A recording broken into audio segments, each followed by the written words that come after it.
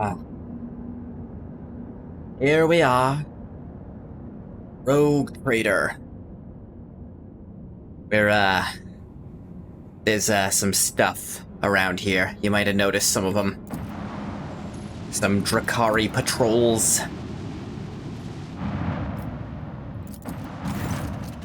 Failed to get past the enemy ships unnoticed. The nearest Drakari ship attacks at once. Get ready, others will soon join it. Ship's crew is up to the challenge. Walk 'em up.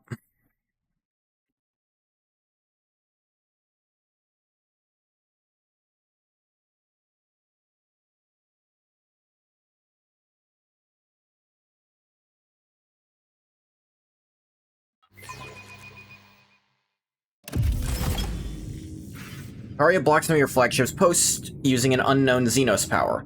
Crew will gain control of these posts in several rounds. Noted. What's blocked off? The Warp Chandler, which, not too concerned. Supreme Commander, quite concerned, actually.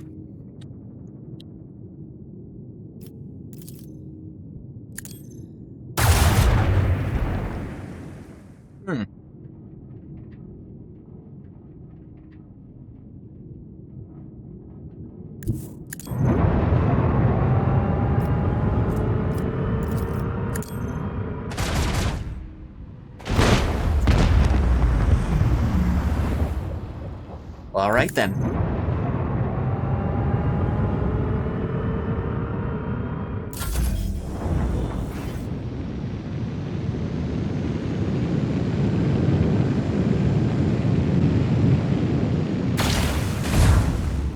Owie.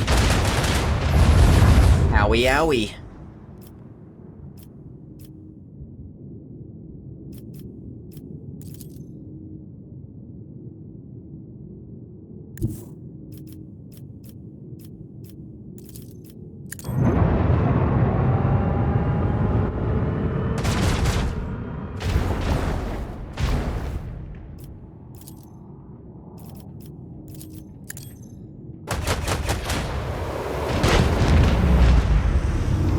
I think we won. Oh, look, more of them arrived.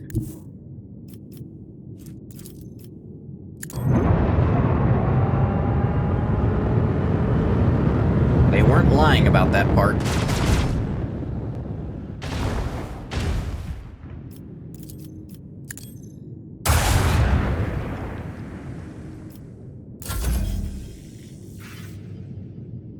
Well, at least I got free reload.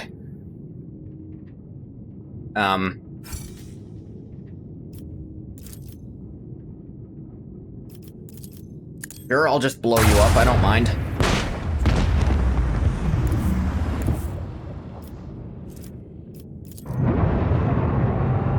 Increase range. Blast them to hell. You dirty toy makers.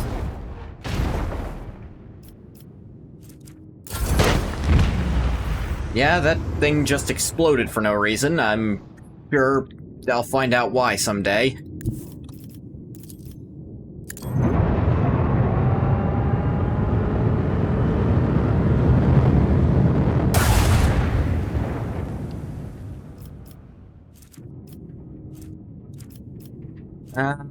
That should be enough. Yeah, just enough.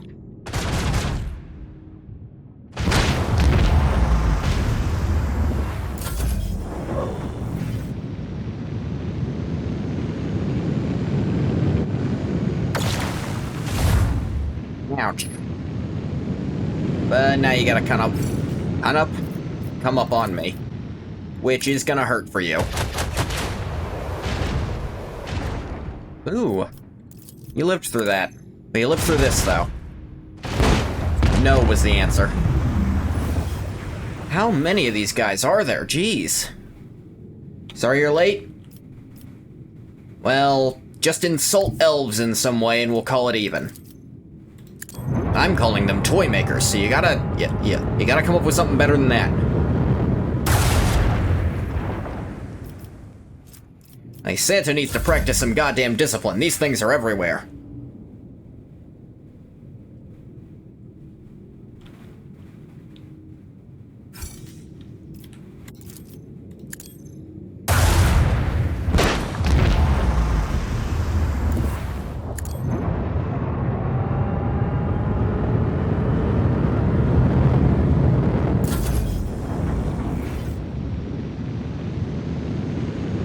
We gotta chop them knife ears off and serve them as delicacies. Meh. I mean, he insulted their ears, but I feel like it's not creative enough. I'll accept it for now, but I feel like you can do better.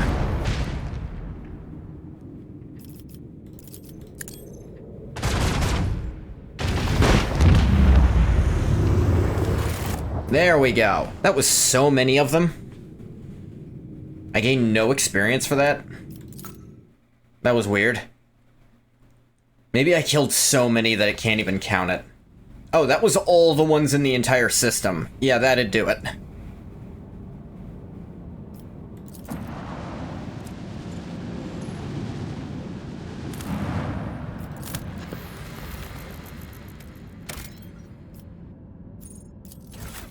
Smuggler's cache. There's just 20 axes, 7 las guns, and 20 swords up in here. There's also 7 flamers. You can keep all but one of those.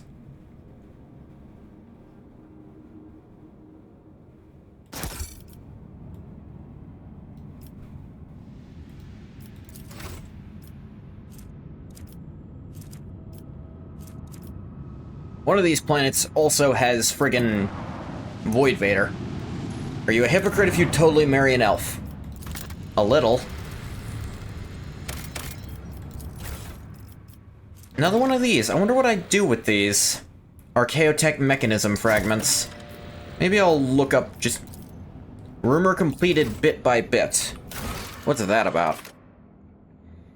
Remarkable mechanism from the discovered Archaeotech components. An interstellar compass that points the way to the heart of the expanse. Oh, I got them all then. The heart of the expanse. What is that?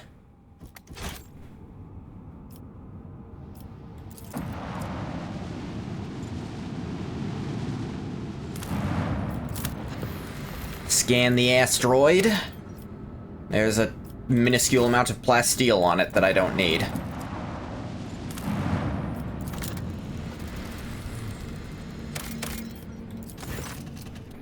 The scouting team sent to the colony world returns with a decrepit, shaggy, foul-smelling vagrant in tow. The old man hastened toward the enforcers as soon as he saw the dynasty's colors and employed them to take him to Master Voidvatir or Lady Theodora. Let's question him a bit.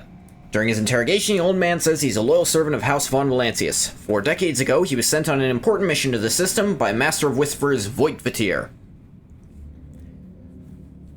Voidvatir, I guess. It took him 20 years to complete the mission. He spent the next 20 waiting for his masters to collect him. The vagrant was an ambitious young spy when he left the ship, and coming aboard again has made him very emotional.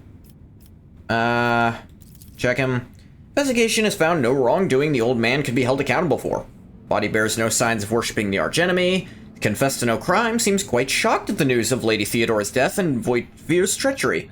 The harsh interrogation techniques have taken an almost fatal toll on his failing health, yet forced no admission of guilt from him. Not what I meant when I asked for that. Nature of his mission. Vagrant only agrees to share details of his assignment with the rogue trader himself. If his claims are to be believed, he was sent to recover documentary evidence of House Winterscale's debt liabilities to House von Valancius. Those priceless papers have been stolen by hired agents of the cold trade on Caligos Winterscale's orders. However, instead of being destroyed as he wanted them to be, they were hidden away for the purposes of blackmail. The old man describes a long journey full of perilous adventures that eventually brought him into possession of the documents, which he then proudly presents to you. Astonishingly enough, the papers turn out to be genuine.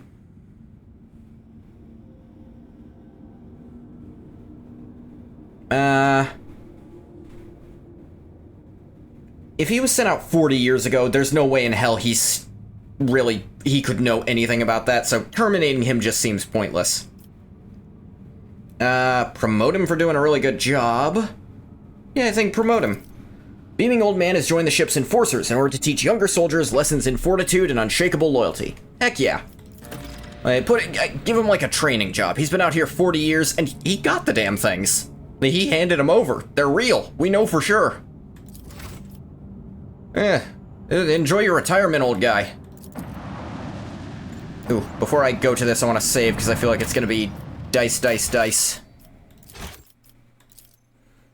Asuryani vessel.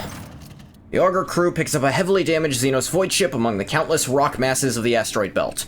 An Eldari vessel, beyond a doubt. According to the Von Valancius archives, about 100 standard years ago, the Imperial Navy set up a barrier in this system against pirates and the enemies of humanity. Countless primed mines are still scattered among the wreckage. Vox Master manages to tune the ship's systems to an unconventional frequency. The bridge suddenly fills with chime-like Xenos voices. Drawn out and mournful, they sing in an unknown tongue, but every officer on the bridge can sense that this is a dirge. Answering the call, Irliet jumps to the cogitators, startling the officers on the bridge with her sudden jolt. In hopes of understanding the monkey technology and figuring out how to help her kin, the Eldari runs in circles around blinking vid screens. The mysteries of the machine god elude the Xenos. Then she turns the Lord Captain powerless. You coulda just asked. Irliet is asking the Elantok to help her kin who have found themselves trapped in a snare of fate. The Eldari are enervated and weak, and their song is a cry of despair, a cry that is fading. Let's see. Could establish communications. I feel like they'd just be pissed if I tried that. Inquires after the state of the vessel. I could do that, I suppose. Let's see. I get 100%. Plot a course for the rescue shuttle from the Dynasty's flagship to the Xenos and back. Now all the crew can do is hope the calculations are correct, and the veteran officer's experience does not let them down. Alright, The Xenos do not respond to the incoming signals. Several attempts, the frequency tuned by the Vox Master gets lost, and the mournful song fades away. Inquire after the state of the vessel. Hull and engines have presumably been damaged in a collision with a small celestial body. It's impossible to prove or disprove this hypothesis at such a distance. Xenos vessels differ too much from those of the Imperium.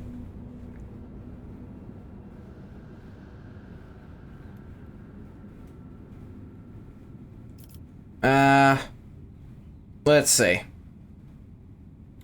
That. Shuttle enters the asteroid field. Pilot proceeds with caution, confidently avoiding the chunks of rock and nearly imperceptible mines. When the shuttle reaches the Xenoship, the rescue team's report catches the bridge crew off guard. The vessel's starboard side has been breached by the macro weapons of an unknown Imperial void ship. There are no survivors. Shielding her eyes, Irliet closes them and clutches the spirit stone at her breast. Coming to, the Eldari does not speak for a time. With notes of sadness in her voice, carefully picking her words, she concedes that the Elantok did all they could to save her kin.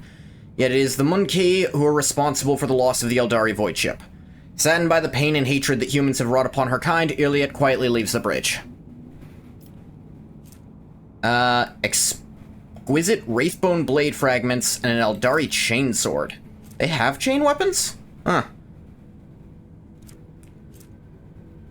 That's just cargo, but a cool sword, I guess. Sometimes it's simply impossible to outrun fate. Sometime after, Irliet comes to the Lord Captain, haggard but still holding on to hope. She says that she came aboard the monkey vessel and set off into the darkness in the hopes of finding her kin, but found only corpses slaughtered by humanity's hatred. And though she and the Lord Captain were not always in agreement, the Elantok still tried to lend a helping hand. Gratitude, as she promised, she shares the coordinates of her kin's cache. 5 of those fragments. And a chainsword. Cool. I cleared out the mines. There's really not much else I could have done. And I didn't clear them out. I plotted a trip without, like, blowing them up. I didn't blow them up, so if any friggin' pirates come through here, they're still gonna get blown the hell up.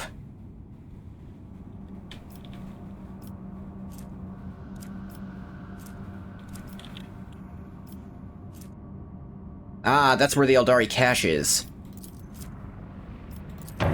Let's chart.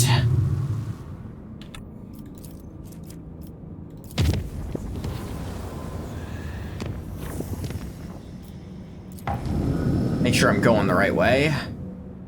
No, that's not gonna lead me there. Interesting. Maybe from here, if I could get over there. Still, let's explore this part.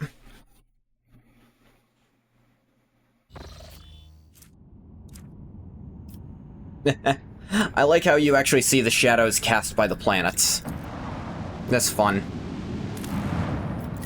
This is a dead world for sure. Lava world. My mistake, it was never alive. Can't have died.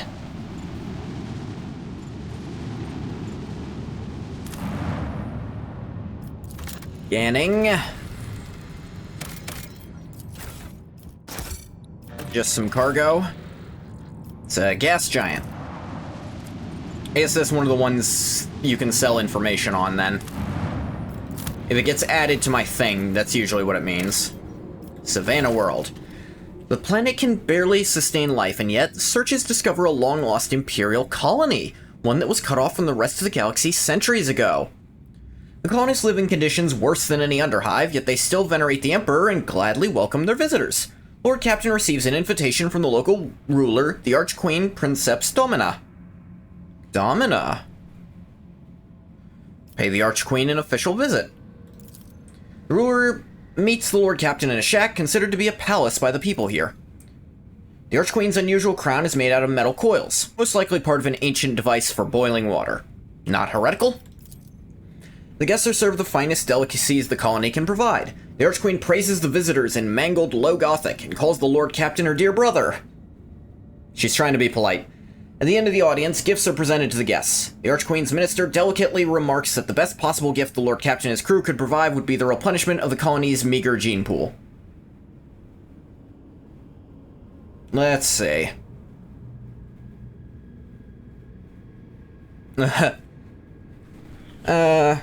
Yeah, if they're running low. Canvass the lower decks for volunteers. Most ruggedly handsome among them will be sent to the Archqueen's court, along with the other gifts. They want sex? Yeah, they do, but not with me. Not doing that. Gonna level with ya. Most ruggedly handsome volunteers the Archqueen's court. A prank-loving scout named Vesti is among them. Decides the standard gifts will suffice. Yeah, send some lower deck people who look nice. Go on. Archqueen is delighted and flattered. She hopes the Lord Captain will pay her more visits in the future. Not like that.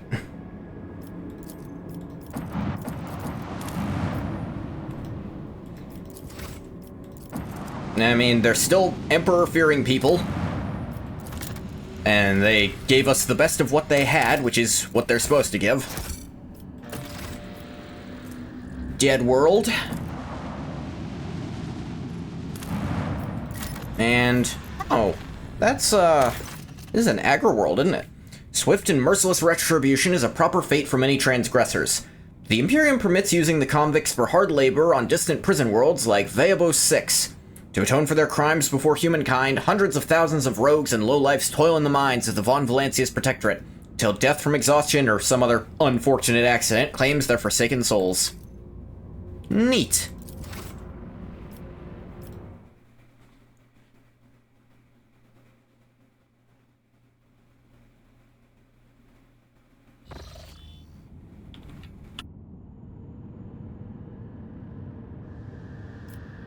Got quite a trip ahead of us to try to get there.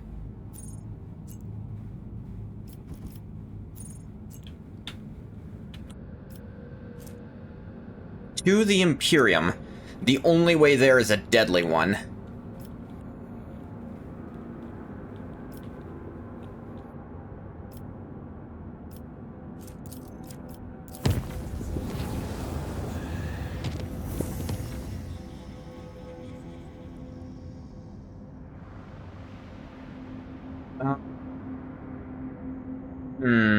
Let's see. Definitely say before going to the Imperium. I wasn't planning to go there just yet anyways. Especially with this deadly line to it. I feel like that's muckbait. That's like... that's trying to leave the adventure that the game is setting out for you.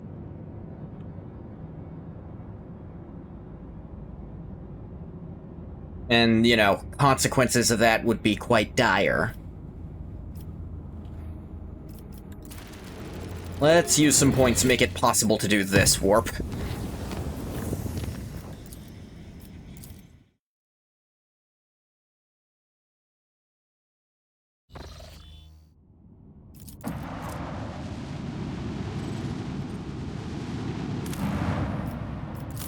This looks like a gas giant to me.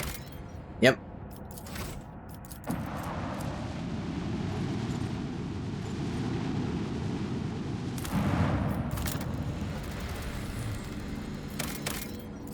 we have here? After analyzing the auger data, the officers were surprised to discover the planet was once covered with oceans. Long ago, an unknown cataclysm caused the seas to dry out and turn the world into a lifeless desert. The most amazing discovery of all was the skeletal remains of colossal oceanic organisms, some large enough to be seen from orbit. Life is fragile even for creatures this enormous. Crazy.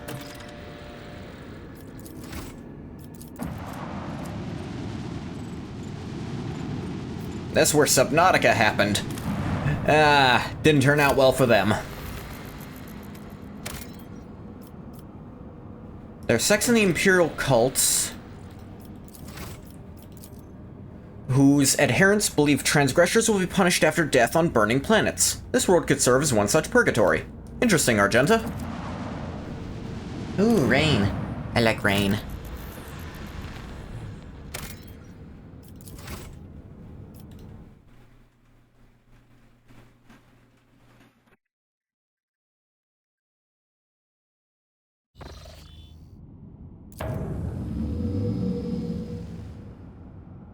Okay, so that's the safe-ish way to get there.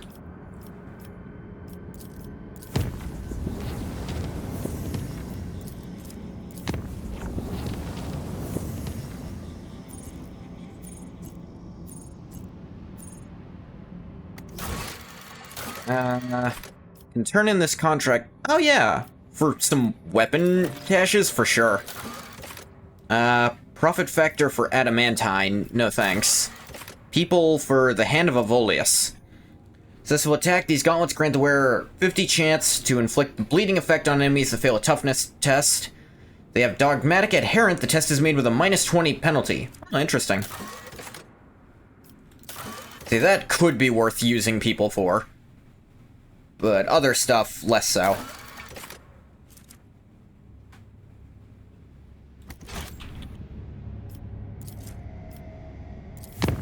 Ah, there's a wrecked void ship here.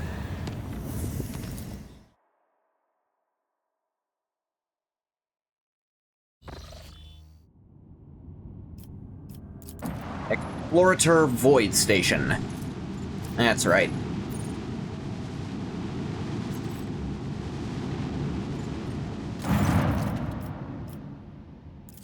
Transmission elements. Get some trophies.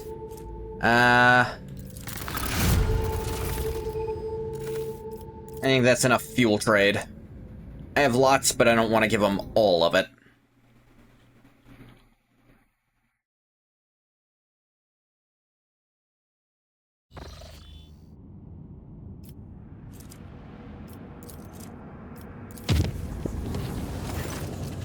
Fire broke out on one of the decks during the warp voyage. The raging disaster consumed the entire chamber, destroying precious cargo and damaging the interior plating. No guilty parties were found. While clearing out the rubble, few people claimed the soot on the plasteel beams formed lines in a cryptic alien language not known to humans. Delirious workers were executed and their bodies disposed of in the proper manner. And then we returned to real space.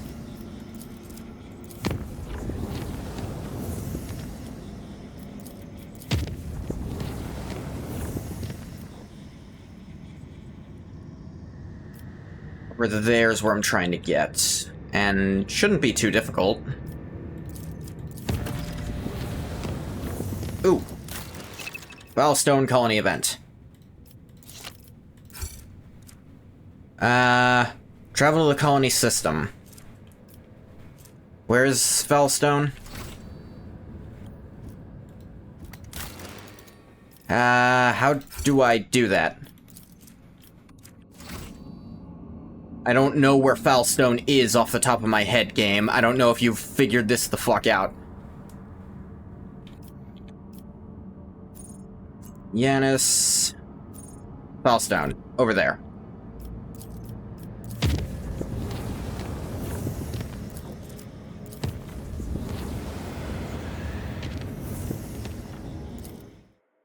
Alright, what's happening at Foulstone that you idiots need me now?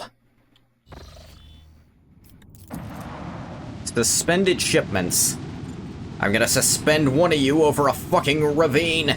I swear to God. Specifically the Emperor of them. In its effort to exploit the crisis in the Expanse, a prominent mining consortium is disrupting ore shipments to the colonies of the Protectorate.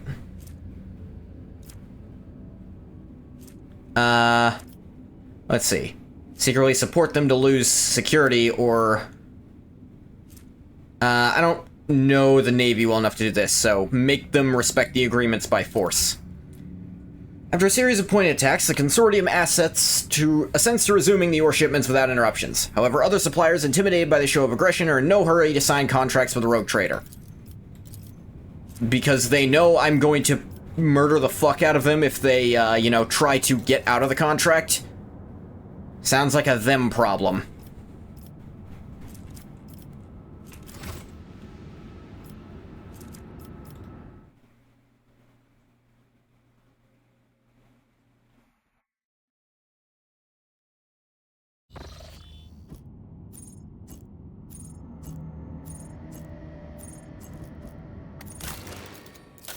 Anything at Yanis? Cure for sloth. All colonies efficiency +1. Yeah.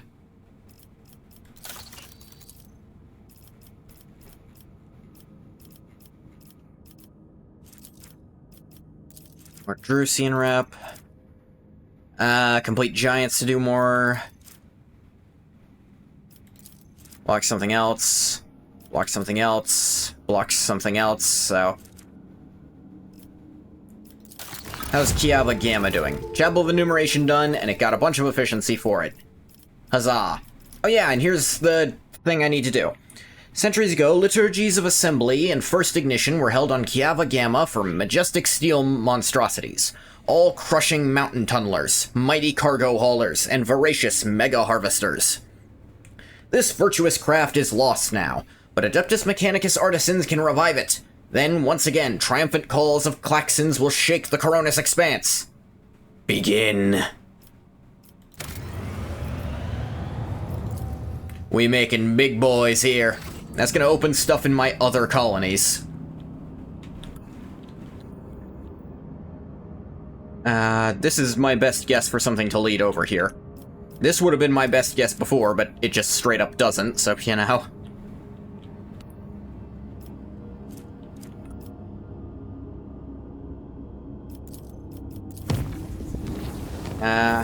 Go completely safe if I take a slightly longer route here. Just one extra jump to be safer.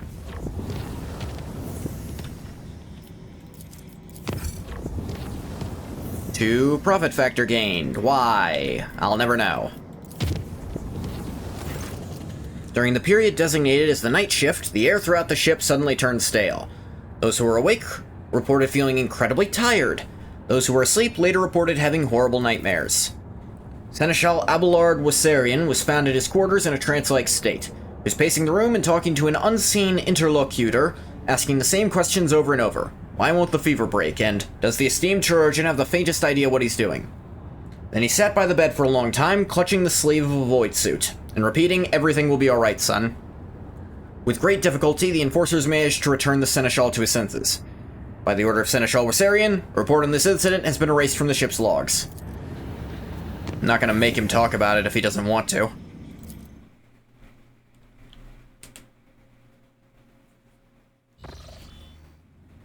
Ooh, we got some enemies of humanity over there. Let's make them former enemies. By killing them all, Heinrichs. You can stop looking at me like that. You know that's what I meant. God's sake, man. You know damn well I meant blow them up. But because... how can they still be a threat if they're all dead? I mean, I guess if they were demons, they could still come back, contact. But... all hands, make ready to unleash our fury! Iconoclast class destroyer. Ooh, you're durable.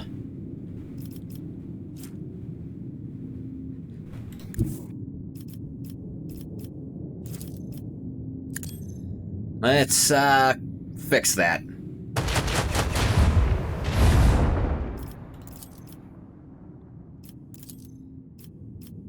Or maybe you just had shields.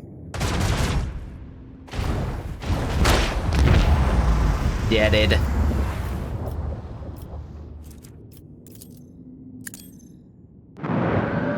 a little... not what I thought we were putting out. I thought I was summoning fighters. I forgot to press the actual fighters button. My mistake. Ooh, there's a lot of destroyers out here. Inquisitor kill this heathen?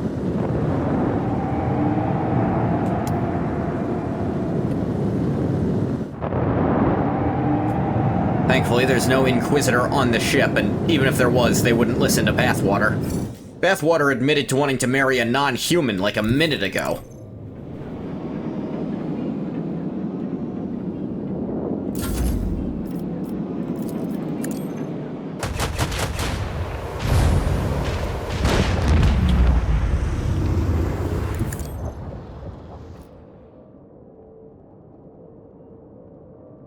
You shrug all you want, that won't stop the truth.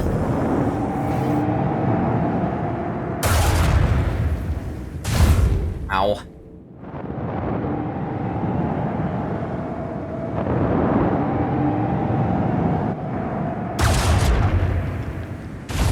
Pain.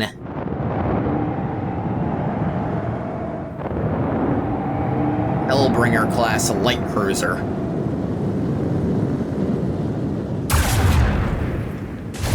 Oof, ouch, my bones. Blow this one the fuck up. Yeah, like that.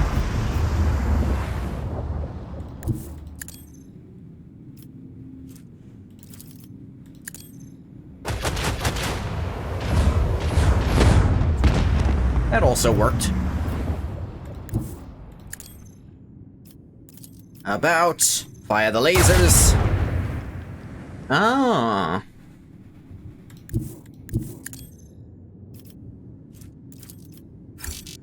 Dang, just barely out of reach.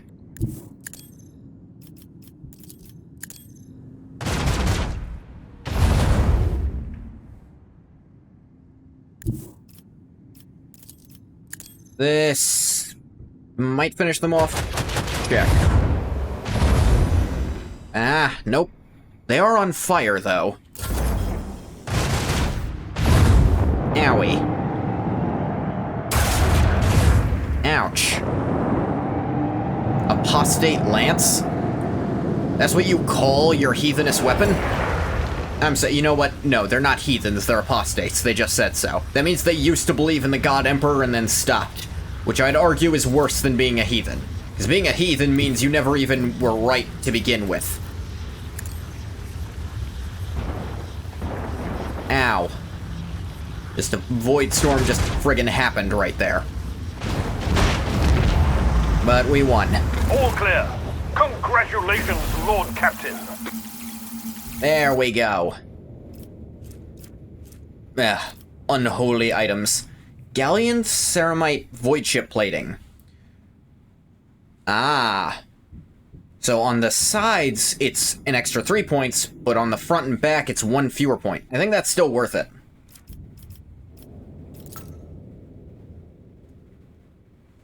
But also, I think we got a level from that.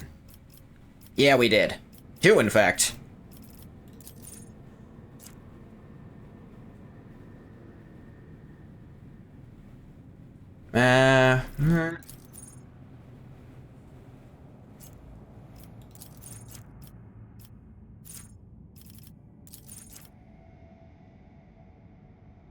Shallow warp jump. Just more maneuverability, honestly. Attack craft launched from a torpedo tube. Each torpedo gain a hull integrity. That's not bad. Need a higher level to get extra flight control cogitators. Better RAM. Torpedoes and attack crafts gain a bunch of evasion against enemy attack crafts and all other attacks. Not bad. Ooh. Permanently need less scrap to repair it. That'd be nice. No firing range penalty and only a -2 to speed on the restart could be nice.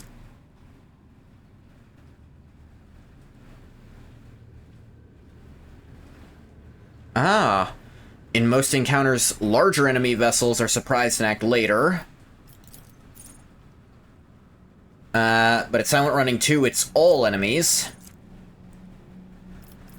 20% chance for shorter run. Can be up to a 50-50. 10% more scrap from destroyed ships. Meh. I already have Arc Augury. Honestly, cutting my required scrap in half is just nice.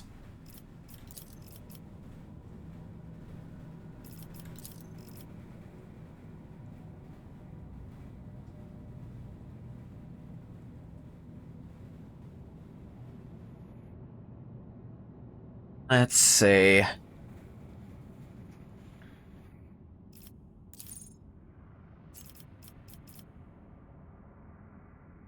Empyrean Storm would be cool. It's just a good attack. Like, hard not to go for that.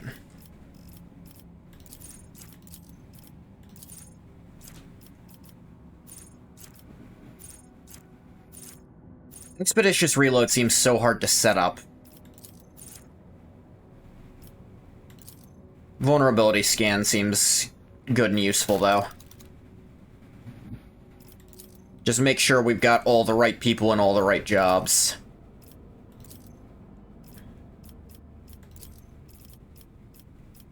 I have no one good for warp channeling.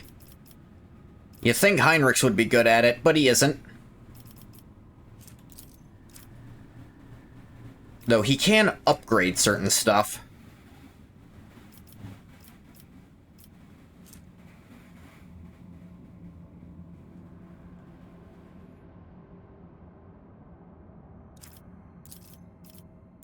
He's probably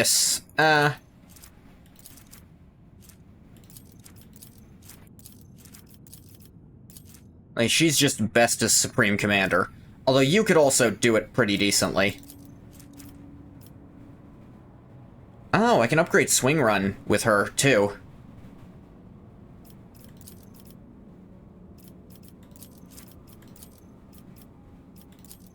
Oh, you're better at Etherics. So yeah, put you on that.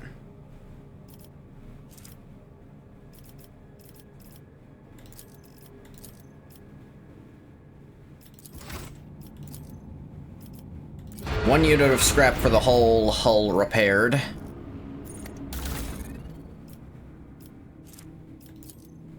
Honestly, I think this is slightly better. Like, try to make sure I'm pointing the sides. Promethium Mortar. Macro Cannons is the God's Bane Lance.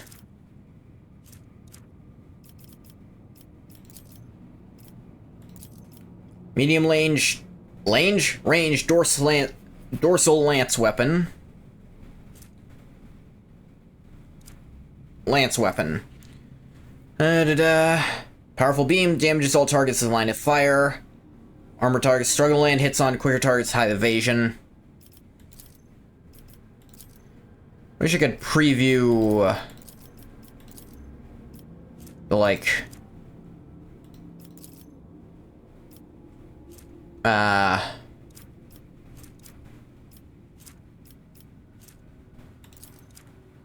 I have a lance weapon on the prow. I guess this is dorsal, which means it should still have the same turning range.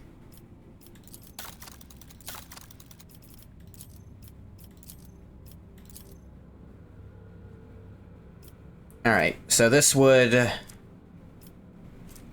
Okay, max possible thing would be one less.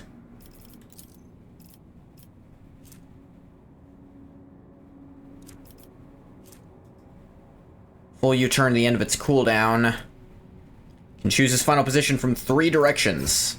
Neat.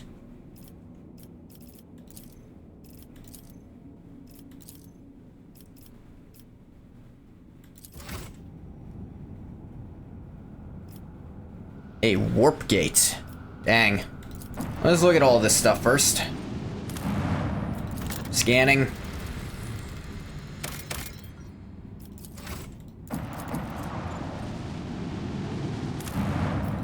Begin the scan for this meteoroid.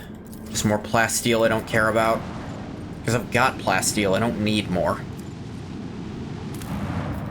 Scanning... nothing. By their arduous labor and unbreakable spirit do his faithful servants fuel hundreds of Imperial worlds. Entire lives are an example of true service to humanity. What's up with this warp gate? Lord Captain, we're passing by a construct marked on the star chart as a dimensional gate. Our augurs are not showing any suspicious energy readings. Sir, device is dormant, thank the Emperor. What is this gate? Ancient Xeno artifact, older than humanity itself. Judging by its design, there's a gate leading... somewhere. Possibly straight into the wicked abyss of the warp, considering all the nasty shit used to roam around here. Many captains, Her Ladyship Theodora included, have tried to reveal its secrets. Seems though we can figure out how it works. Good for them if you ask me. What was she interested in? Her Ladyship didn't exactly share her plans with us, always kept them close to her chest. I'll go out on a limb and say she's searching for a way to open the gate and see what's on the other side. The Cognizance fleet conducted its own analysis of this Xeno artifact. All records of the expeditions to the site were added to the exploration catalog. I see in what way exactly? I don't want to repeat the rumors, and I don't know the truth, but it was bad. There was word of ships and even whole trade convoys disappearing. Captain started avoiding the system, till eventually the Lord Inquisitor came here and made short work of it. There's been much in the way of rumors ever since, actually. The Inquisition made sure voidsmen kept their mouths shut. Whatever the gate used to spew out must have been profane and a danger to humanity. La Critura. Hey, according that. Report received. According that, did you see, the origin announcement for Epic 7? That was exciting. Wish to study this construct. Would advise against approaching that gate. Inquisition has declared the entire area around it off limits and packed it with mines. Augurs won't be able to detect them. Oh, in that case, thank you for the warning. We'll not be doing that.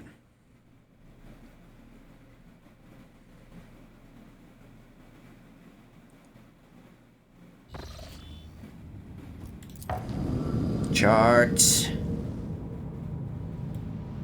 Really?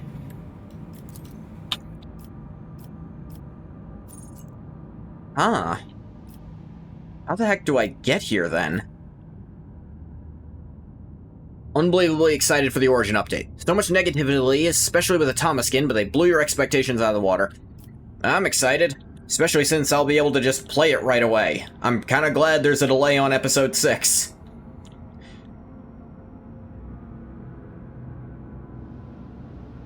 As I wouldn't be able to go to Episode 6 yet. Genesis Ras looks so cool. I only caught, like, parts of the update itself because I was a bit busy at the time. But design looks interesting. And I'm a sucker for what-if stories. Like, every single time. Maybe I gotta go from Mundus Valancius to get there, I guess. The engine decks were transformed into exotic gardens. Several chambers sprouted foliage vaguely resembling the plants on Terra, although they exhibited a glass-like surface polish to a mirror sheen. While reflections in the plants perfectly copied the surrounding objects, they did not show a single living being. Those who peered into them saw grotesque, blood-covered creatures instead, not unlike bloated abyssal fish with a pair of clawed limbs, sometimes more. Unable to destroy the sinister growth, the voidsmen covered it with plasteel hoods until leaving the Immaterium, finally ridding the vessel of the corruption. Interested to see Asaria in a world where she isn't an heir. Yeah. Interested to see how that entire thing...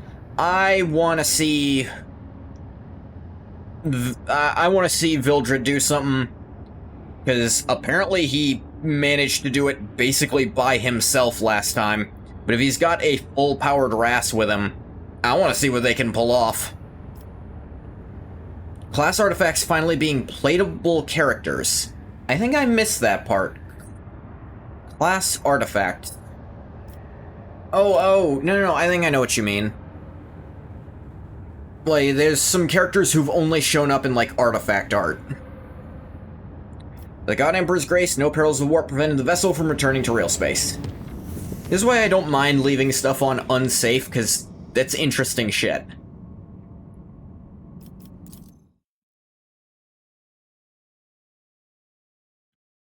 I am low on adamantine, so...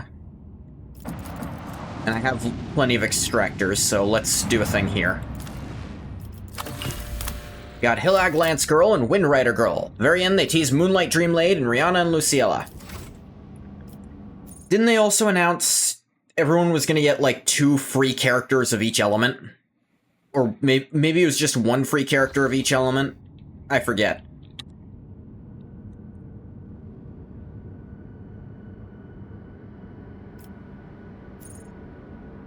Holding the truth, like that's an explanation. Could use a bunch of warp to make this route safe, but I feel like I don't need to. I can get there relatively safely. I have plenty of not at all dangerous jumps.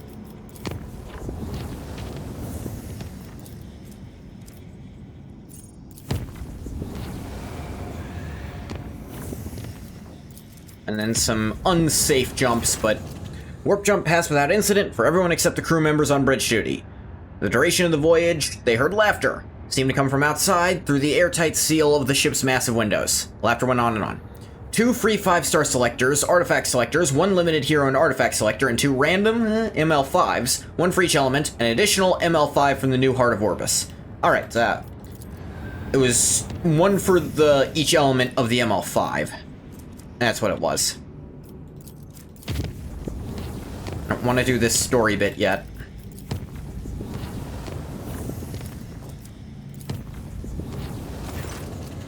It was discovered that one of the smaller vats in Engine Hall 5, which should have been filled with wastewater, instead contained a liquid that looked like blood. This incident was deemed not to be of serious concern, and everything went back to normal as soon as the ship returned to real space. Go ahead and chart... Nothing. I can find nothing to connect to this area. I would have to take a very deadly course to even try. I couldn't get to these either. I guess I just have to wait until later in the game to be able to go here. At least go here safely, because I'm not gonna try to fucking die. I don't think we'll see Aki. Aki was a 5th world heir, which means they were potentially from the 4th world. Which, I think they died in the 5th world, didn't they? Yeah, I think barring trying to go to the Imperium, which just sounds like a dumb idea.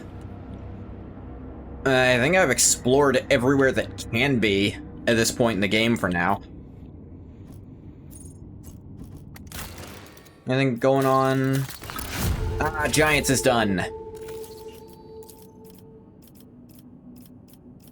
I can't do anything else there.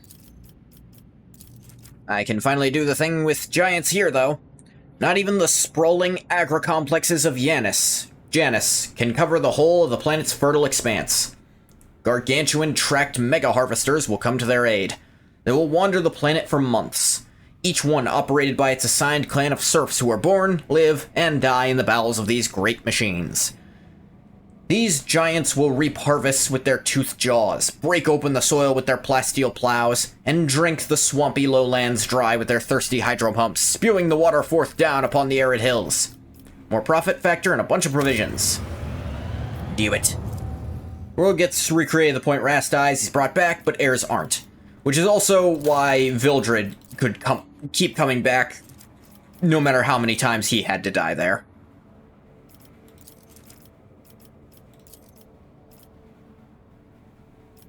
Need more rep with the Navy. Need bigger profit factor for this. And this seems to be the thing to go. So yeah, I just need to build profit factor more.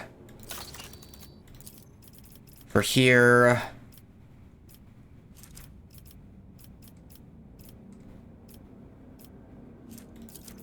Says I could have done this. But other stuff is in progress at the moment. New Crow also looking cool. Yeah, I think I noticed him.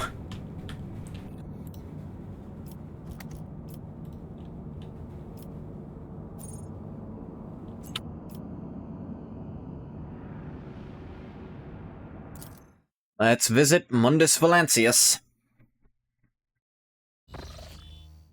Lord Captain, Master Helmsman on the line. I can report that the quest for the capital world and the Von Valancius dynasty is finally at an end. Dargonis is straight ahead. We've received countless greetings. Your subjects would like to know when their master will be arriving. Merchant captains taking refuge in the orbital docks of Dargonis race to send you priceless welcoming gifts, hoping to buy your favor and make an impression on the rogue trader. Tell Dargonis the rogue trader is coming home. It'll be done, Lord Captain. After the connection to the Master Helmsman is cut, the device crackles with Heinrich's voice. Lord Captain, I'll be pleased to accompany you during your visit to Dargonis so I can personally introduce Achilles Scalander, servant to the Golden Throne who previously attended Lady Theodora on Dargonis, counting on your benevolence. Boxcast ends with a click. We're gonna do a quick scan of the planets around here, and then I'll be over there. Ooh, Phlogiston. I think I actually need some of that.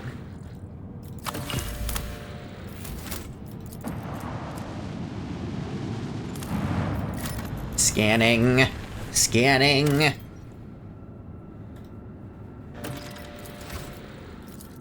So at some point in the past, this once living planet met a death proportional to its size. Yeah. Our boy also said something. Artifact is the first artifact to ever have defense as a stat instead of health or attack. Damn. That's new. Is it Adeptus Mechanicus ship? Lord Captain, a transport shuttle bearing the markings of the Adeptus Mechanicus is approaching the ship. Magos Tarsus' delegation intends to board our ship and gain an audience with your lordship. This is exactly how they phrased it. He intends, not humbly requests. Many of my tech comrades neglect diplomacy when interacting with the laity. It is regrettable.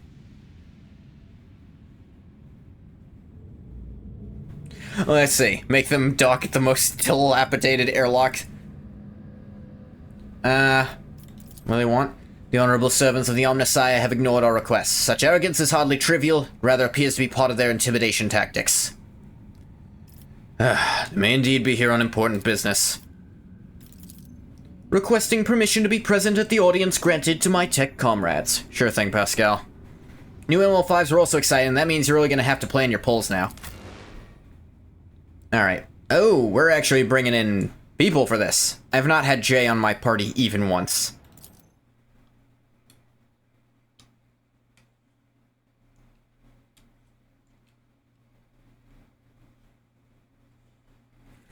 She's still at the level she was when she joined. Because I just don't need another operator in this goddamn team.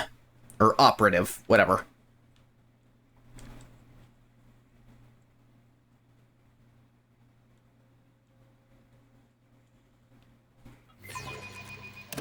In we go.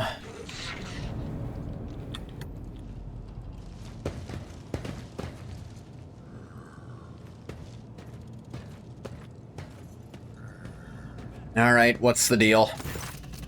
A group dressed in the crimson of the priesthood of Mars walks towards you. Their gazes are fixed on Pascal. You note that the group is not monolithic. Some of its members are more heavily armed and follow a large tech priest clad in battle armor. Others keep a respectful distance and cast inquiring looks at their own leader, whose hunched posture belies his tall frame.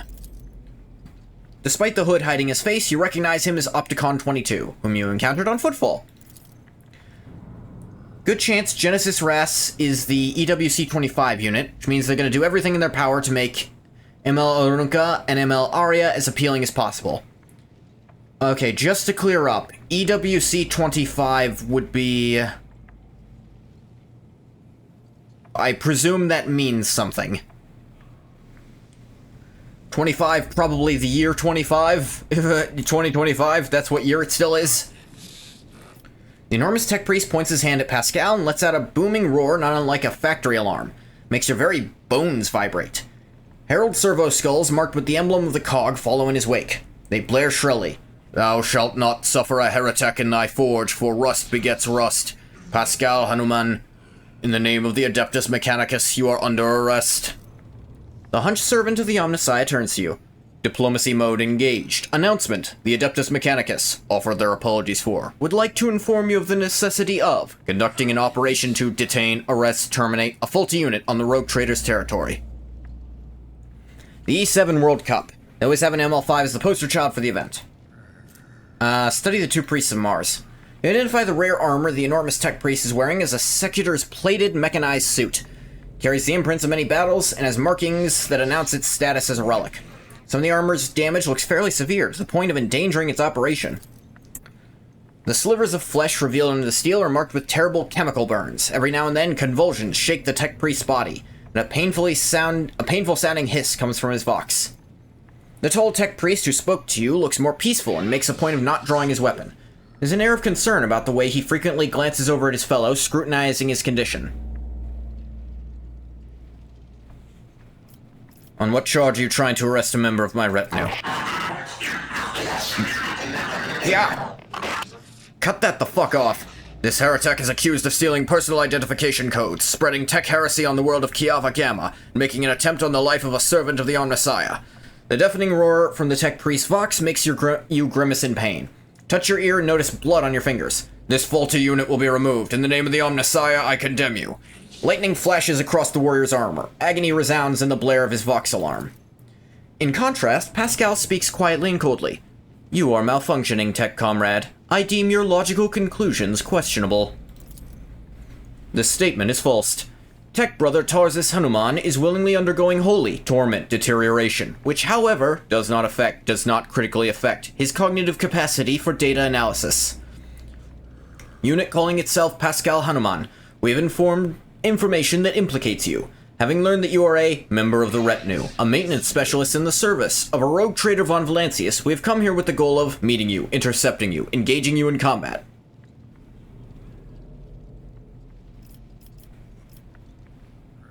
Does this big fellow have to roar? Negative. Upon completing his sanctification procedure, Tech Brother Tarzus vowed, modified, his engrammatic augmetics algorithms in order never to desecrate, sully, tarnish his mouth vox cognitive process with flesh speak. Servo skulls screech. Mine is a pure and binary tongue that preserves only what is true and shuns scrap data.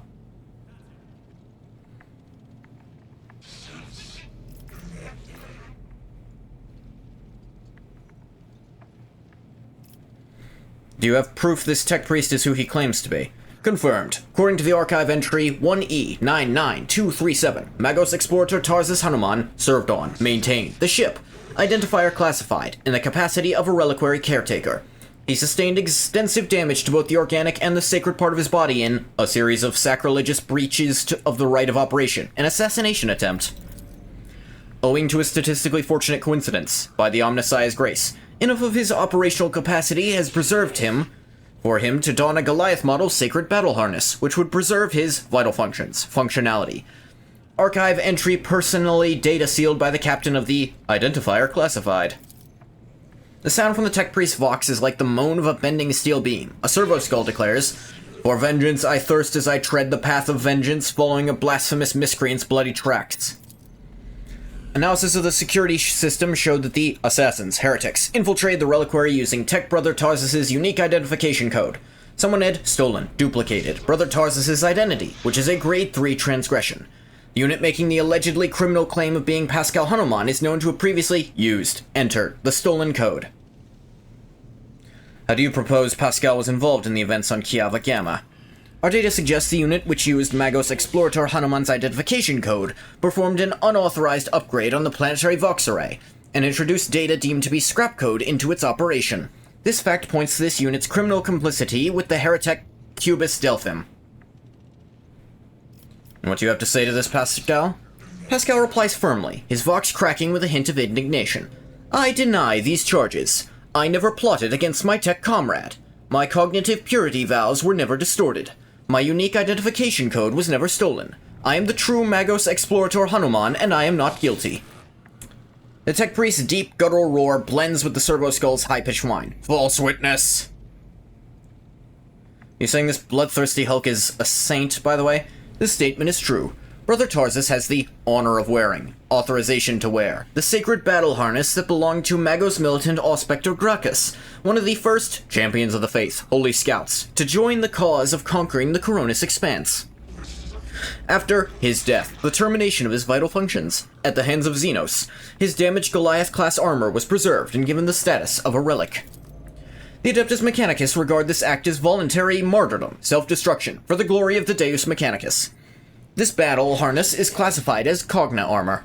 The machine spirit living in it is strong and wise, but it took major damage in the course of Magos Gracchus' last battle. Besides sacred litanies and imperatives of service to the Omnissiah, the armor broadcasts a continuous signal of suffering and agony into Tech Brother Tarsus' mind. I'm not handing Pascal over to you unless I see evidence. Let's get to the bottom of this matter together. Request approved. Ready to work in cooperative mode. Tarsus gives you a haughty look and lets out a howl of wrath. Archiving. Tech Brother Tarsus opposes lay participation in the investigation, search for the truth. The unit Opticon 22 advises in favor of the House von Valancius representative's participation request. Let's see. I could definitely do this. I've been to Kiava Gamma and assure you, I could say that. Insist on a joint investigation. Arresting a rogue trader's retinue member without any justification stands in breach of the law and my privileges under the warrant of trade. Lore Imperium succeeded. Request for cooperation reviewed and accepted. I request Tech Brother Tarsus' consent to the co-participation of representatives of the Von Valancius dynasty of the investigation proceedings. A sacrilegious conspiracy. I refuse help from laypersons. I am a cog of the Deus Mechanicus that grinds down corruption, and I will carry out the sentence immediately.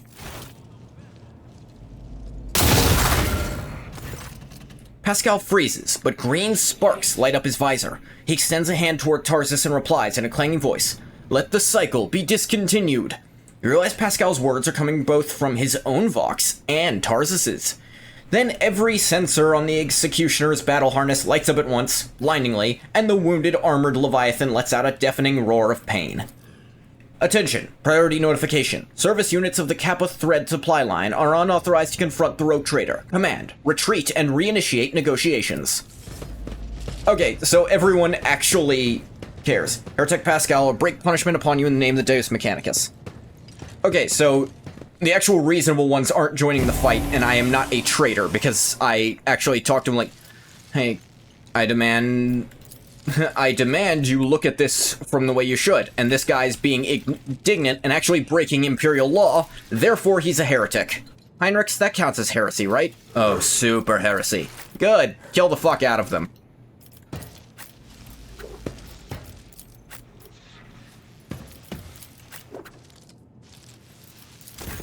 Open the game.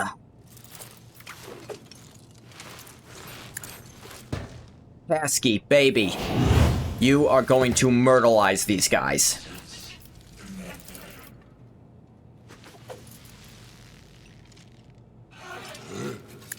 First, set this up as the front line. Set this up as the rear. And right here where Cassia is standing will be the back line. Give Pesky Baby an air of authority. He deserves it. Tell him to bring this motherfucker down to the ground.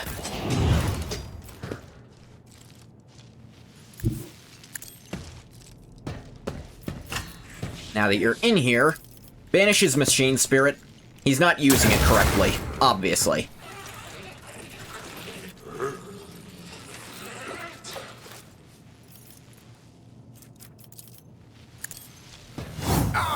Ooh, and then hit him real hard. Good job. Tell you what, laser his brains off. Look at him a little bit. Ha ha. Sucks to be you.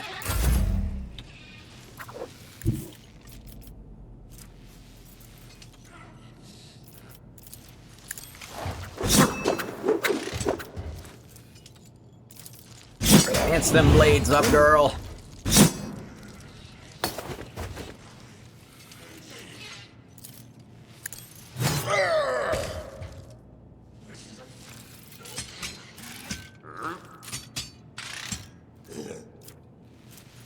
There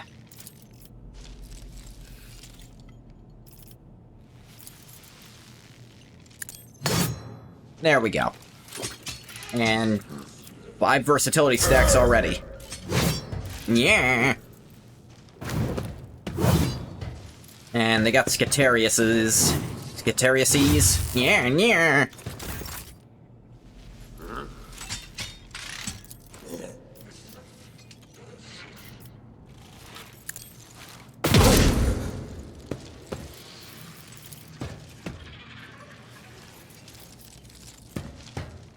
Recite furiously.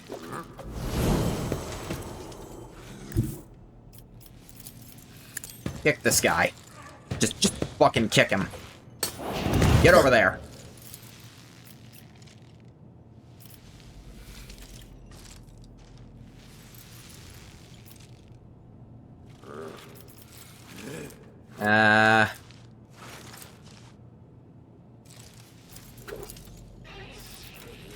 Tell you what. Control your shot. And then just open fire. There you go.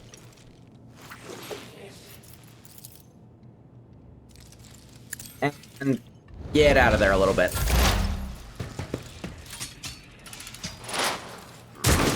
Yeah.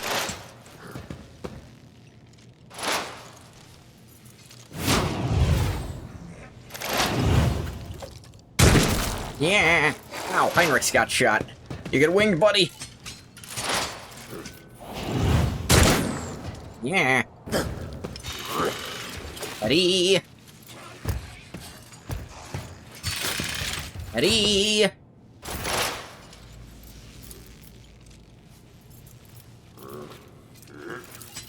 Alright, let's analyze this Tarzus asshole. Or like Tarzan at this rate. I'm in the perfect spot. He's my prey. I'm gonna be piercing him with a guaranteed crit.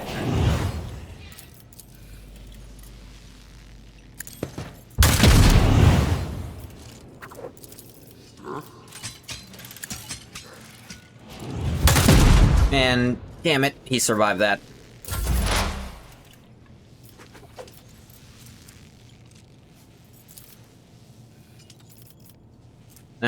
Resonate the pain of these guys. Momentum. Yeah, that hurt him pretty bad. Banish his machine spirit specifically. He alone doesn't get one anymore.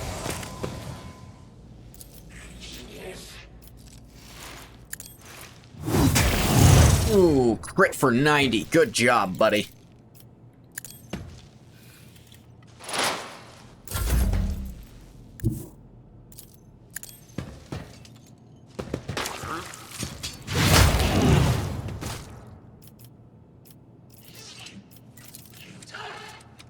Recite the words of the Emperor, because these guys are clearly being heathens.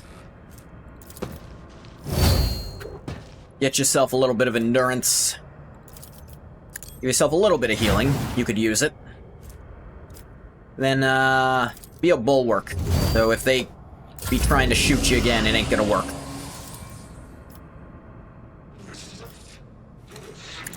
How about Cabela this time, so she can go around back and chop these two idiots up?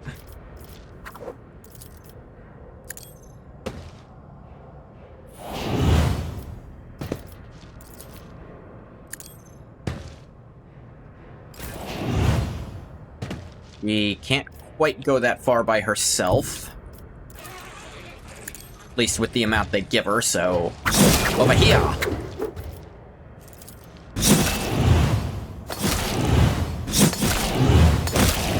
Oh, cut him up. Oh, go girl, keep cutting. Hell to the yes. Ooh, critical.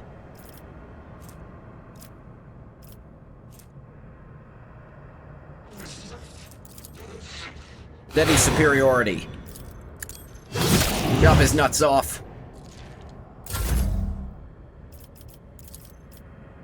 Look at this guy real quick. What's he doing? Oh, he exploded. Wonder why that happened to him.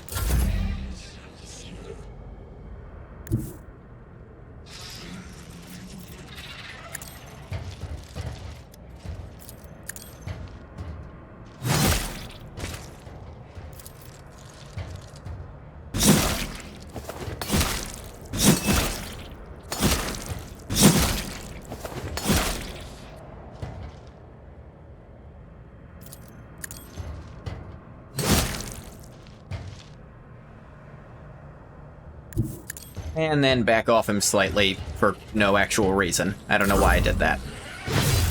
Petty.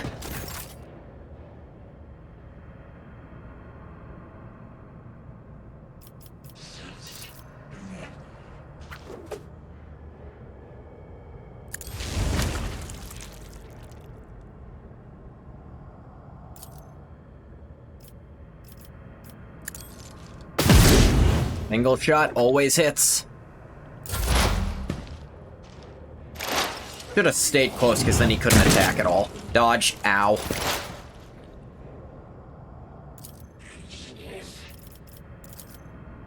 I'm gonna be looking at this guy for a minute.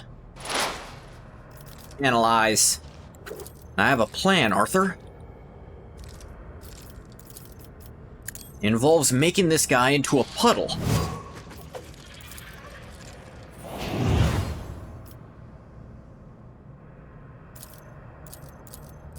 Like this. Yeah, look at him.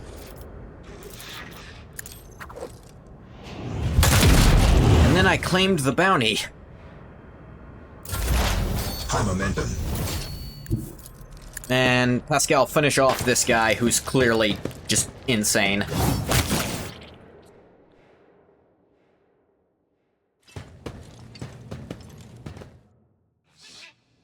Requesting cessation of hostilities. Help your brother.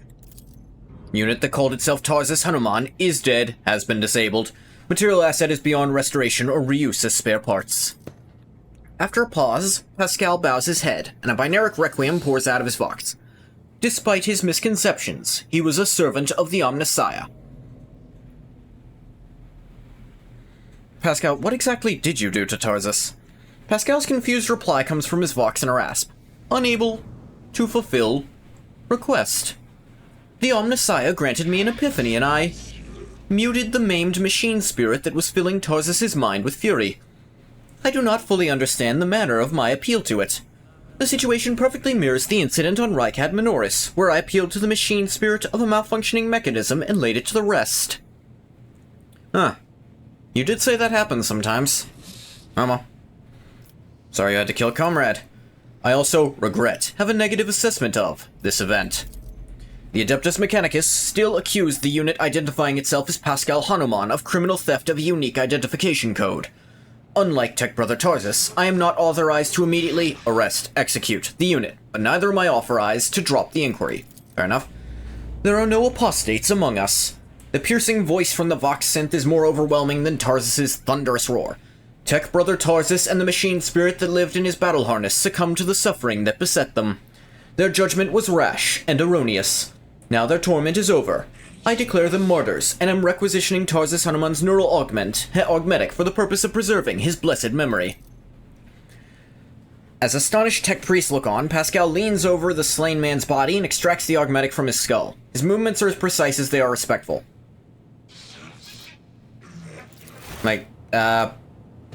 Whatever he just did is working. I'm not gonna question it at all. With each word, Pascal's voice grows more powerful and majestic.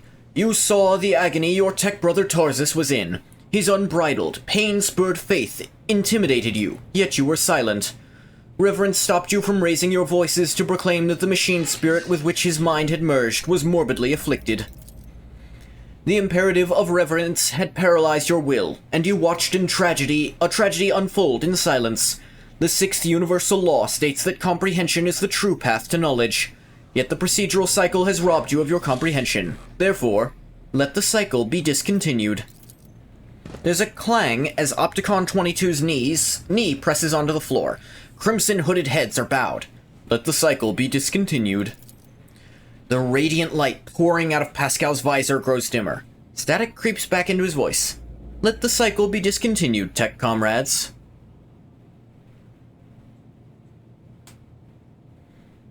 Like, Pascal, there is one small point I'm not clear on. What just happened? I do apologize. Pascal's Vox synth crackles somewhat tentatively. I decided to sustain my words with an excerpt from one of the Blessed Armanat's sermons, on loss of internal and external function. Verse 4. My analysis deemed it appropriate. What is the reason for this act of, genuflection? It has been a long time since the words of the Messiah of discontinuing were last spoken openly, over public communication bans. We respectfully welcome wisdom's return. So he is not forgotten after all. The Messiah of discontinuing, is that how you refer to Armanat? Following Archmagos Armanat's partial laicization, removal from the chain of command. That was the authorship attribution on the series of sermons on discontinuing the cycle that were disseminated across the Cognizance fleet. It was, in fact, a title used by many, in times past. Were you among his followers? Negative. I had no contact with Archmagos Armanat, and was never a member of his flock, disciples, retinue. However, my analysis of the doctrine he outlined inspired in me deep respect for, trust in, him. Do you know where he is now? Data unavailable. No reports have mentioned Archmagos Armanat since the incident on the Arch Mechanicus Hermetico, which led to the presumed disappearance of that void ship. My archive has no data on the Hermetico incident. The vessel was the Blessed Armanat's base of operations. Is it lost, then? Pascal's voice is filled with anxiety. Is Armanat's teaching not heretical? The statement is false. Contrary to what many servants of the Omnissiah thought they knew, preferred to believe, the Fleet's Supreme Conclave never issued an official statement on that decision. I apologize, I was among the misinformed. 37% of the Supreme Conclave's members openly supported Archmagos Armanat's views and were removed from the chain of command, under circumstances that were classified. Supreme Conclave had not had a quorum ever since. Presume the conflict between you and Pascal has been resolved? The data received provides a basis for calling the fallen tech brother Tausus' hypothesis into question. Out of respect for, due to lack of authorization to indict, the followers of the Messiah of discontinuing, we will not proceed with the detainment, arrest, termination. The Omnissiah knows all, comprehends all. Thank you, tech brother Opticon 22. Now the conflict has been resolved, you may remain aboard my ship. Request denied. It wasn't a request, it was an allowance, but either or. The Kappa Thread supply line delegation is leaving Dargonis, expresses gratitude for the hospitality, ceasefire, proclaims its intent to return to Footfall to resume performing its regular functions. The tech priest looks over at Pascal as if waiting for something. Pascal's mechadendrite briefly touches the shoulder of Opticon 22, who bows respectfully.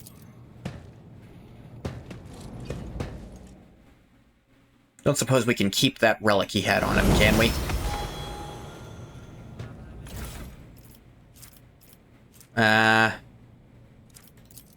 Just has an extra Omniscion axe we don't need. I guess it's kind of fused into his fucking body. Of course we couldn't take it off him. Yet. But hey, party level! You have a lot of these.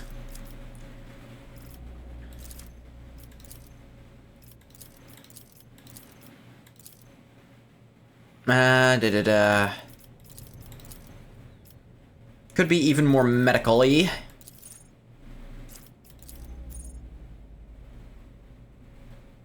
Gain a bonus to armor, meh.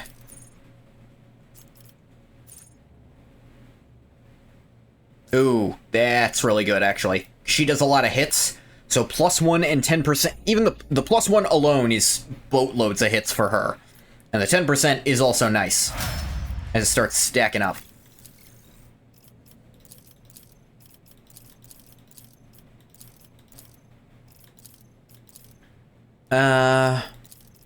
You don't really need demolition. I guess you could use more athletics. Why not?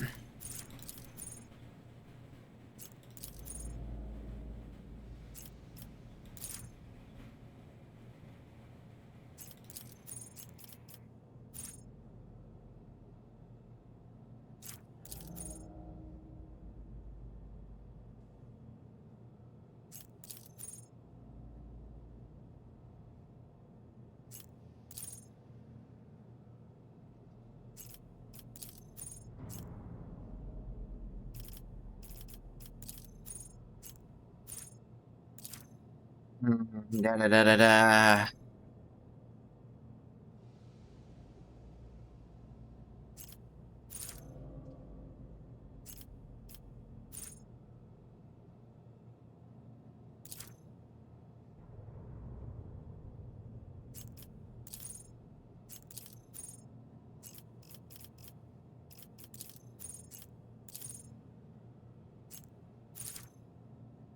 Uh, Give her better armor here.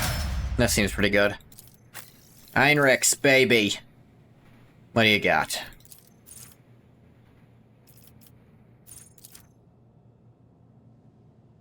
Critical hit resistance could be nice, but...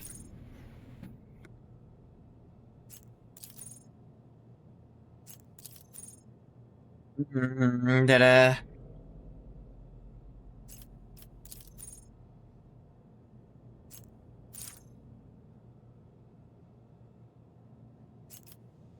Oh, yeah, that'd be pretty good. If someone's really meleeing at him, they're gonna regret it.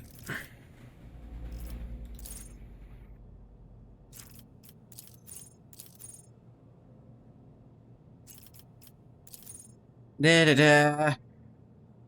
Crit chance on his dots is okay.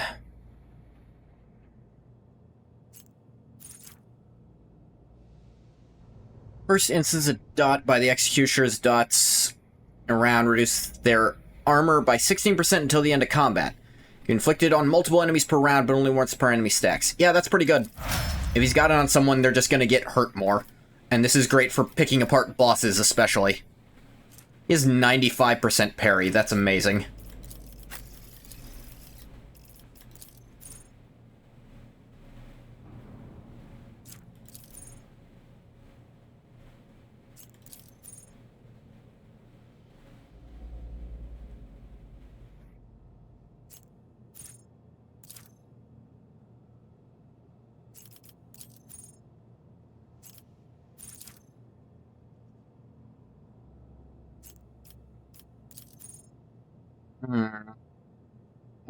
Yeah, this could be useful. No enemies in the back line. The first attack in the turn made by every ally in that area costs 1 less AP. That could be useful. Start of combat, Grand Strategist gains 1 random unknown stratagem. Can use it until the end of combat for 0 AP.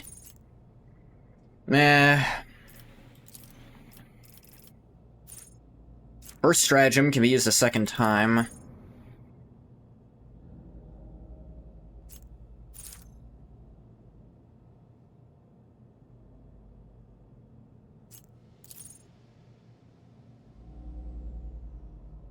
Sniping zone, that's amazing.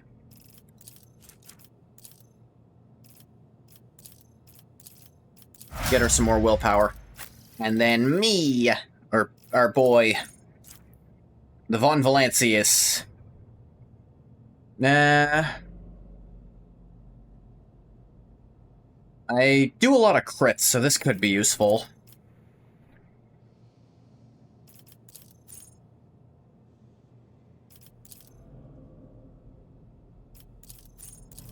I always forget what the catch effect does. Suffer penalty of their armor and dodge until they move. If claim is a crit, then the next hit is always... I mean, if claim kills, then the next hit is a crit, but claim is usually what I finish with, so...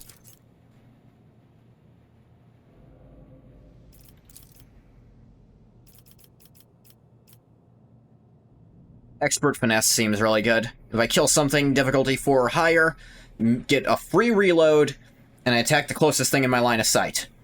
It has more over-penetration, but deals less damage. Although, what is this? 4 times my ballistic skill plus my perception bonus. So I can actually make that scale up.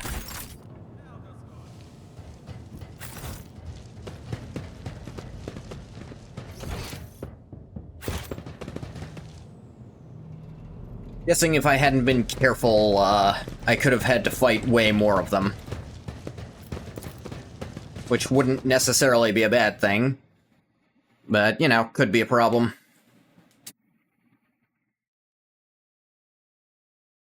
I wonder what would have happened if I'd fucked with them more. Would they have lost some people? Would they have been less willing to listen to me, though?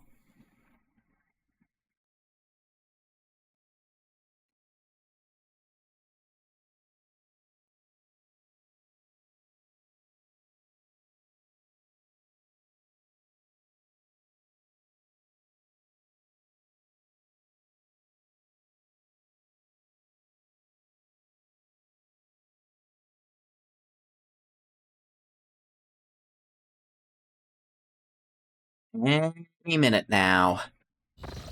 There it goes. See if Pascal has anything to say about that. I'm guessing not, because characters rarely have anything to say about what happens around us, but I'll check regardless. What do you say, Pascal? My apologies.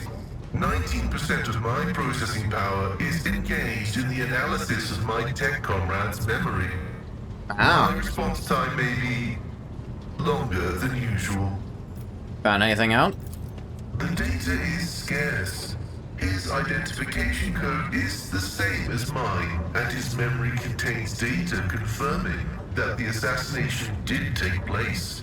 Unfortunately, some of his memory was damaged by pulses broadcast by his battle harness. I can assert with some confidence that he was who he claimed to be, and that he served the Deus Mechanicus earnestly and eagerly. His identification code was the same as yours. My study of the minds of the tech comrades, Abel, Tarsus, and Demence, has revealed an anomalous similarity between the patterns of damage their memories sustained. What I attributed to cognitive idiosyncrasies, synaptic damage, and the distortive action of scrap code may be the result of a different kind of influence. The undecryptable data fragments in their memory arrays are mysteriously symmetrical. That means something, my guy. Not surprised that Armanaut's words had such an effect on Opticon 22. I was not knowledgeable as to how popular Blessed Armanaut's teaching was in explorator circles. The Cognizance fleet is massive. His ideas might have found a larger following on its periphery than in the Mother Squadron. It's never occurred to you all these events may be part of Armanaut's plan? That is a valid hypothesis, but not a very likely one. Fair enough. Its truth value is irrelevant, as it does not contradict the necessity of establishing the fate of Archmagus Amanath. True enough. Even if it is true, it wouldn't change your mission. You have the impression of a paranoid madman. Notwithstanding his permanent state of agony, he was not cognitively dysfunctional. His desire to immediately destroy the object he had deemed profane was partly dictated by his engrammatic augmetics, which were receiving imperatives from his battle harness. I see. In light of the oddness of our matching identification codes, I find merit in his hypothesis as to the existence of a clandestine malevolent agent or conspiracy operating inside our fraternity. Any theories of who was behind the assassination? No data available. I will hypothesize that the assassination was instigated by an enemy of the Blessed Amanath's doctrine. I accept the possibility that the assassins were targeting me, only to be led astray by Tarsus and my own identical identifiers. I am concerned about the fate of Archmagos Amanath. According to Opticon 22, he went Oh, it's missing 22, in the not wake 22. of the incident All right. on an Arc Mechanicus, the Hermetico. Information about that ship and its perishing has been purged from the archives.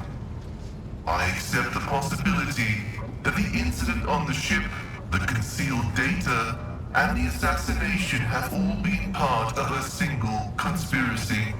You were hunted too. Remember our meeting on Rykad Minoris and the people who posed as heretics? This statement is true. There were also the bodies we discovered in the hallowed electrodynamic cenobium of unknown infiltrators who had posed as members of the cult of the Final Dawn. There is merit to the hypothesis that all carriers of Magos Haneman's identification code are targets of persecution. Perhaps you'll be able to find out more. I will continue my research into the Blessed Martyr's memory with all due reverence. Take my leave. May your labor... Yeah, that. Wonder if I can talk to Iliad at all about that other thing. Iliad's lithe form stands frozen in an unnatural pose amid the blinking lumens and dancing shadows of the bridge.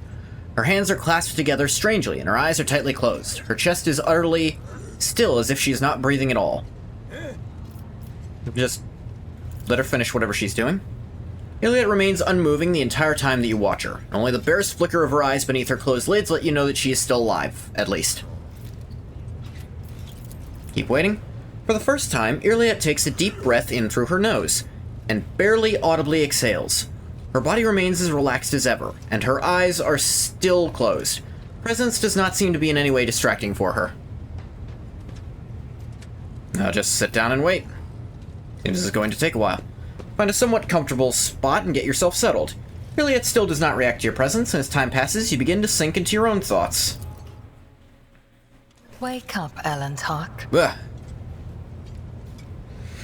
Iliad's melodious voice pulls you from slumber's embrace. Her curious gaze immediately fixes on your drowsy face. Oopsie. I had a really high chance of succeeding at that. And, deep in a special Odari meditation, weren't you? Yes.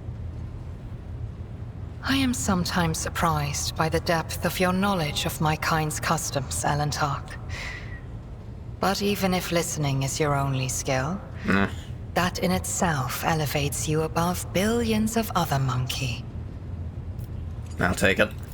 My meditation is immersion. Immersion into myself, my inner world. It is my chance to speak to myself, but without words, or to heal wounds that cannot be seen with ordinary sight. It is difficult to explain, even in the language of the children of Asurian. There are so Fascinating. many meanings and shades in its sound alone, and the monkey tongue is too sparse and awkward. No. Immersion must be seen to be realized. I see. I should say, Elentark, that during meditation, the mind does not leave the body. Part of it remains vigilant, monitoring what is taking place outside. So I heard every word you said, and I saw everything you did. You mean how I said nothing and just patiently waited for you to finish, though I'll admit I did doze off waiting. Apologize for that. Restraint is not a trait that your kind is known for. And yet, you did not interrupt my immersion, Elentark. A worthy act. I will remember this. I'm not going to bother you when you're in the middle of something, unless it's very, very dire.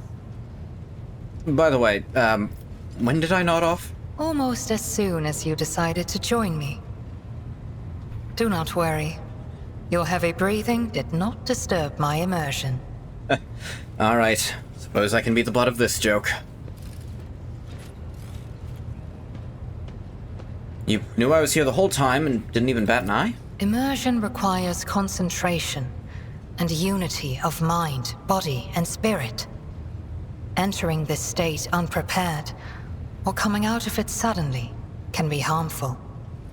Oh, I see. Fair enough reason. The time to grill is nigh. Dang, what are you gonna grill, Bathwater?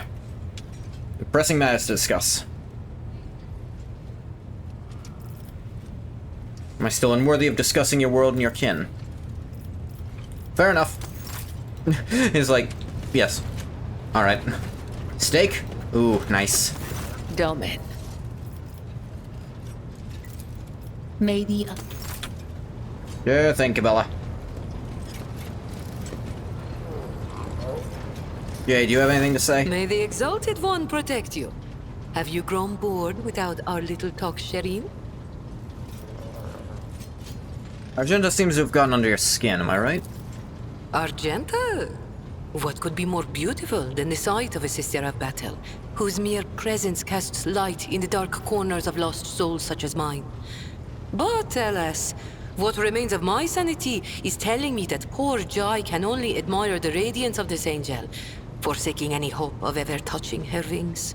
I'll admit I barked up that tree as well. Regardless, I think I will help you acquire a merchant certificate, I believe. Oh, Shireen, thank you for such generosity. I will humbly wait until you steer your vessel towards Dargonus. That'll be in the next few minutes. Mercatum tabula officiale. It sounds almost as majestic as the warrant of trade. It's not, I assure you, but it's still nice, I presume. Oh, I have no doubt you will.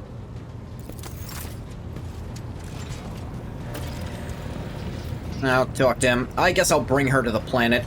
Somehow. If I feel like it. Whatever, let's get on the planet.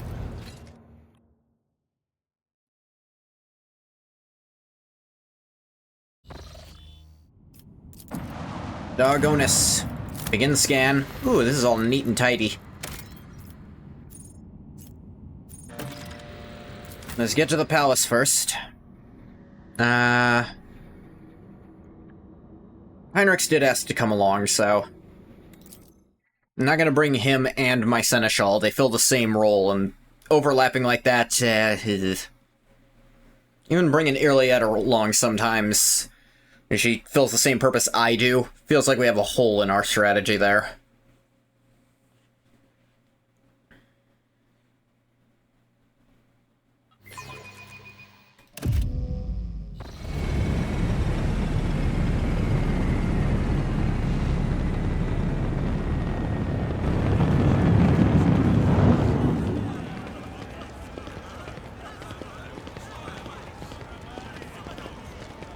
Greetings, your lordship. Oh, there's some fancy people over there. Long live the rogue trader. Greetings, your lordship. Greetings, your lordship. Alright, when's the bomb gonna come through? I know it's only a matter of time. Every planet I go to that welcomes me explodes for some reason.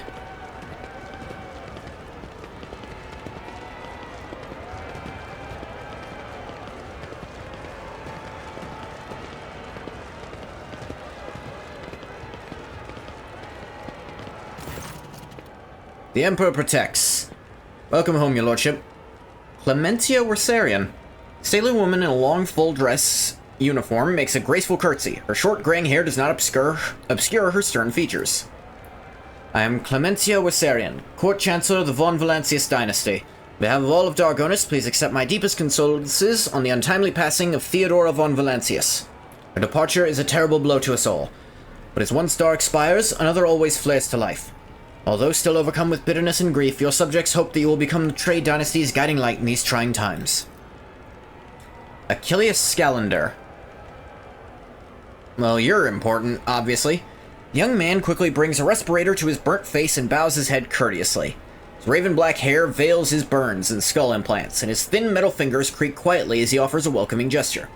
Achilles Scalander, Secretary at the Administratum Department. Hope your journey to Dargonus was not darkened by unwanted troubles. The Emperor protected us on our journey through the stars.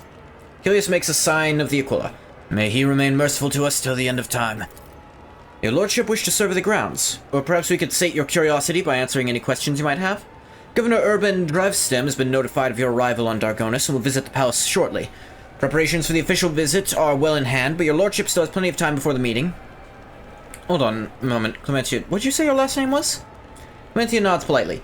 Heard correctly, your lordship. I am of House Wersarian, Lord Abelard's granddaughter and direct descendant. I see. The cessation of service is an effective good. It grants new generations understanding of their function within the mechanism. Why isn't the governor here with you to greet me? Apologies, your lordship. Governor Drivestem's residence is on the other side of the world, by the Administratum Palace of Dargonus. Sent word as soon as you entered the system, but it takes time to travel the great distances of your domain. Ah, fair enough then. Chancellor Wersarian appears unruffled, but you cannot shake the thought that the governor's lateness is a subtle political gesture designed to test the limits of what is acceptable when it comes to interacting with the new rogue trader. Like to rest before the meeting. Where are my chambers? They're very close, just down the hall. That is also where the study and the audience chamber are. Achilles' face brightens with a pearly white smile, restoring some of his former good looks. Lady Theodora's study has remained locked since her last departure, but on account of your arrival, we've arranged for it to be tidied up. It's ready whenever you may need it. You're dismissed. Apologize for my bluntness, but I have a request to make. Perhaps before the meeting takes place, the illustrious Lord Captain could spare a few minutes for a conversation with me? Achilles bows his head. Soon you'll find my report on the state of affairs in Von Valancia's Protectorate most useful. I am not opposed to the idea.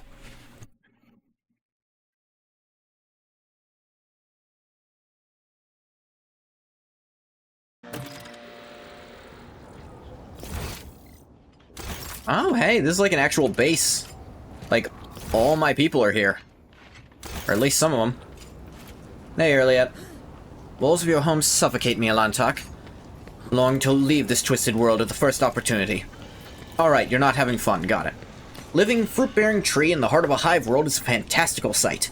Probably use a lot more water to tend to this tree than the average Dargonis citizen can hope to receive in their daily ration. That's fucked up.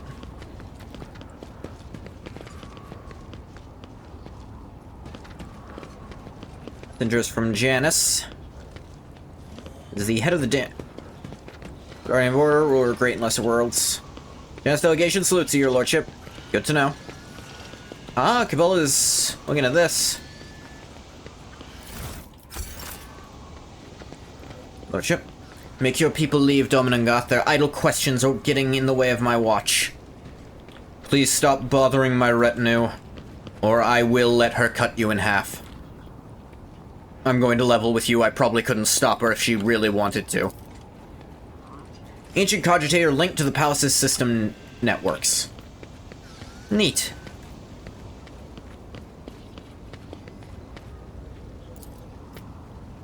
I have high-tech use. I can crack this open myself. Shady character. Lovely deities, your lordship. Your presence only makes it better. Sure. Ah, Kiava Gamma's delegation. The Omnissiah bless the Von Valancius dynasty. Toss a coin. I have those? Venting in the light, the coin falls in clear water and sinks to the bottom.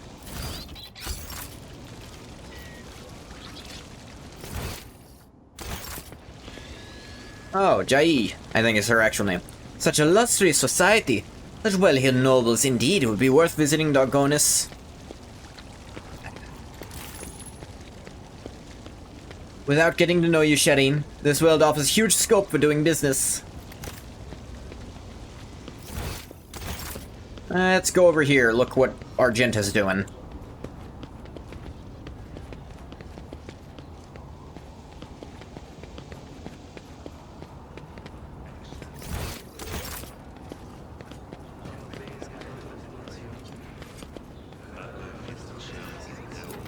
Or Imperium. Standing upon the altar is an ancient image of Saint Macarius. Its regal frame is covered in marks. The relic was claimed in battle on a remote and forgotten world. Cool. Argenta, what do you make of this? In the name of the Golden Throne, we live and die so we may protect his light from the obliterating darkness. Alright, you praying. You enjoy yourself.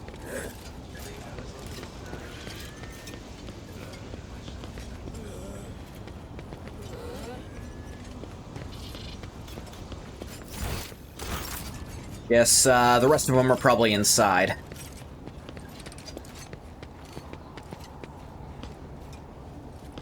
Herald Servo Skull. Trophies of the Von Valancius dynasty captured over the past 3 centuries. Access level restricted. Compliance with the Imperial Creed. Questionable special permission granted to the bearer of the warrant of trade. Like, technically you should be allowed to, but I don't actually know if you are. Yeah, sure. Your lordship. Plaque lists the name of each rogue trader to have led the Von Valancius dynasty dating back to the day the capital world was founded. Cool.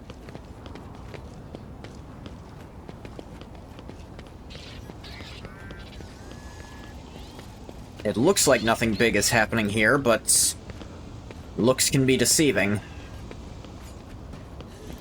And plus, it's a planet I need to be at. There's no way nothing is going wrong here.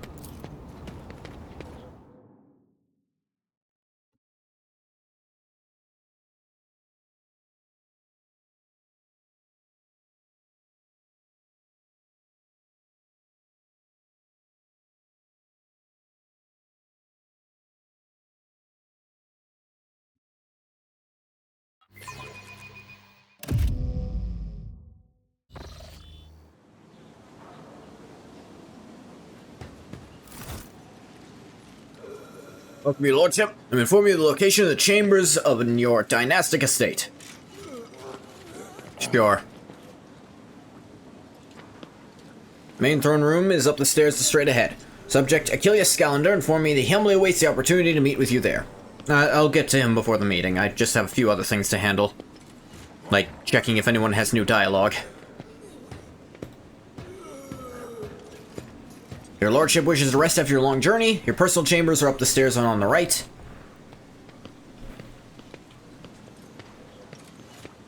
Of course. You need anything? Whatever your soul desires, I'll be right next to your chambers, eagerly awaiting your orders. Keep that in mind.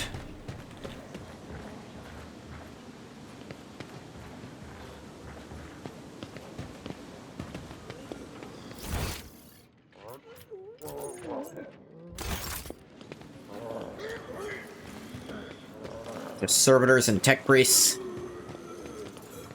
I see treasure here.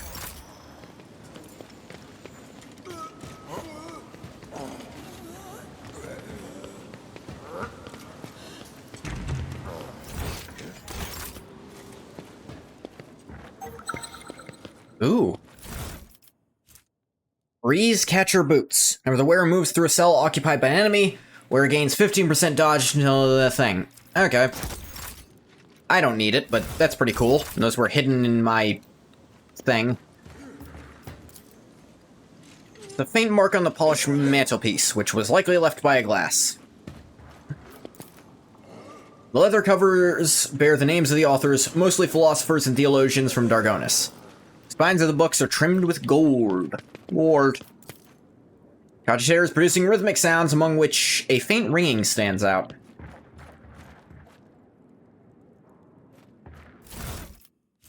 Electrified Chardonnette. Antique piece of furniture is obviously well cared for, but surface is still covered with a lot of scuffs, scratches, and stains. Traces of the previous rogue traders who sat at this table. 30 safe equipped with several bizarre mechanisms.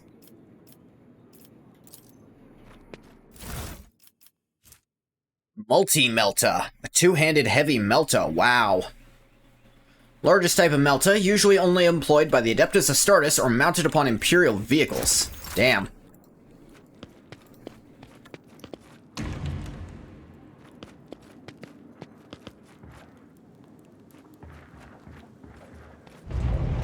Bringing your hand to the scan panel behind the books, you open a hidden door.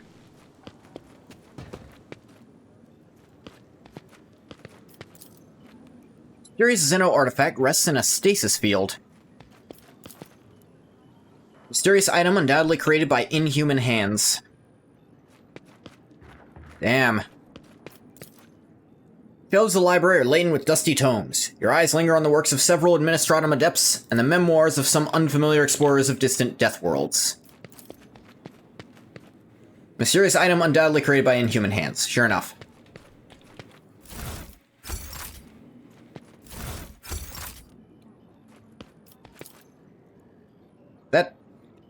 That's just a straight-up las gun. Don't lie to me, game.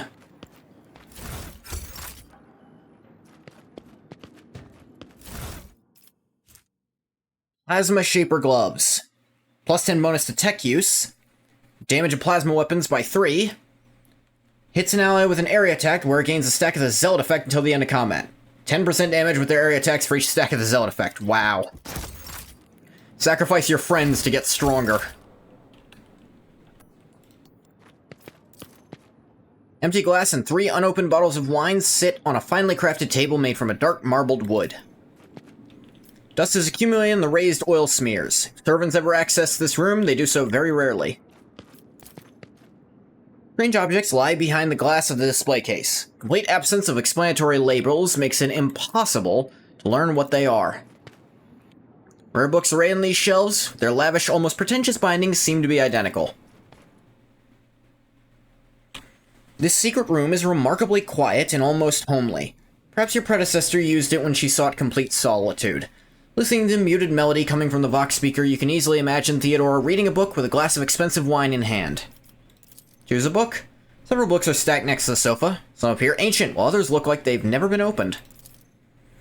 Among Theodora's data that has been restored using your cogitator is the phrase Litanies of the Motive Force. Is the title of one of the books here. Then choose Litanies of the Motive Force.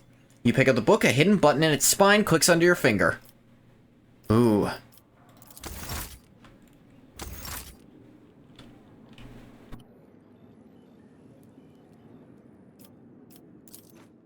Let's keep looking. Glass of wine. 3 sealed bottles sit on the sturdy-looking low table, labeled Grandmaster's Blood, Boon of Terror, and Flame of Purity. Hang on.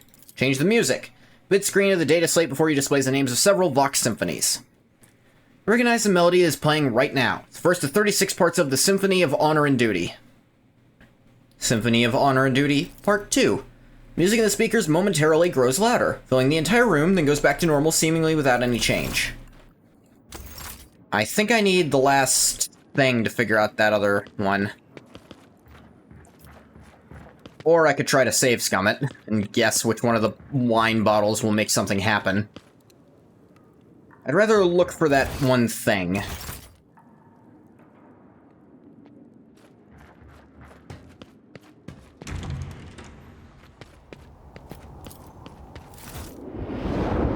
Ah!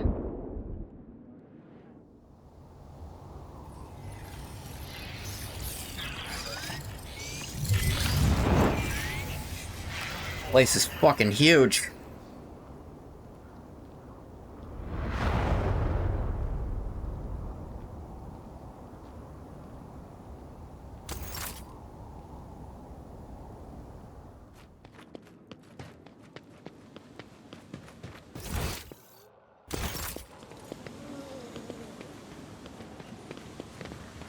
Can't open any of the other doors, it looks like.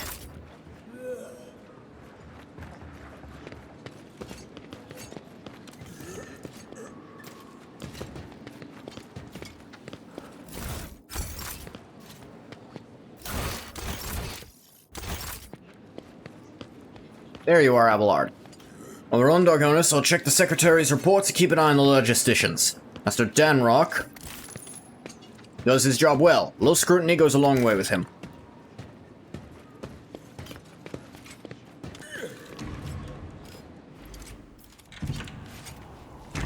There's my ship if I feel like leaving. I don't at this exact second.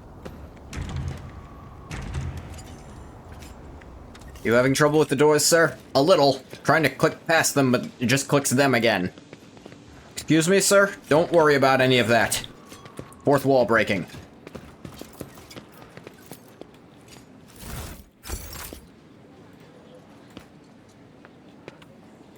What's up, Cassia? Compliments to your taste in art. The collection here is extensive and most interesting. I can't really take that compliment. I didn't pick it out. Ooh. Getting all sorts of cargo.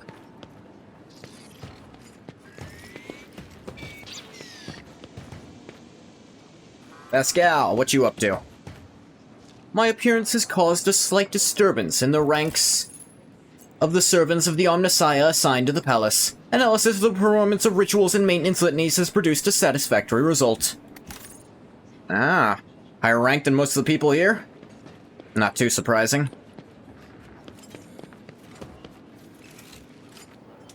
Lack of observers on this world has led your nobles to become extremely complacent. Today alone, I overheard 3 statements that, if I so wanted, could be turned into grounds for a charge of heresy. Yeah, maybe keep an eye on some of those idiots. Clementia? Your lordship? Clementia bows her head politely. For a chancellor to a rogue trader, she's dressed rather simply. Braid doublet, polished boots, and a comfortable cloak. She bears a saber and a gilded scabbard. Whether for show or protection, one could not say. Only her ring with the Bressarian coat of arms indicates that she is of the highest social stratum. Governor is waiting on the periphery of the palace. Let me know when you'd like to see him. Sharp gaze, the impeccably straight back, the composure. For a moment, you feel like you're looking at a younger version of Abelard himself, not his heir. Judging by the scars of the on the exposed parts of her body, Clementia saw her fair share of combat prior to assuming the position of Chancellor. What are your responsibilities as Chancellor? Put it simply, I'm your trade representative. Any and all decrees, deals, official communication, and meetings are first reviewed by me, then forwarded to you, and from you down the hierarchy. My purview also includes overseeing your lordship's property. The palace, the estates, the many gardens, and other demesnes on Dargonis that you have inherited from Lady Theodora. Whenever you are present on Dargonis, consider me your personal secretary. You tell me about it. All deals and important decisions are made here in the capital. Many years ago, an ancestor of Lady Theodora signed an agreement with the Adeptus Administratum to allow for efficient management on the world and the neighboring systems. In accordance with the decree, a share of the planet's population was assigned to the Administratum, converted into servitor scribes, now toil across the entire world. Dargonis is also the seat of several noble families who run all the major planets in the Protectorate. If I may express my not-so-humble opinion, they care very little about who exactly stands at the helm. Those piranhas think about their own profits just as much as they do about the prosperity of the Protectorate itself, if not more. And lastly, Dargonis has its own fleet, luxury unavailable to the vast majority of other worlds in your realm. In addition to warships, Protectorate also employs privateer ships which are used to transport cargo between worlds. Capital stay in contact with other worlds? Unfortunately, not at this time, your lordship. After the few representatives of the Adeptus Astra Telepathica on Dargonis went into a frenzy, some of the psychers were tragically pacified by the respective authorities. Since then, communication with the neighboring systems has been unreliable at best. Thanks be to the Master of Mankind that you managed to find your way to the capital. Any other issues I should be aware of? Apart from the disrupted communications, Dargonis was recently raided by enemies of humanity. However, the fleet under the command of Captain Marthius Wersarian triumphed over the accursed Xenos. If you ask for my opinion on this matter, we have the situation completely under control. See, you catch her avoiding your gaze for just a moment, for the first time. It's obvious that Clementia is looking out for her house's good name. Despite the confidence in her tone, you can tell that she does not entirely believe her own words. Tell me about Governor Drivestem. Urban Drivestem is a well-respected man. Not just on Dargonis, but throughout the Protectorate. For many centuries, his house has supported the capital's administration and the logistics between the Von Valancius systems. Drivestem's efforts secured years of order and prosperity for Dargonis. What's more, Lady Theodora personally insisted that Lord Urband specifically be made the next governor. Well, you speak of Drivestem. I hear a hint of either contempt or resentment. No, I don't believe I feel either, your lordship. Clementia's steely eyes stare into the distance, her jaw clenching visibly. She speaks in a polite but clipped manner, clearly flustered by your insight. We have different views on how to run a world, sometimes have discussions over the laws that are enacted. We both work for the good of the Von Valancius Protectorate, that much can be said without a doubt. Thank you for your report, Chancellor. Achilles Scalander, does he cause any problems? Why, not at all, your lordship. Secretary Scalander is an outstanding individual and loyal servant of the Von Valancius dynasty. Lady Theodora's absence...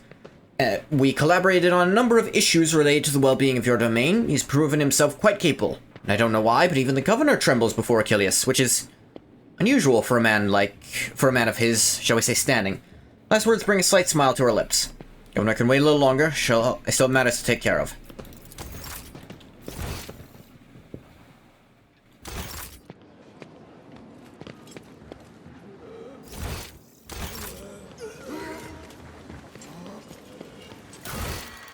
Let me see here.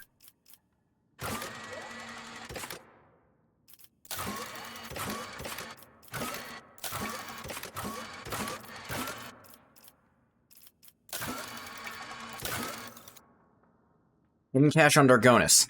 Second of Theodorus' caches can be found in the capital of Von Valancius Protectorate. Maybe someone who knew her well might be able to provide some clues. Guess I just can't do this quite yet, then.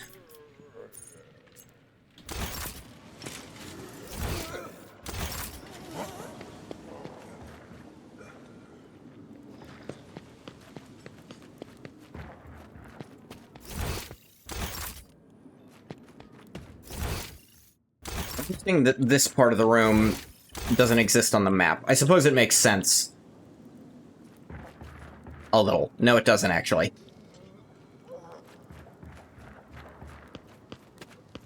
Someone who knew her quite well. Maybe someone could give me some insight into her favorite wine, or some shit.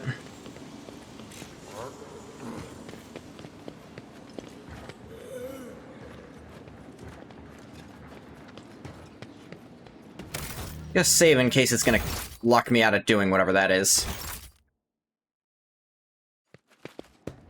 Ilias. Slender figure, clad in robes made from expensive fabric, shudders from violent coughing. Pressing a gilded respirator to his face, the man takes several deep breaths. Achilles, it's been many moons. Hope your cousin is feeling well. Achilles covers his burnt lips, trying and failing to suppress a coughing fit. She is in good health. She sends her regards to you, as well as her wishes for your swift return. Heinrich frowns. As long as the stars shine in the sky, my vigil continues. So it does. Achilles thumps himself on the chest with his augmented hand. Hear the clanging of metal against metal.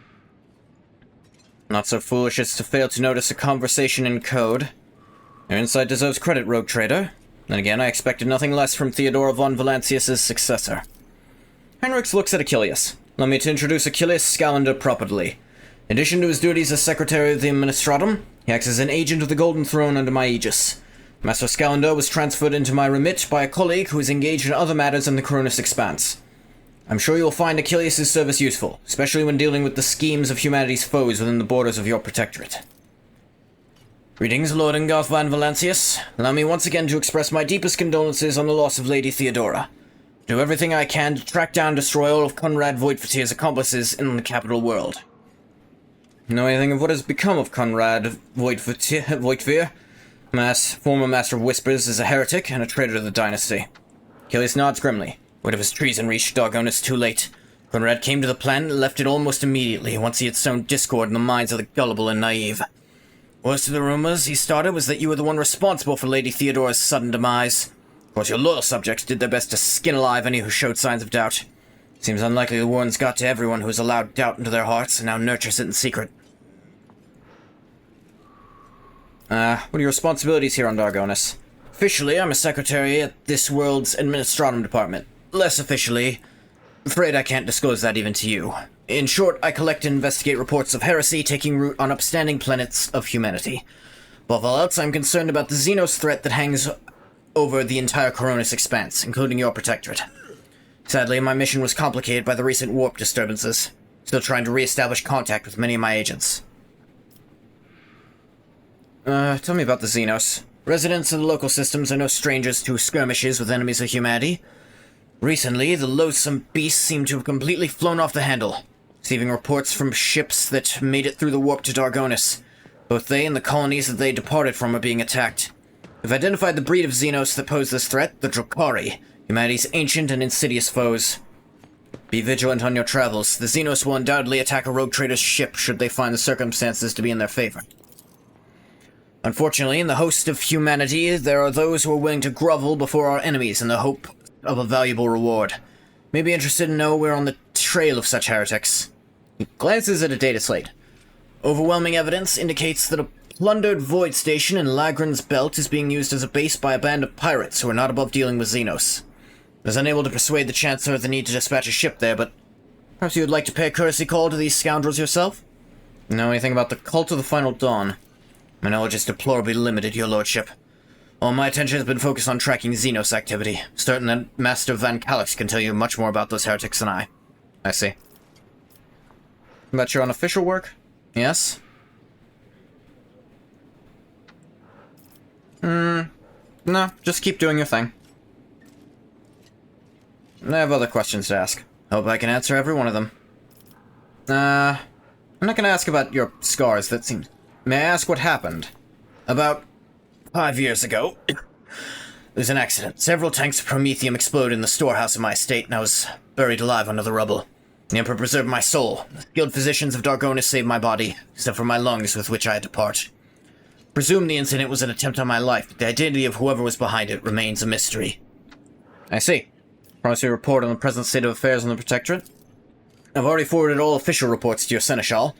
As for the conversation we're having right now, I wouldn't trust any paper or data slate with its context. You see, Lady Theodora, may the Emperor have mercy on her soul, was perfectly aware of Dargonis' political environment. You, however, have only just arrived on the capital world, and I thought it would be best to bring you up to speed. Frankly, the nobles of Dargonis, much like nobles on most worlds, are akin to spiders in a jar, ready to pounce on whoever is the weakest, or whomever they deem to be the weakest. Nobles of Dargonis are well-respected, rich, and powerful individuals who held Lady Theodora's favor for many years, found ways to rise above the rest by diligently serving the rogue trader.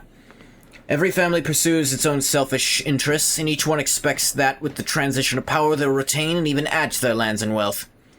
Families I would recommend giving particular attention to are the drive stems, the gapraks, and the sourbacks. Sourback? Someone on my crew, by the head of our, the guard on my ship is Sourback. I should also mention the Warsarians. Not a noble house per se, but a family that was part of Lady Theodora's inner circle, the Blue Blood's great displeasure. Yes, my seneschal is among them. Tell me about the drive stems. Drive stems of the ancient governor house of Dargonis. Predictably, the greater the wealth of the Von Valancius Protectorate, the fuller their coffers grow. Their reputation is flawless, except for one detail. We have evidence that urban drive stems rivals seem to have the misfortune of regularly falling victim to Xenos raids. That is suspicious. Find these attacks are always a little too advantageous for the drive stems, we lack solid proof, and might never surface. The closer an official is to a rogue trader, the braver and safer they feel. Just like to remind everyone that rubbing shoulders with Xenos is a heresy that can be overlooked only in the case of the Von Valancius heir, not his servant. Of course. Makes the Gapraks special?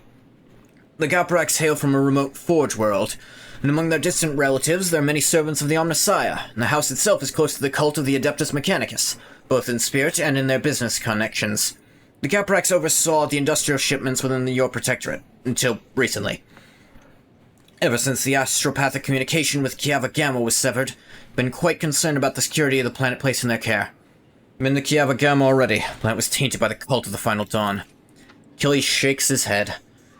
These are grim tidings. It's a tragedy that an industrial world of such tremendous capacity was brought down by the pernicious influence of the archenemy. Perhaps my colleagues can pick up the cultist trail in the cold void. Of course, it would be a small consolation to all of us. Tell me about House Sourback. Religious and hardworking, Sourbacks own many enterprises, including distillation manufactorums that produce promethium. Must note that lately members of the Sourback family have been prone to overly liberal statements about the Von Valancius dynasty. Believe that Lady Theodora is a bit too keen to leave her worlds without proper oversight. After what I've been doing the last few days, it's hard to disagree with them. I'd like to know more about the Warsarians. Warsarians are the line founded by Lady Theodora's seneschal, and as such are nominally considered nobility, at least from the standpoint of the Imperial Navy from which Lord Abelard hails. On Dargonis, however, their position is precarious. Firstly, they never were granted an official title, process which has been impeded for decades by the old houses of Dargonis, and secondly, the other families do not see them as equals, but more as upstarts clinging to the rogue trader's favor. The Warsarians are responsible for the capital world's fleet and the majority of the cargo shipments on domestic routes. They're healing all that. I now feel the urge to have every one of those sycophants executed at once. No, I don't. Anything else you wanted to report? There was, your lordship. And this time it concerns the main reason for my presence on this planet. Xenos, and the threat they pose both to you and the humanity as a whole. The last few months have been difficult for the people who report to me. My eyes and ears scattered throughout the Coronis expanse. Warp disturbances, astropaths overcome with madness, ships disappearing in the immaterium. Many of my observers and contacts have gone dark, or have been killed by some calamity or other. Still, I managed to establish communication with some key individuals who are able to warn me about incoming threats, including Xenos raids. Achilles looks you in the eye without blinking. It is within my power to supply you with intelligence on where and when the Xenos will strike next. Do not doubt that Governor Driveskim will beg you for protection against the Xenos, and in this fight, the information from my contacts will serve you well. Beseech you in Goth, if I ever report a threat looming over a ship or planet, do not dismiss it. Sometimes it takes an intervention from the rogue trader and his mighty void ship to avert a disaster.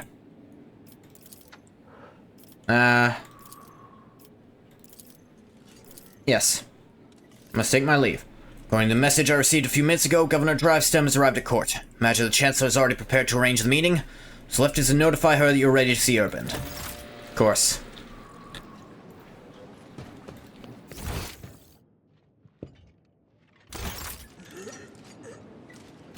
Alright, save again in case this locks me out of doing that thing.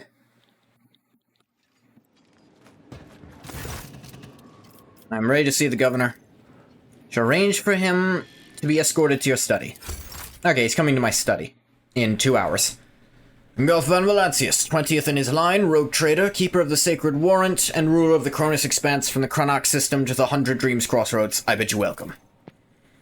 Urband Drivestem, governor of this great world. First and foremost, please accept my deepest condolences.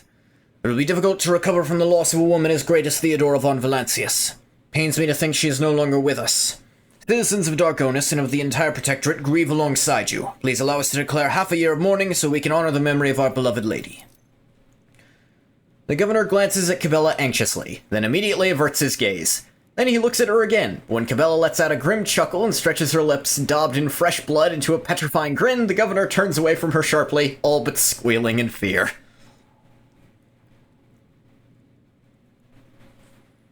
Fulya,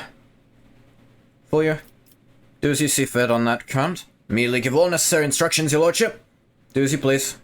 And no problem with allowing mourning. He casually presses a few buttons on the cogitator built into his gold bracer. Esteemed Ngoth, Lady Theodora was a strong leader. We ought to follow her example. Let's lean on our wisdom and persevere in spite of this tragedy. Together, let us carry on where she no longer can by leading the Von Valancius Protectorate to even greater prosperity. Alas, it won't be an easy task to accomplish. Some time ago, the astropaths of Darkonis flew into a rage, and they had to be subdued. We're gradually restoring our ability to speak with neighboring worlds, but the contacts are still weak. And the routes are tangled and no longer lead to the systems that the captains expect them to. Given that the vast majority of ships in the Darkonis Navy travel without relying on the services of navigators, without your engagement, the well-being of the Von Valancius dynasty and billions of its subjects is presently at risk. We met a ship from Darkonis not too long ago. Crew was transporting a strange artifact and went mad during the flight. Truly regrettable bit of news. It's more, leaving Darkonis has been forbidden for several cycles now. Seems the Warsarian family has once again failed in their primary responsibilities. Shoots Abelard a condescending look. Be very careful. We will investigate this at once, well as the fact the ship had to acquire a permit with the Administratum seal. Our nephew still serve at the Administratum Palace? The governor presses a number of buttons on the cogitator built into his bracer and looks up in surprise. I don't understand. Ship did indeed depart from orbit, but did so, you can believe it, on the rogue trader's authorization. That's why no one dared to impede its departure. Lord Captain, it would seem that Conrad somehow got his hands on a copy of your authorization, perhaps even the original. A tool like that in the hands of a trader does not bode well.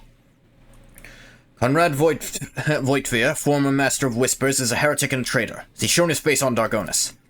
Governor pensively strokes the rings glittering on his fingers. Lord Voitvir visited the capital some time ago, but did not request a personal meeting. Heretics, you say? I see where all the whispering in the corridors has come from. I shall be frank with you, your lordship. Lady Theodora's sudden death was a blow to every one of us. The absence of any sort of verifiable and complete information about her successor gives grounds for all manner of rumors and misinterpretations, especially if someone is deliberately inciting unrest and discontent. Naturally, none would dare challenge you by accusing you of something as sacrilegious as murdering a rogue trader. However, Conrad Voitvir was once a true boon to the Protectorate back in the day, and as such some might heed his words. Let's see. Could say, my subjects' doubts are understandable, too many things have changed in too short a span, prove myself worthy. Publicly rip out the vocal cords and tongues of every slanderer and replace them with vox implants that sing the praises of rogue trader Ngoth von Valancius without interruption. I think that'll serve as a reminder. Couldn't care less about what people think of me, Theodora's successor whether they like it or not. All who've dared to make heretical remarks about the rogue trader to servitude in perpetuus. Machines aren't prone to dissidence. Let's see. This could also just be a straight-up show. Saying I don't care could make me look weak. But killing them could show that I'm insane. I couldn't care less. Though it's exactly the rogue trader. Guide the Protector along its path. In time, all things will return to normal. Exactly do the Darkonis nobility expect from me in light of the loss of roots and communication with other worlds. We're all troubled by the fate of the agri-world Janus that supplied Darkonis and other planets with foodstuffs. Empty stomachs can drive even the mildest rabble to revolt. Furthermore, House Gaprak is perturbed by the loss of communication with the industrial world Kiava Gamma, which is in their charge. If you wish to know my opinion, the world that deserves your attention the most is the penal world Veabos 6, or the key mining suppliers in your protectorate. That sounds familiar. I feel like I went there. Such intriguing concern for the Veabos 6 outpost. Doesn't your house happen to own the extraction stations there? Drivestem's beady eyes widen in fear. Lordship, I beg of you, do not interpret my words as an attempt to influence your decisions in any way. You see, without Vayabus 6, the manufactorums on your world would need to make haste to find new suppliers elsewhere, arrange for new shipments, and in these troubling times they run the risk of delays and other most tragic mishaps. My only concern is for the prosperity of the Von Valancius dynasty. We've already been to Kiavagama. The industrial world was overtaken by a cult of chaos worshippers. Trevston pauses, mulling over the gravity of your words. Such woeful tidings, your lordship. Assume the House Gaprak is in for an official investigation? If I may remind you, they have a particularly close ties to the Adeptus Mechanicus, who serves as patrons of Kiavagama. Not to speak in the defense of criminals, your lordship, but from where I stand, the outbreak of heresy on Kiava could hardly have been perpetrated by a noble family who stands to lose a majority of their wealth should the industrial world fall.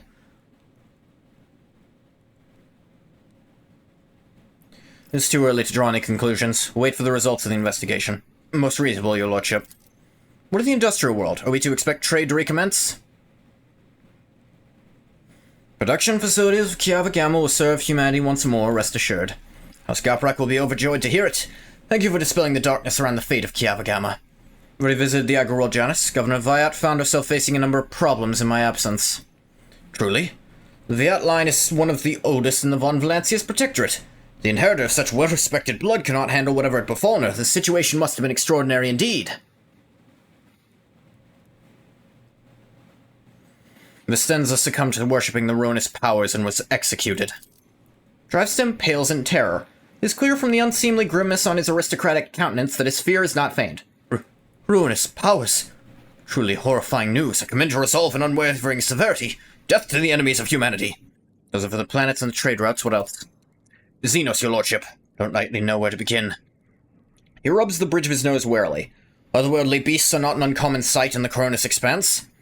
They have been a menace to the worlds this side of the Maw for decades, but now those abominations are on the rampage. Show no signs of fear as they attack ships, either damaging them to the point where they become unfit for transport duty or outright gutting them. Only you have the power to stop this madness. We're in the process of restoring the astropathic choir of Dargonis. Luckily, we were forced to slay only some of the deranged psychos, although those that remain are yet unable to transmit messages. Hope Master Scalander will keep his word and offer you his support in the war against the Xenos. According to his reports, the region of Vayabus 6 has been a particular concern in the last few cycles, which is all the more reason to discover the colony's fate as soon as possible. Now, to issues on a smaller scale. There's a certain degree of tension in the capital due to the unorthodox succession to the Sacred Warrant. Chances of uprisings are minimal, of course, and the spreading of rumors is nothing but a sign of weakness of mind and spirit. Nonetheless, I prepared a list of minor houses and have demonstrated unseemly discomposure of your succession what is to be done about them. Command the spinners of the blood-spun web, and they will set a fine snare of retribution, Domin and Goth. We will whisper names, and that whisper will drown out insolent voices. Eliminate the most prominent, make arrangements for public purges. Cabela, entrust this burden to the blood-spun web. Unravel the tangle of plots and foil them. It will be done, Domin and Goth. Let the sacrament of the hunt commence. Cold sweat breaks out on Drivestem's face. He forces a subservient smile on his face. This will bring the noble houses into line for years to come, your lordship. Make them fear not only blasphemous words, but also their own shadows. And one last thing, your lordship. Your inauguration as bearer of the Sacred Warrant is but a matter of time, and I would like to inquire about one crucial detail. Imagine you're intending to uphold the centuries-old tradition, bolstered by an equally long-lasting friendship of being represented on Dargonis by one of the noble houses. Assume that as before, this duty will be accorded to House Drivestem. One moment. Which houses can represent me at the ceremony? Any of the noble houses located on Dargonis. Drivestem family, which I lead. The Gaprak family, with long ties to the Adeptus Mechanicus. The Sourbacks, known for their piety and diligence in service. Perhaps I should also mention the Wersarians, who have some influence, but who are not actually of noble origin. Any one of these houses would be honored to represent you at the ceremony. I bestow this honor upon the Wersarians. Abelard turns to you and bows respectfully. Lord Captain, to accompany you at such critical hours the greatest honor of the Wersarian bloodline. Have no fear, we will not fail you. Drivestem tosses Abelard a look that lacks even the smallest shred of respect. Given my boldness, I must remind you that the Wersarians, whose lineage traces back to a navy officer, not of the Dargonis nobility. Such decisions may have adverse effects on your subjects' loyalty, your lordship. Drivestem's face breaks into a bitter smile. She'll immediately relay your commands, most gracious rogue trader. Thank you for your time. Tell me about yourself and House Drivestem. It would be my pleasure to enlighten you. My house is the oldest and most respected on Dargonis. My ancestors walked side by side with yours for many generations. They cared for this world's welfare. Duty is to supervise the governing bodies within the systems subservient to you. We are responsible for the Protectorate's logistics and economic stability. As for me personally, I am but a humble servant of the Emperor and a loyal subject of the Rogue Trader. To my great pleasure, I had the honor of calling myself Lady Theodora's close friend.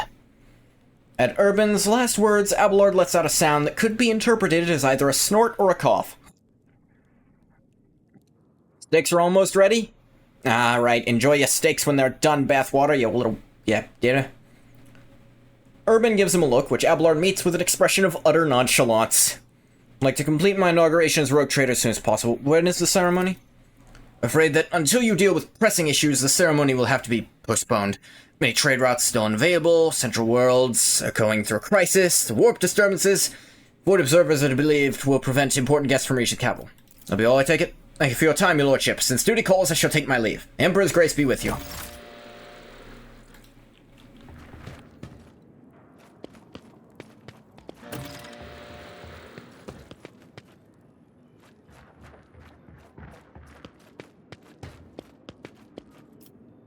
Alright, I don't usually like doing this, but this feels like I'm having to guess. Flame of Purity, maybe? Wine fills a glass, glittering in the dim light of the room. For the Empire. Like liquid gold. Tangy flavor burns your throat, leaving behind a spicy, biting aftertaste. Hear a short, faint hum as an unseen motor stirs into motion. I thought that sounded correct. The room responds to your actions with a quiet, grinding sound, and a small nook reveals itself in the nearby wall. Inside, you find a databank bearing the Von Valancius coat of arms. Hell yeah. Flame of Purity sounded familiar. Like, I think maybe someone had mentioned it at some point. So that was the one I decided to go with first.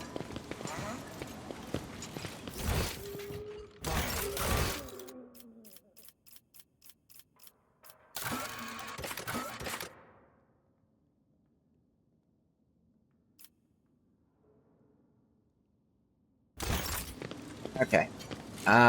Tell you what, I'm gonna head back to my ship for a minute.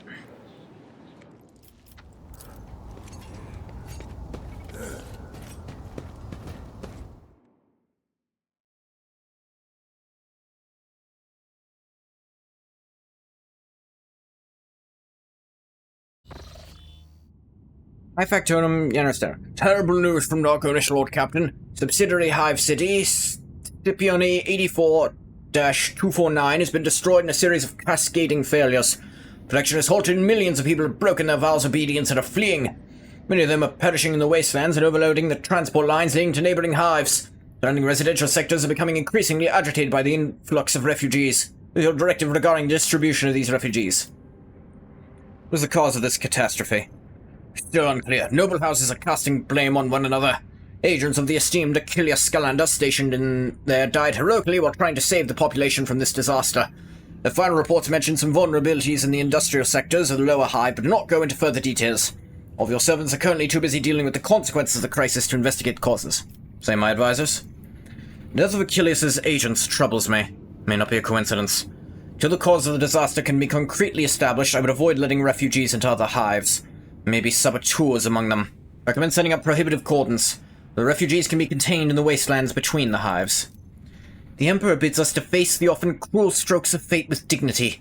The other hives do not wish to accept the unfortunate victims of this tragedy. Let the victims themselves teach those living in the hives a lesson in resilience and humility. Sure, the Ecclesiarchy will aid the refugees in constructing camps to survive out in the wastelands and establish a community of proud desert-dwelling martyrs. Such harsh conditions will be a crucible of fortitude and fearlessness, this tragedy a feat of spirit. So, Argenta, you're actually not far off from what Heinrich is suggesting either. Do this, and I'll lose complacency. Let's see. Set up prohibitive cordons. Gain Bane of Scipione. 2 momentum for each human enemy killed in battle.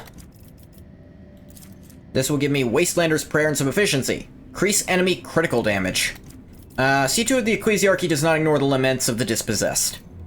He who dares to remain deaf to the pleas of the destitute shall be branded a traitor to the faith. Large labor settlements were set up around the ruins of Scipione 84-249. The refugees from the wastelands and neighboring hives have been rounded up there. In the harsh wastelands scorched with industrial poison, with only a bare modicum of food and clean water, settlement residents have begun the arduous and dangerous task of rebuilding their fallen home. Many of the ecclesiarchy's priests sought to share in this burden with the poor souls, coming to their villages and preaching them about the righteousness of hard work.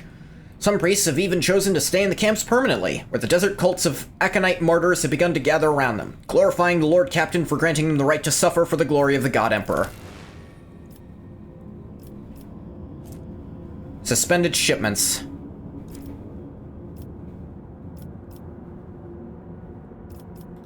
Very little efficiency.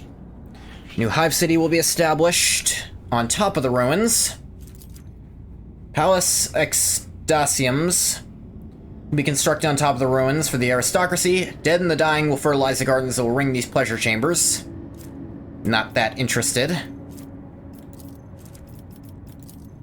This would decrease profit factor, but give us complacency, efficiency, and security for all colonies and 3 people at the cost of just a thing. An emporium.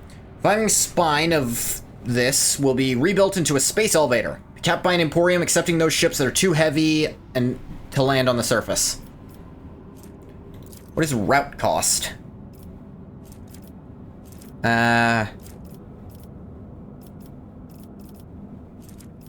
Honestly, I like restoration. Just up the stats for all my stuff at the cost of a little bit of profit factor. I need profit factor, but this will get me more profit factor. The Administratum. Von Valancia's throne room. Okay, I can go straight to the throne room.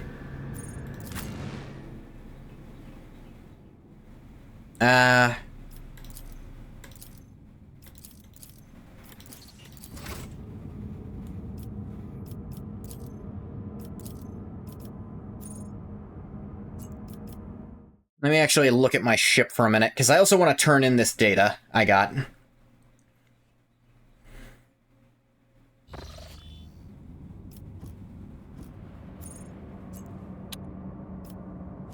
Oh, yeah.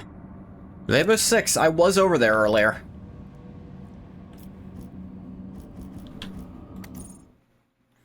Get to the bridge, back to the bridge.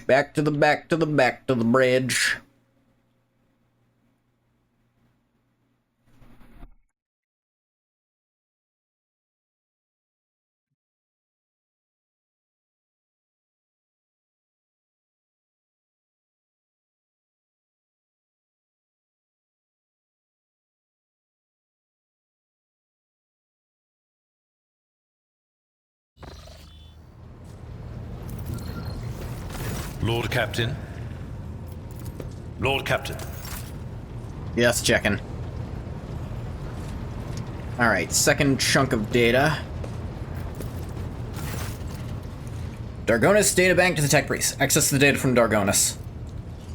With reverent trepidation, the tech priest accepts the device from your hands and places it inside one of the drives, all the while honoring the machine with modulating binary prayers. The turbines within the cogitator stir into motion and the vid screen lights up. At comp, OS step true, initiated.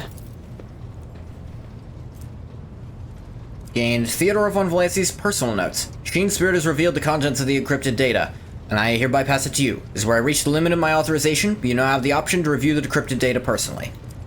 Alright. Data deleted. Data deleted. Entry damaged.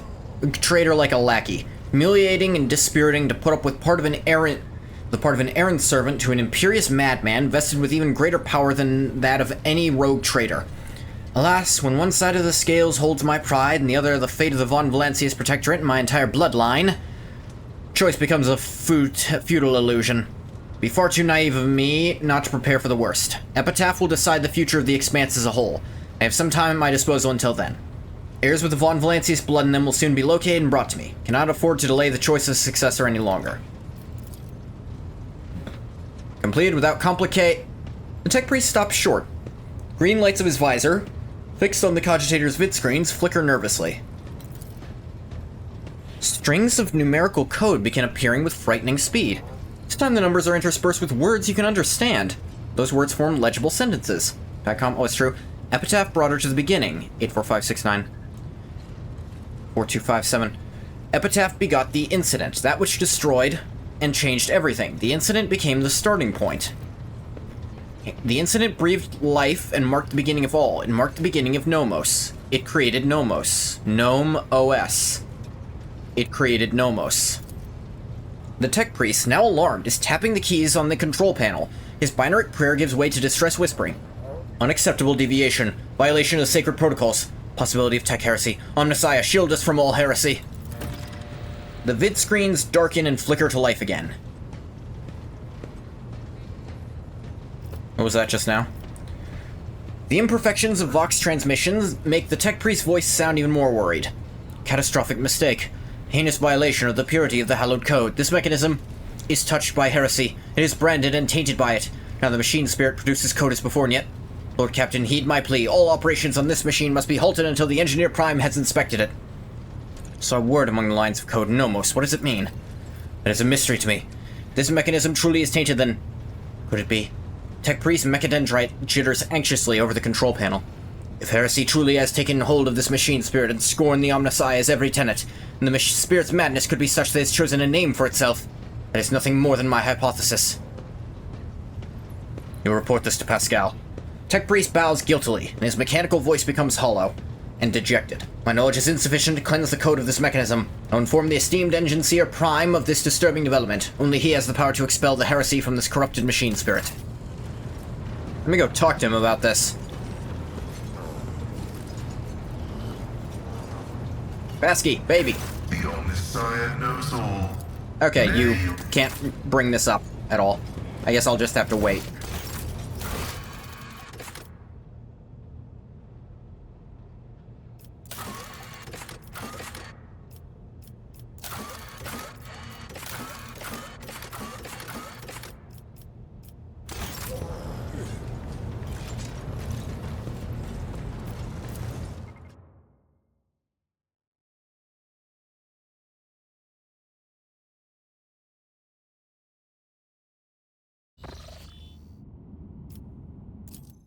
Alright, we're not quite done here.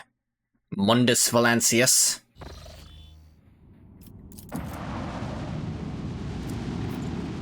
Go to the Administratum, get that thing she asked about. Because why not at this point?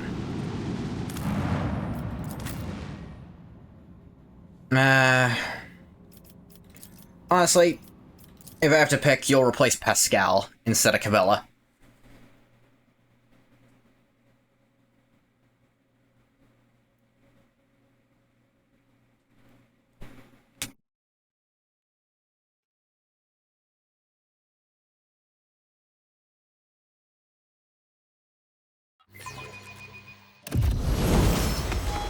She's got a lot of levels to catch up on. She's an officer who's capped out in officering. I guess I did still not need another officer. I kind of... Alright, what does she have on? Oh! She uses Eldari Kier.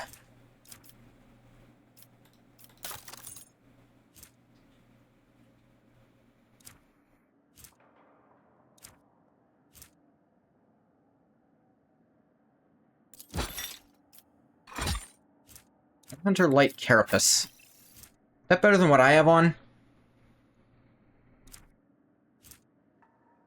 A lot, actually. But it look ugly, so me no want. Don't get my cool coat anymore if I put it on.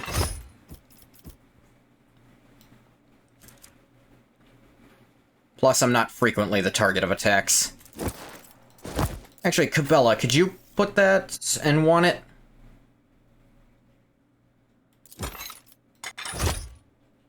You could put it on. But actually it gives you less dodge, so... Oh, you've already got Headhunter on.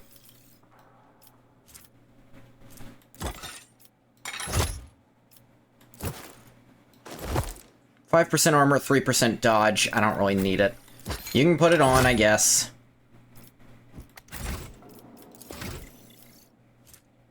Let's try Master Tactician. One stack of tactical advantage per every 5 momentum gained by the Master Tactician or their allies. Begins combat with a number of tactical advantage stacks equal to their fellowship bonus. Okay. What is tactical advantage? Powers their next attack to deal additional damage for every stack of tactical advantage they have. Lose half their stacks of tactical advantage rounded up.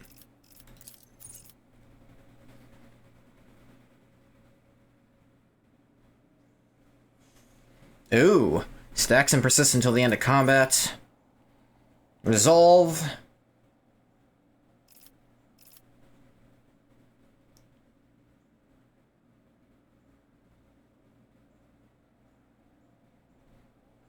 Uh, 20 plus... Oh, get their fellowship bonus added to it. Yeah, this first.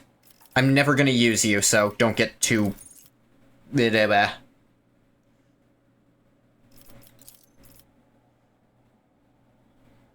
Stacks equal to the number of enemies to start with. That's a pretty good starter.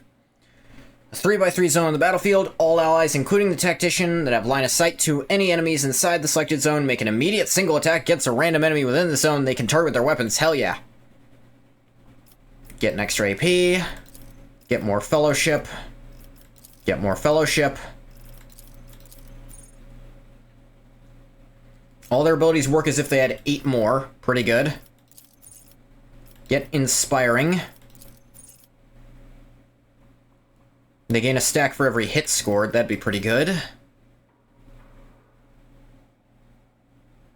Ooh, every time they gain momentum, gain 1 more. Linchpin only spends a quarter.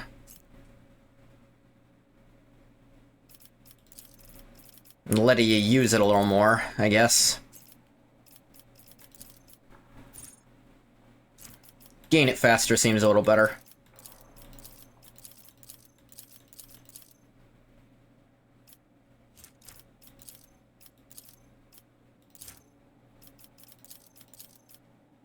Wow, you have Lore Imperium. I guess Persuasion, if I ever used you, I'd have you instead of her, so...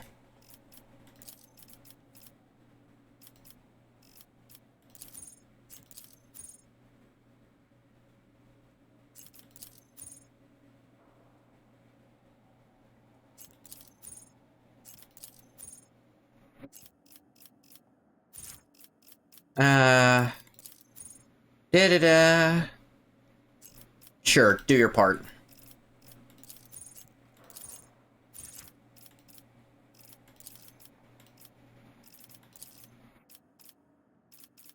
Okay. One random ally make 2 attacks instead of 1. That could be okay. Multiple times per combat, once per turn. That's pretty amazing. All allies have a weapon capable of burst. Use a burst attack instead of single attack. To the beginning of their next turn, all allies automatically dodge all friendly fire. Or area attacks. Being able to use it a bunch seems busted. Where they gain momentum, they gain more. So that.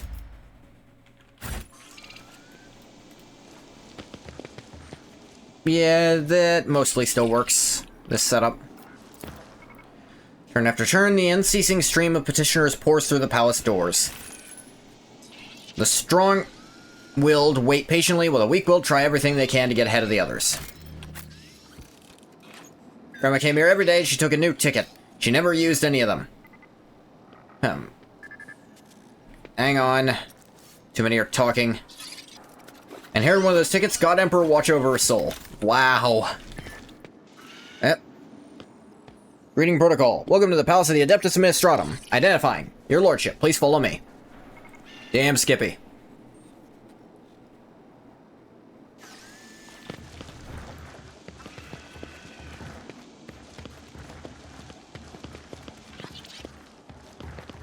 Continue in this direction to reach your destination. Your visit has been logged.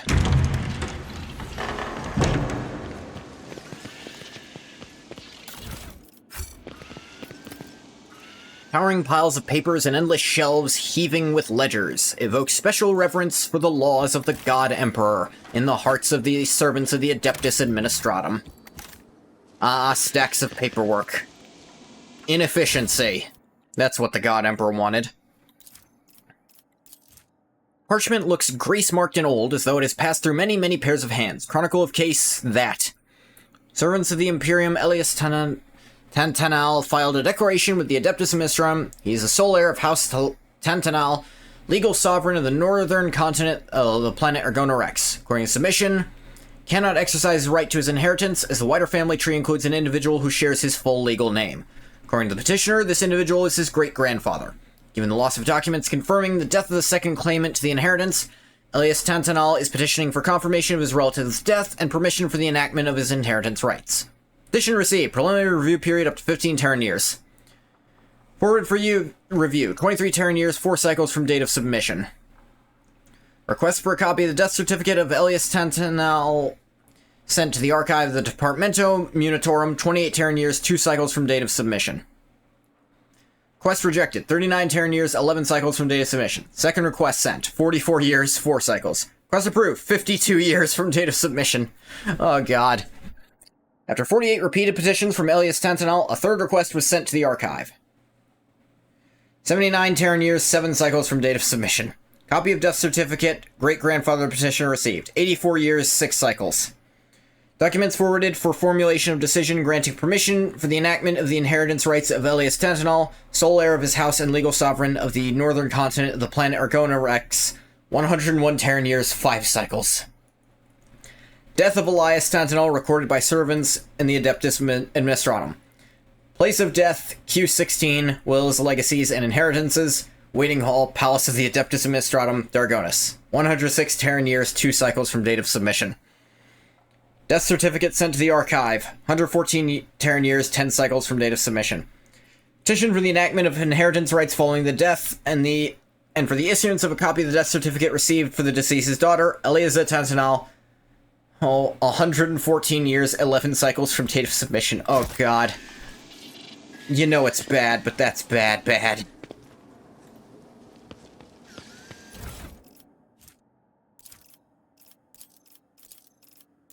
Here's an exacta report.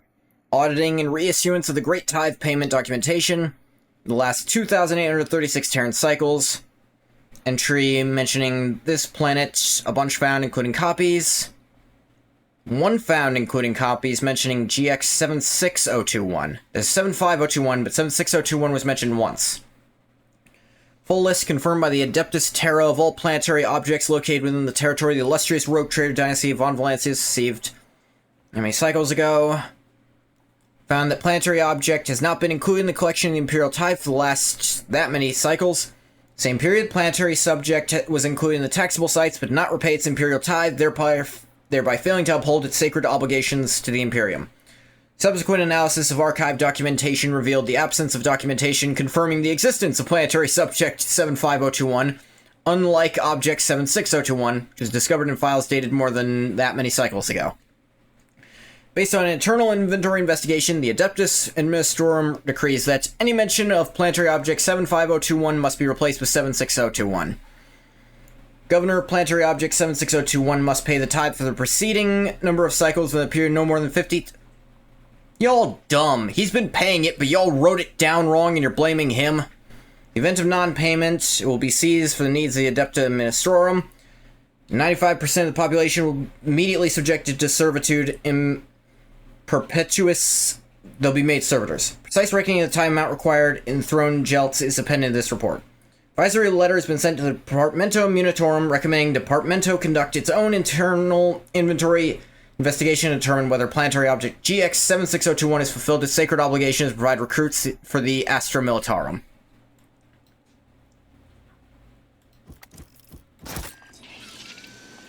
Alright. An ancient-looking woman in a voluminous robe peers at you critically through her ocular lenses when you descend into the bowels of her bureaucratic domain. Another noble bypassing the queue under the pretext of just wanted to ask. You highborn ever want is just to ask, what about protocol? That's what I'm asking, who's gonna follow protocol? Jaya glances at you and whispers, What, so I paid off a few clerks to let skip the queue, Shireen?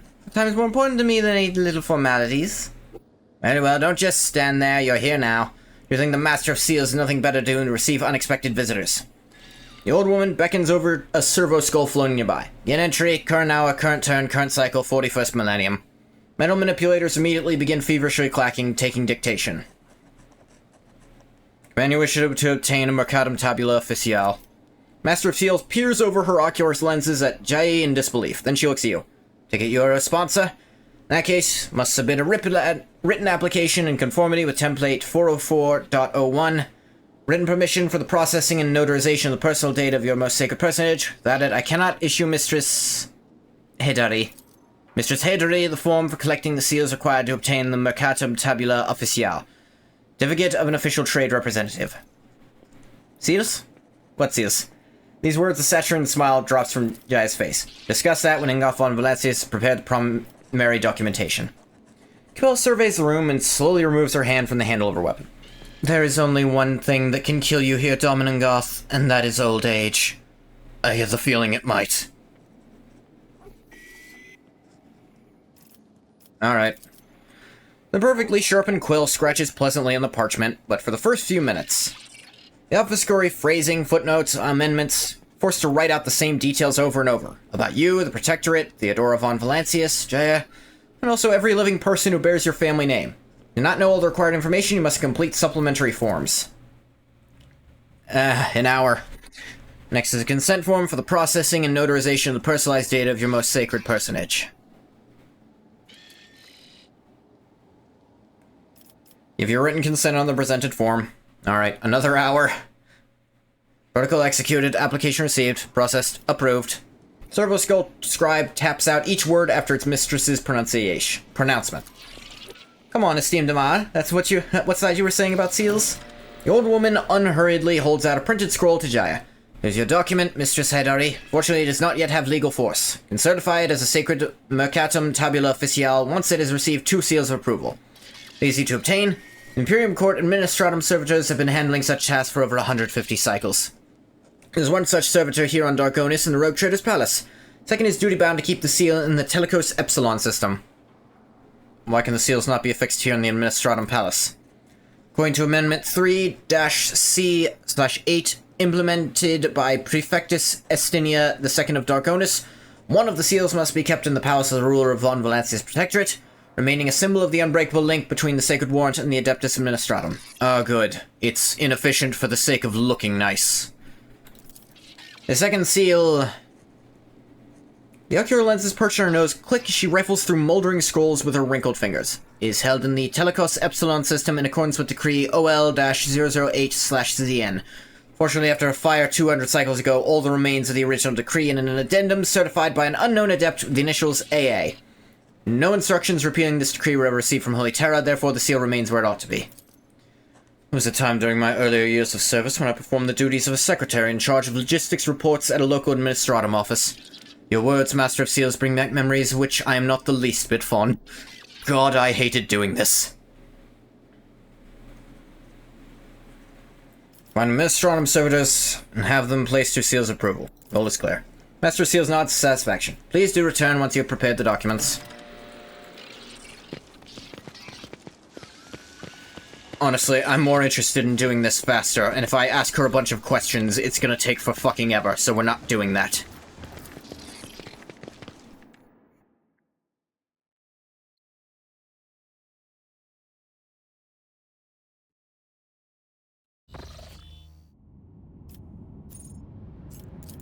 Alright, one of the seals is at the palace.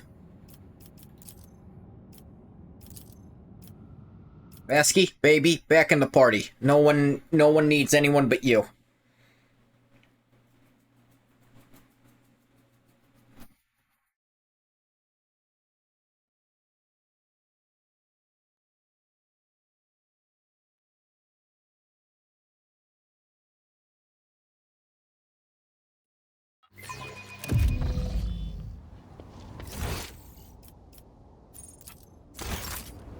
I guess I was supposed to be in the actual palace to do this. That's nice.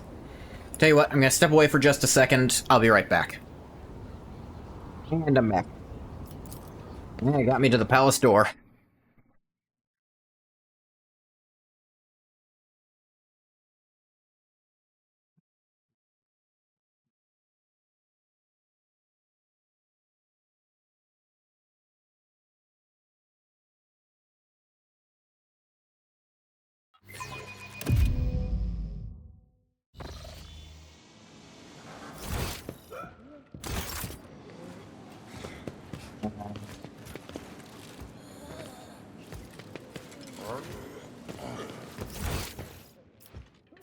Okay. Looks like Jaya is in front of our Chancellor asking about all this. Where's the servitor?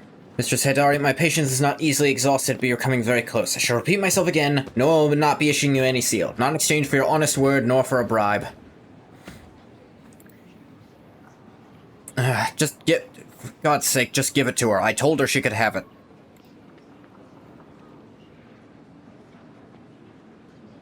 Are you making this a thing? I can see the family resemblance with Abelard now. Cannot see farther than your own nose, my dear Clementia.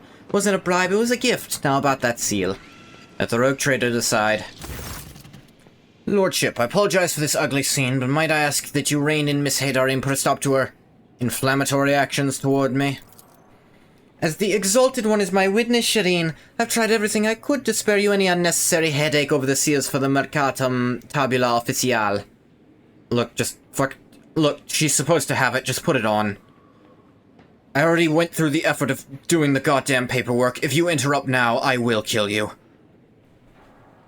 You ensured this aid with a temper worse than a sandstorm, the certificate with your signature, but your Chancellor immediately kept batting me away with a flail of baseless denials. Suspect the reason this has nothing to do with my humble personage.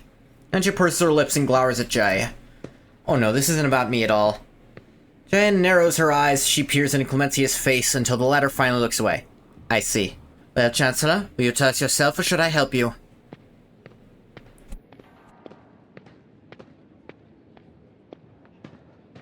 Mistress Wassarian, I require that a document be certified. Where's the court servitor, the keeper of seals? I'm afraid that my words may anger your lordship. If it's fucking missing, then yes, I'm going to be angry, but just tell me that next time instead of giving everyone the fucking runaround. Clementia lowers her head in shame as if offering it up to be removed from her shoulders. Seal you were looking for was lost over a quarter of a century ago. God fucking damn it. Her ladyship Theodora von Valentius ordered a new one to be delivered from the Imperium, but as you well know, we are a long way away from Holy Terra. With warp storms ravaging the Cronus expanse, we've been unable to receive a replacement to this day. Wait a minute. It's not this, is it? This is without a doubt the Administratum seal from Winterscale's realm. Why is it the original, not a copy? I think I understand. Laws of the Imperium do not prohibit heirs of other houses from using the seal in times of need, or to have the servants of the machine cult create a duplicate so as to avoid such embarrassing predicaments in the future. Yeah, I just had this thing.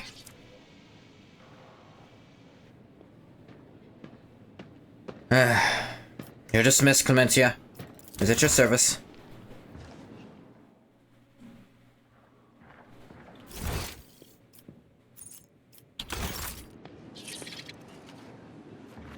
Anything else to tell me, Achilles? No? Okay, buddy. I go back to my goddamn ship.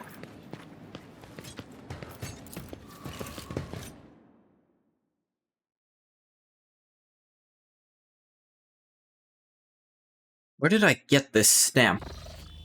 I have no memory of that.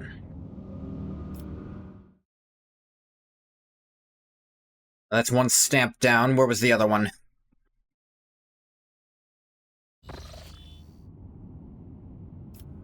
Over... Oh. Over at the... Yeah, over near Janus. I can get there easy.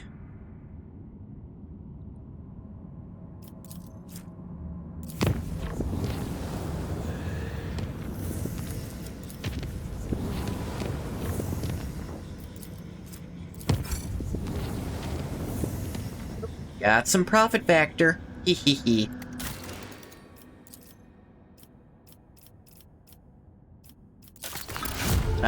Ooh, reaping done. Hell yeah. Reap them.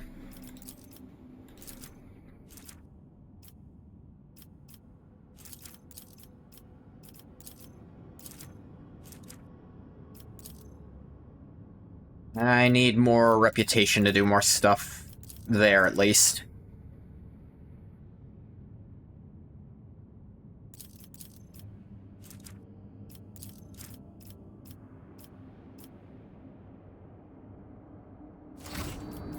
Didn't mean to exit completely. I add anything to Kiava? No. Need more greater than or equal to 5 efficiency on this planet. And I can give all colonies plus efficiency. Current efficiency 4, so I'm actually not far off being able to do that.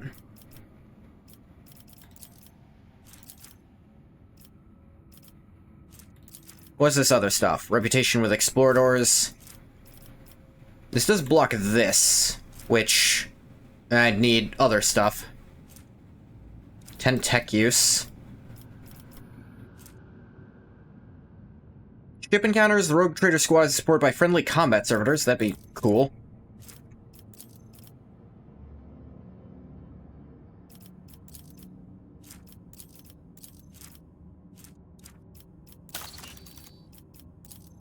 And Gargonis isn't done yet, so...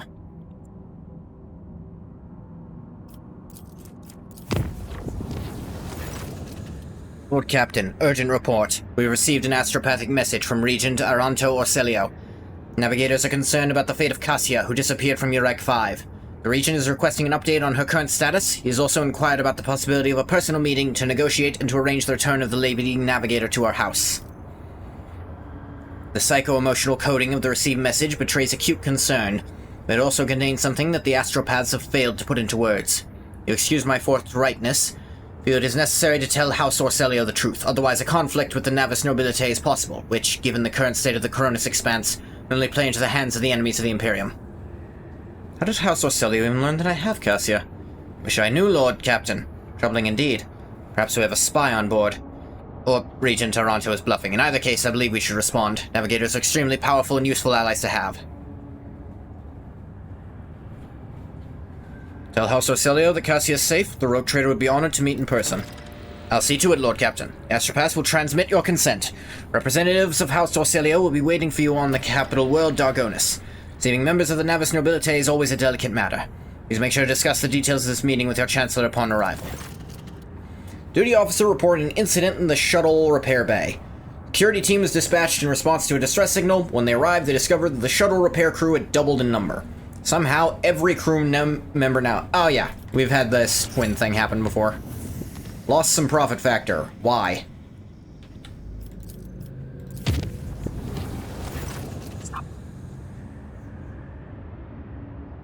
The clan...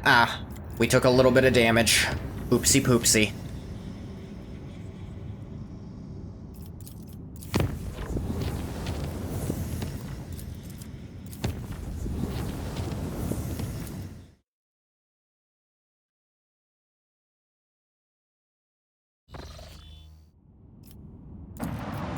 Then Janice.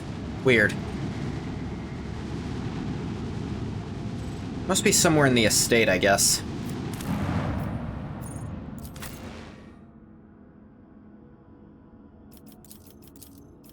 Alright, yeah. You come instead of, her. Because you kind of fulfill the same role of giving us lots of buff.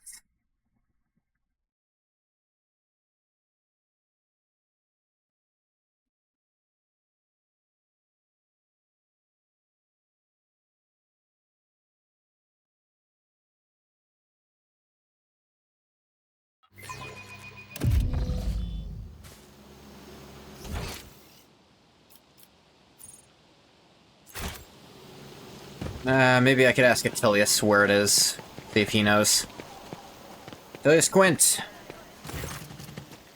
Friar seal to certify a Mercatum Tabula Official.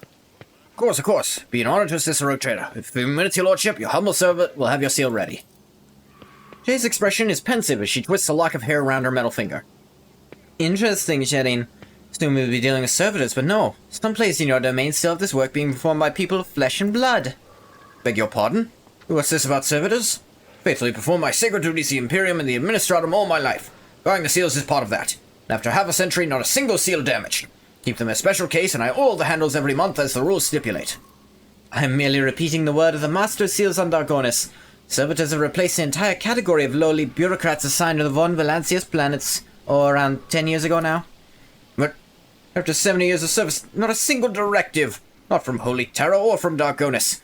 Complete breakdown in communication. What a farce, what an insult against all processes. Scarlet patches blossom on the Secretary's pale face. Is easily remedied. Mr. requires such a servant, and I'll immediately begin preparations for servitorization. The will of the Lex Imperialis is supreme. Jaya licks her lips. She clearly did not expect this response or remark. Attilius, I do not think the Exalted One has any particular desire to see you lobotomized and turned to a mindless clanky ghoul just because someone somewhere changed the law.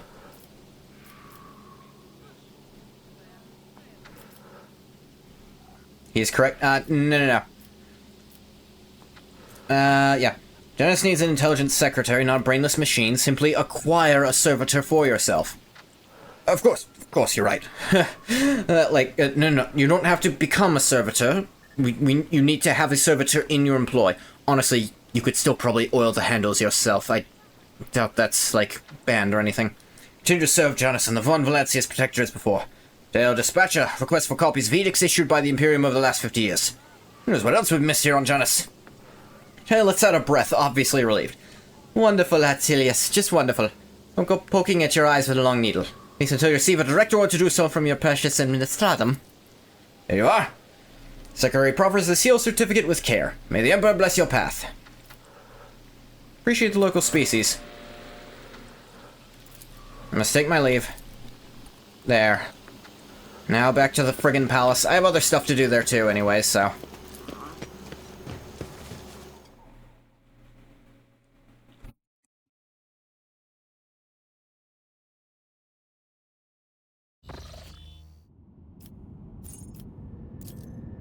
this costs literally nothing, because it's so little.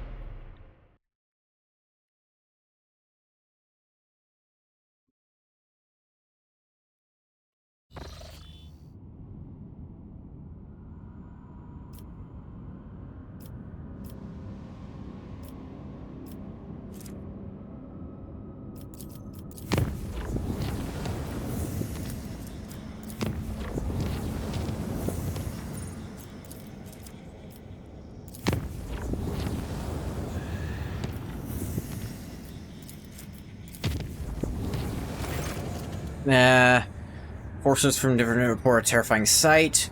Skin of some crew members become translucent. Knots of muscle and blood vessels. Small spider-like insects were seen scurrying inside of them, snow white and sparkling like ice. Transform could not see this phenomenon themselves or anyone else, only occasionally complaining about a prickly feeling in their extremities. Some were branded as mutants and kills. Survivors were back after the vessel emerged in real space.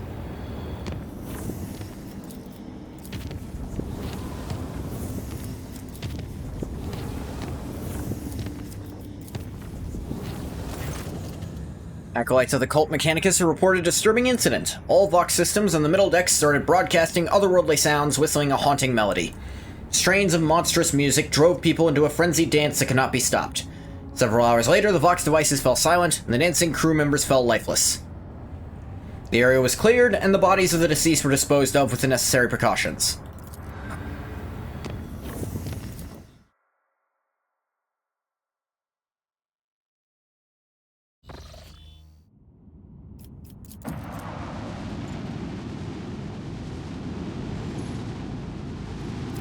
Alright, let's get the Navis Nobilite up in here. I lost... oh yeah, I spent one on the restoration. That's why I lost one.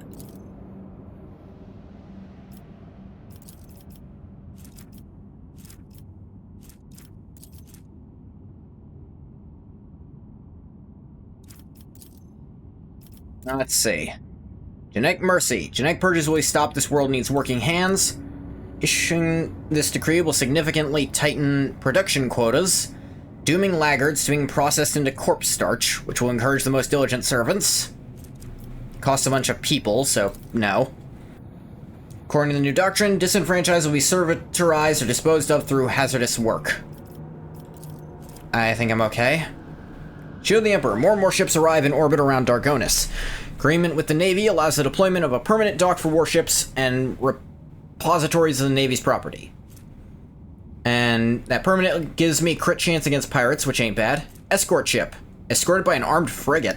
Cool. I get a bunch of stuff with the Imperial Navy. I get security everywhere and weapons, or what is filth of the expanse. More and more ships arrive in orbit around Dargonis. Reduction of duties and the reining in of customs allow the black market to flourish, able to compete directly with Footfall. So either way, I get an escort ship. This gives me this ruins my security, which would suck. Get a bunch of profit factor, Fellowship of the Void, and scrap for winning space battles. I have like a scrap reduction anyway. So I think I'd rather Shield of the Emperor and get everywhere more secure. And, you know. Genetic Mercy gives me a bunch of people, which I actually need a lot of people. Let's start on this. And it has no expense.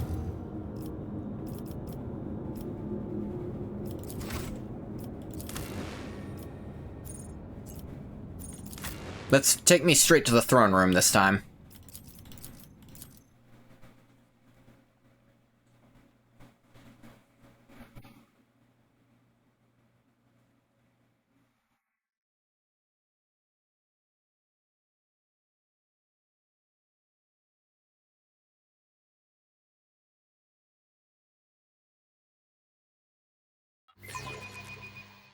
I gotta meet with the Navis Nobilite before I can handle your thing. I feel like you can wait a little longer.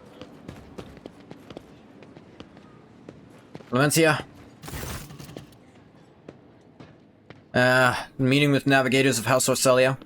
Let me to report. Esteemed navigators of House Orcelio have taken residence in the guest estate and await a meeting with you. How would you like to receive them?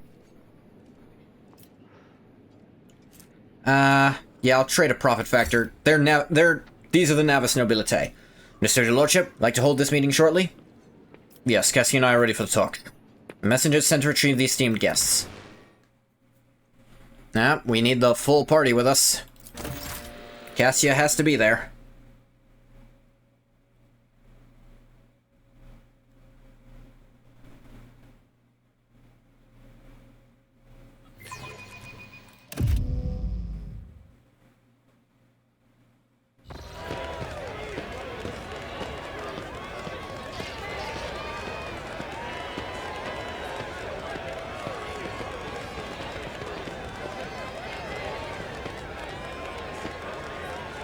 Regent Aranto Orcelio, esteemed delegation. A rogue trader in the Von Valancius Protectorate welcome you. Come this way, please.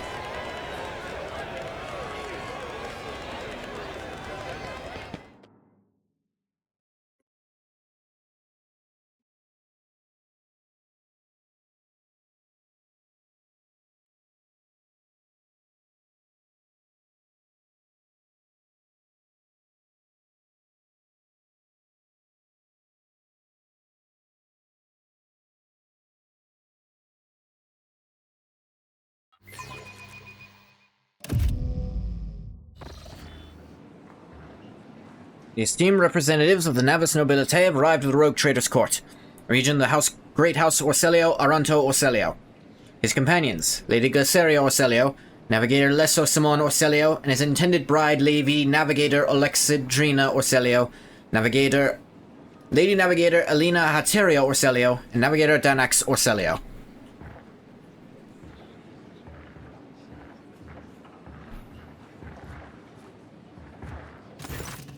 A tall, wizened old man proudly stares at you with milky, unblinking eyes. Loose skin sways with his every move, as if the navigator's flesh is detached from his bones. An unsightly hole mars the regent's face where his nose should be, and the old man's skull is covered with spiky growths. Oh, thank you for following, Sola. Welcome in, I am Fish, this is Rogue Trader. Play this every week. Love this game. Rogue Trader. The regent's piercing voice cuts through the silence. On behalf of House Orcelio, we would like to express our immense satisfaction at this meeting and our gratitude for the warm welcome. Held a lavish reception for the Orcelio delegation. Of course I did. Please us to know that you're dragged by a certain bathwater. I might have known. I think Bathwater's enjoying a steak right now, or they may have finished and gone to get you. Hope I'm well? I think I am. Thanks for coming in. Please let us know they're still lords of the Cronus Expanse. You're sated? Good to know. We observe etiquette and the traditions of hospitality. Yet this is not why we are here. Grace is obliged to note how much the rogue trader has done for House Orselio by protecting its beloved child. Waited for many turns to behold her radiant visage. What's Sola doing here? According to Sola, you brought them here. Come now, child, there's much we need to discuss.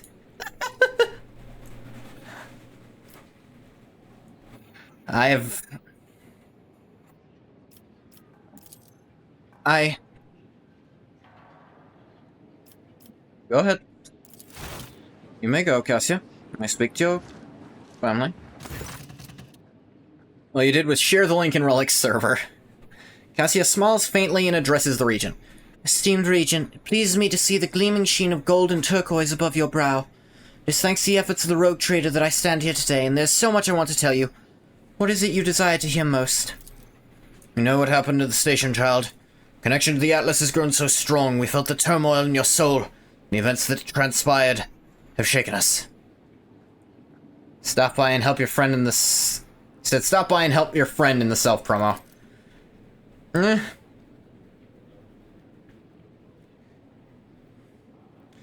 Aw, you actually call us friends, Bathwater? You're usually so scared to do that.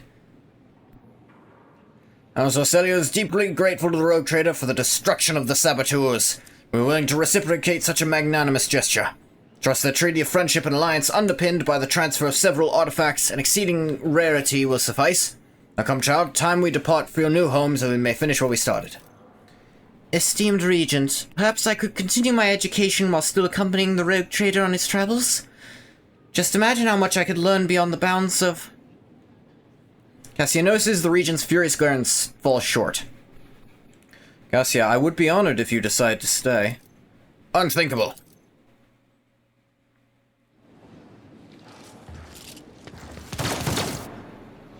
Don't just stand there. Help the rogue trader defend the child and the palace. Beth having a non-degen friend is new to you. Tissaphane's tyranny! Kill the girl! Whoa, damn. I'll see why they made me actually choose a party to bring here. We gotta repel the attack. Cassia, you hide behind this. Actually, I mean, that's not the best. That's the best place you have access to. I will be over here. You have normal friends like Ruka? Yeah, although calling me a non-degen is... I don't know how accurate that frankly is. Heinrichs, we got some enemies of humanity. Feel like, inquisitating them? Cabela, baby girl? Rip and tear. Pascal. This looks awful heretical to me also. Salah is what you describe as a pervert. Model is really amazing, by the way. Thank you. I am quite happy with it, though. I do intend to upgrade it at some point. Because, well, it's a bit old, and... Well, I didn't make the model, but I did rig it myself, and I think I did a very amateur job at it.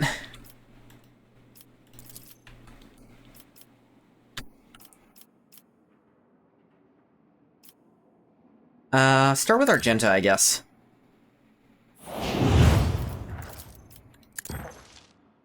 Blasphemy? Heresy, you say? Heresy, you say? Heinrichs, get on this. Bathwater might need... Actually, Bathwater says heretical shit twice a stream. I think Heinrichs knows by now.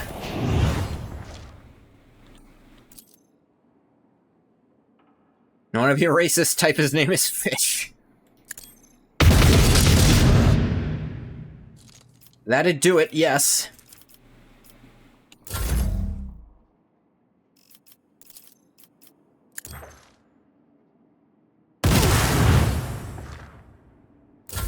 Don't touch me. Fish. God damn it. Weather the storm. I'm not a fish and it's not spelled fish. God damn it. Ngoth is stunned.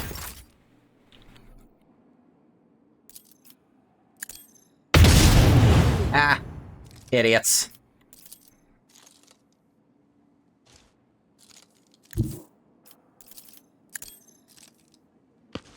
Run up and kick this guy.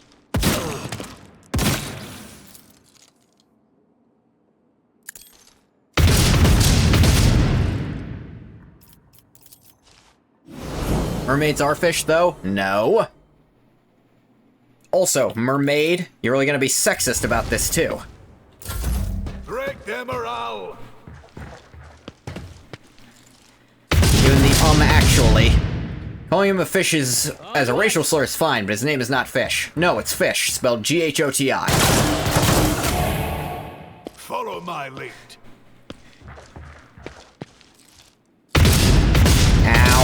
Ow, Jesus, that guy's got a heavy-ass weapon. Name is Fish, which is pronounced fish. Correct. Cabela, rip and tear. Mermaid is what you meant. Autocorrect said mermaids. You, I think it's still auto-corrected.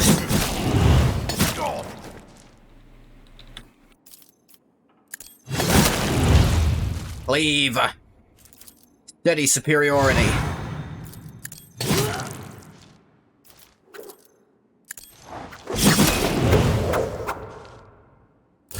My faith strengthens me. I'm the best maid. I'm sure at least some part of you believes that. Ooh. These guys have accuracy.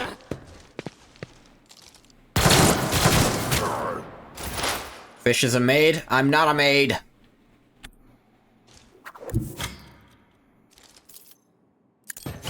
Let's gal. Yeah, you got a little winged there. Don't worry, though. Just strike. Brutality.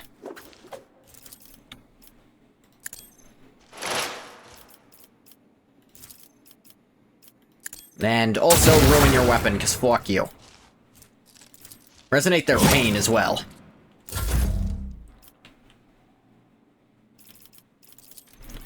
Heinrichs? Sing the Song of the Emperor.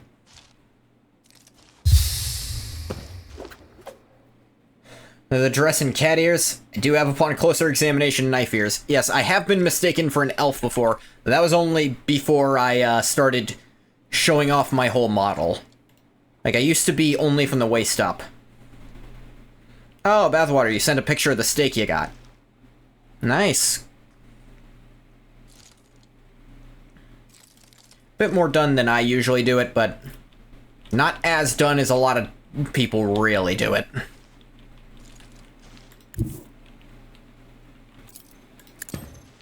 Could say I'm a mermaid. Nice Elder Scrolls joke.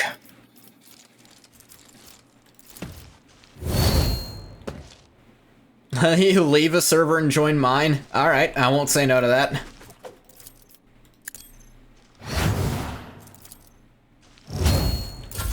I can't stand it.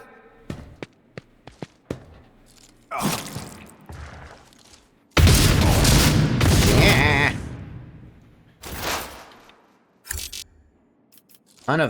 Oh, right, I'm stunned. Well, lucky me. I can go into a battle trance. Ow. But that didn't give him my fucking stats back. Moving out. Don't be horny. I have a not safe for work channel, if you really need to be.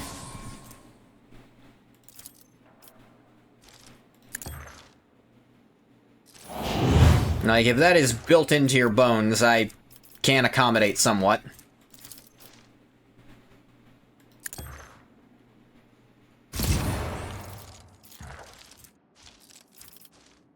Populate the NSFW? Yeah, do something there. No one else uses it.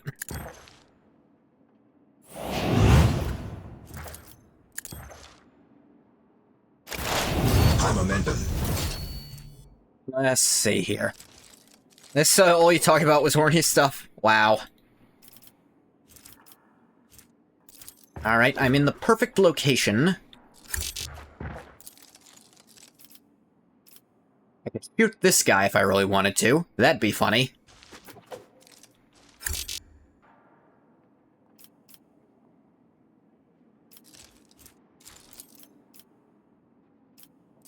Do it. It was a joke, you're being silly. You gotta take every insane thing Bathwater says seriously, don't you?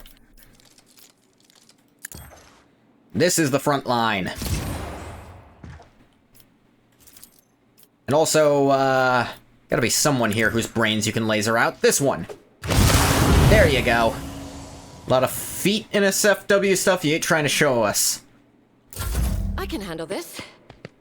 I mean, the most prominent mermaid in all of fiction had a foot fetish. And you can't convince me that Ariel didn't. Weapon at the ready. I don't, so, you know, Look out. feel like a traitor, but, you know. I wonder, does Ariel count as a furry for that?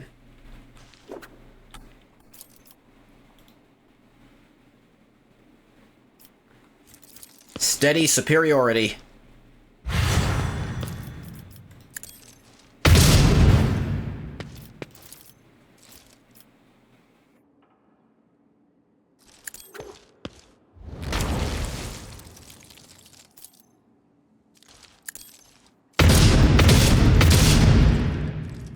There we go. Stay vigilant. Chop. Chop. Grandmaster Fish, is there a limit to what you can post in an SFW? Follow my lead. Got a dog in ya? Let me think. I'd say the only limitation is probably, like, no real-life gore would probably be the only limitation I can think of that I'd actually enforce.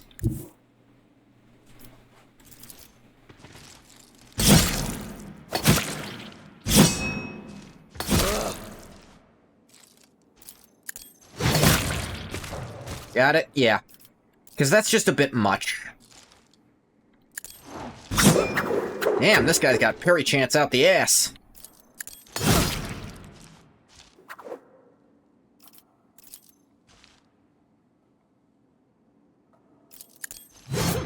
Damn. Limit his normal rules like no selfie stuff and gore and such. Selfie stuff, I'm not going to ban that per se. But you know what, yeah, I will ban that. I'll say no to that. Because that's just, like, I don't know.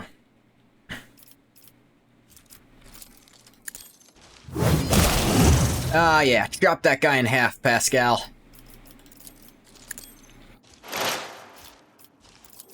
Don't let this guy's weapon work correctly, either.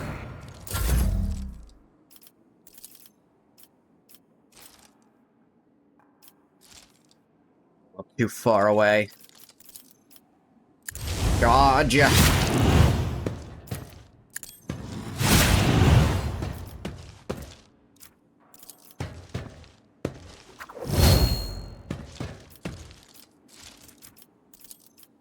And you are the sworn enemy.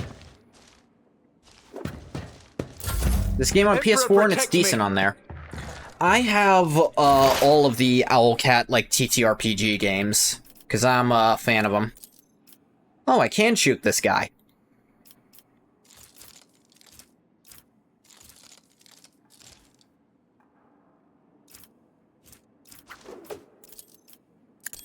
Shoot him.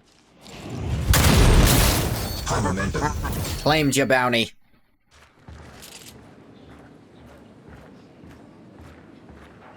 I'm a fairly small-time Warhammer fan. Like, 40k fan.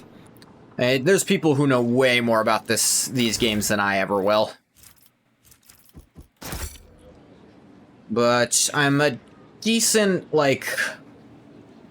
I'm a big Owlcat Games fan, because I played both their Pathfinder games. Alright, Lady Navigator Elena. Mercy!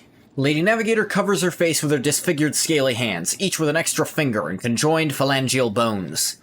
Her clothes are covered in blood, mostly that of your servants, and several unexploded bolts are sticking out of her chest plate. Rogue trader, whether on purpose or out of ignorance, you are harboring a monster that is cunningly pretending to be an innocent maid. Spare me, and I, Helena Hatteria Horselio, will swear to tell you the whole truth about the madness that is devouring House Horselio like a malignant tumor. Do not let the Regent deceive you with honeyed lies, lest the cursed child ruin your protectorate as well. See a rage and despair in the Lady Navigator's face, but neither is directed at you.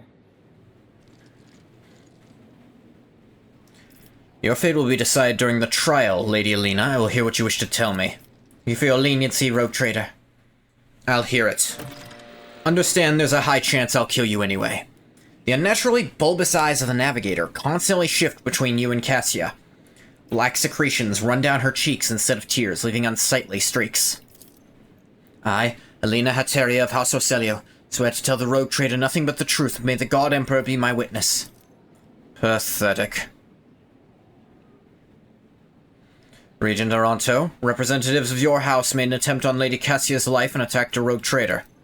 Rogue trader, House Horselio humbly asks for your lenience and forgiveness. We could not even imagine these vile rats could be scurrying among our ranks. So them sneaking in the rogue trader's palace and staging an unthinkable crime.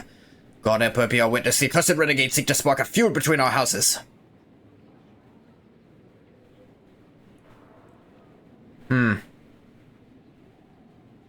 I believe you, Regent Aranto, and yet this is now the second attempt that has been made on Cassia's life. I need answers. Ready to tell you everything we know so this misunderstanding can be remedied as quickly as possible. Tell me more about the renegades. A madman who seek to destroy the centuries-old traditions of our great house, so carefully nurtured by the previous Novator, Tisiphone Horselio. They deem the century of her rule a tyranny, and our most sacred relic a curse that must be destroyed. Fools! If the Atlas were to be destroyed, the whole of House Horselio would follow it into oblivion. Why they seek to destroy the house's relic? They dread its power, for only a Novator can fully grasp the mysteries and harness the power of the Starway Atlas. The renegades call a leash, we call a guiding scar. Why are they trying to kill Lady Cassia? Everyone in the house knows the child is the keeper of the one true Starway Atlas, which belonged to a great Novator Tisiphone Horselio. Thank Beth, they had you meet me, I'm amazing. Thanks, Sola. I'm glad people come in here and are happy to see me. Because I'm not big by any means. The ungrateful wretches secretly hated her grace, and when Tisiphone abdicated her responsibilities and set off for parts unknown, they staged a revolt to destroy her successor. Does Cassia really carry Tisiphone's atlas? We believe it with all our heart. The Novator spent many cycles on the world where the child was born. Always happy to see me? I know you are, Bathwater. You wouldn't be so racist if you weren't. The highlight of your day? Aw. Dang, what do you do on Saturdays when I don't stream?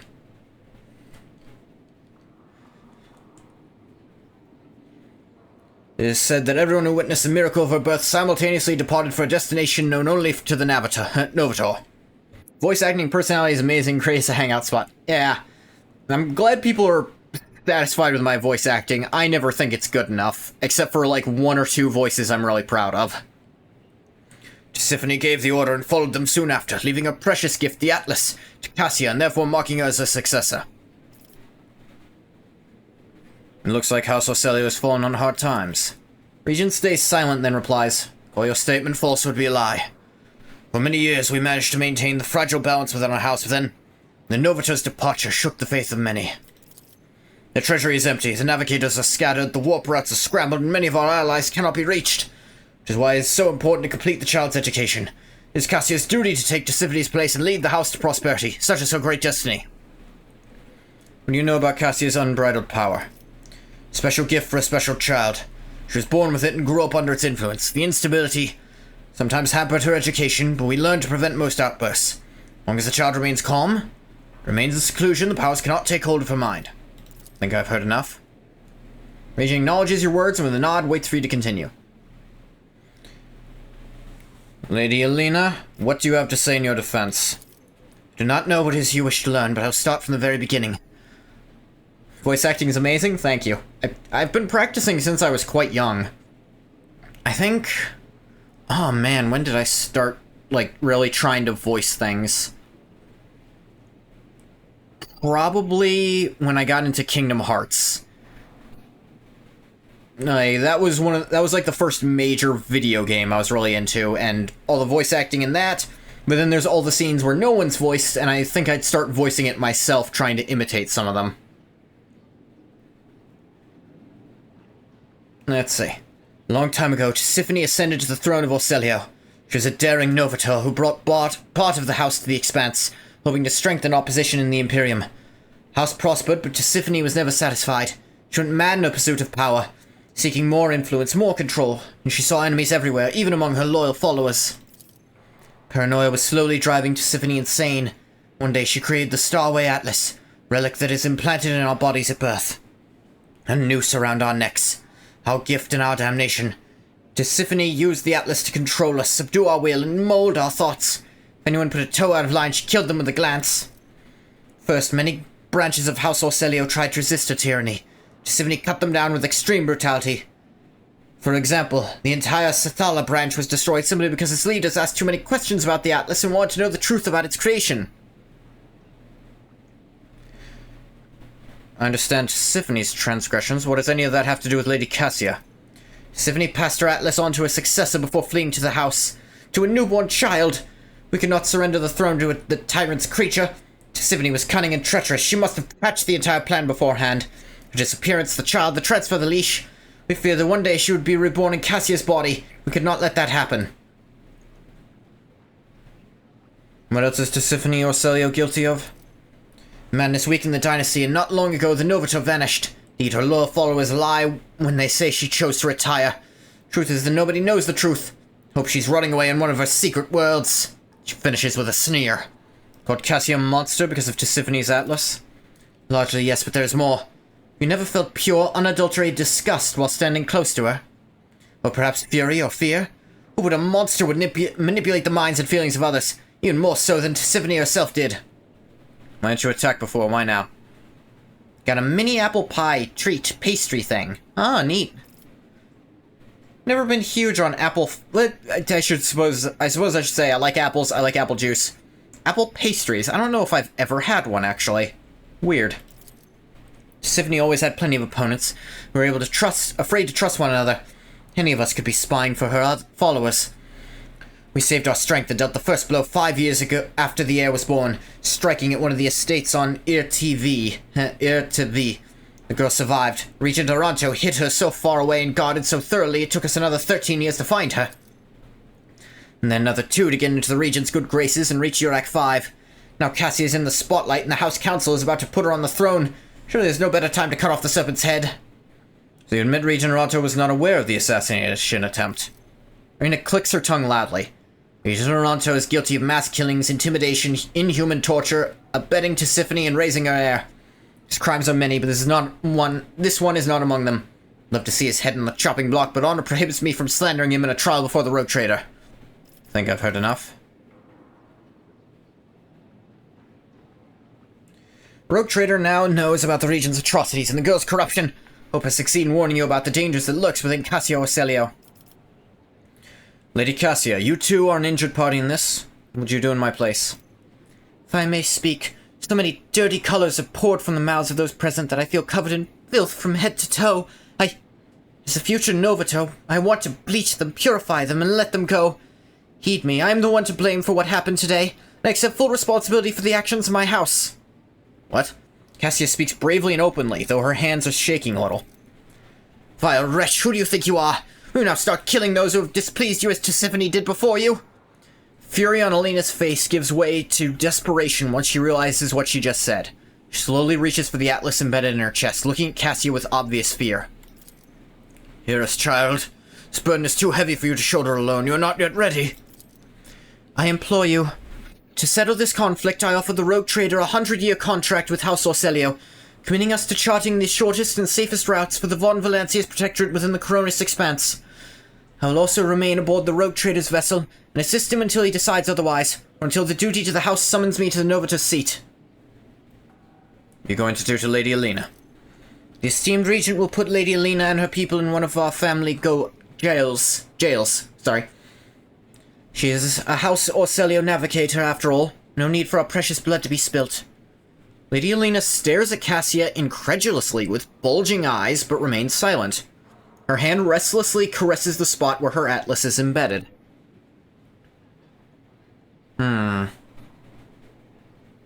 accept your offer, Lady Cassia. Cassia smiles.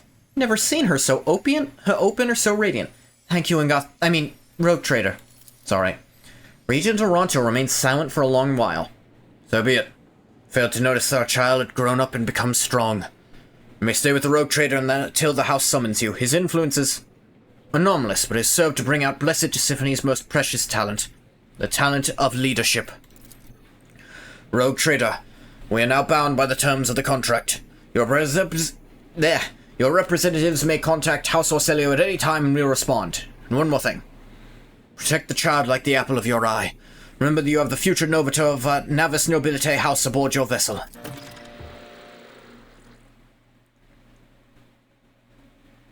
Damn.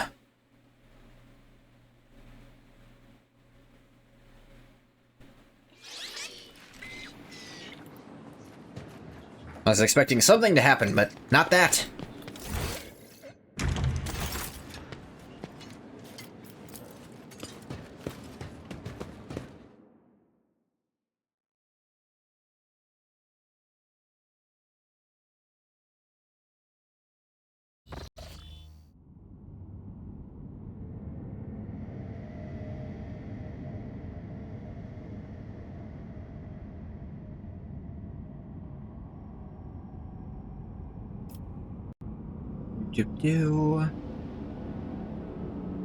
Oh, put that out of there.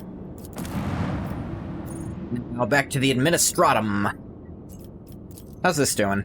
It's almost done, I think. Yep, back in we go.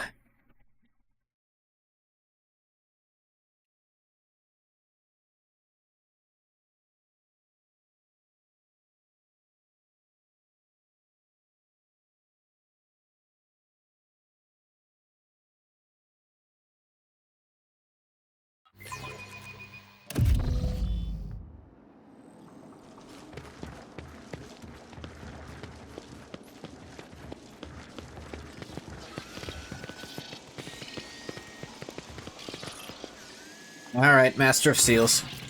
Gotham Valancias, you return. Now, the sacred document I entrusted to you last time is now successfully passed through the approval procedure. Here's a paper, complete with seals. The ocular lenses on the old woman's nose emit a subtle hum as she adjusts the magnification. Yes, oh yes, indeed, it is perfect. Seals are authentic, so we may continue with the certification procedure. Follow me, please.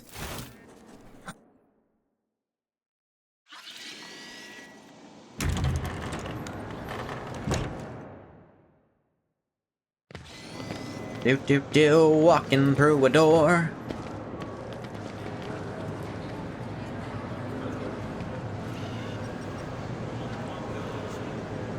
Wow. The fact I have to bring my party here makes me a little questionable of if I'm gonna have to fight at some point.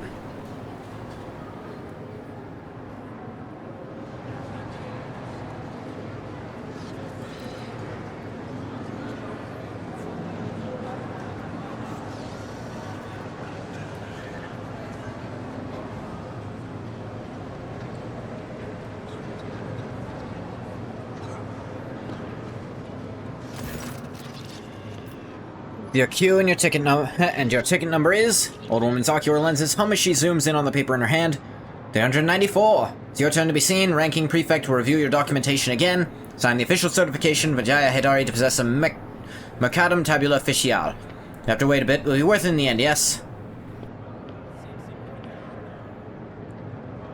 Is this some kind of joke? Master of Seals peers at you over her ocular lenses. Hardly. In accordance with Decree DA 58, Clause 201, citizens of the capital world of the Von Valancias Protectorate must submit their petitions at one of the assigned windows of the waiting hall. Decree makes no mention of the rogue trader being exempt from this rule. Alright. Bid you good day. The law and the Emperor keep you. God fucking damn it.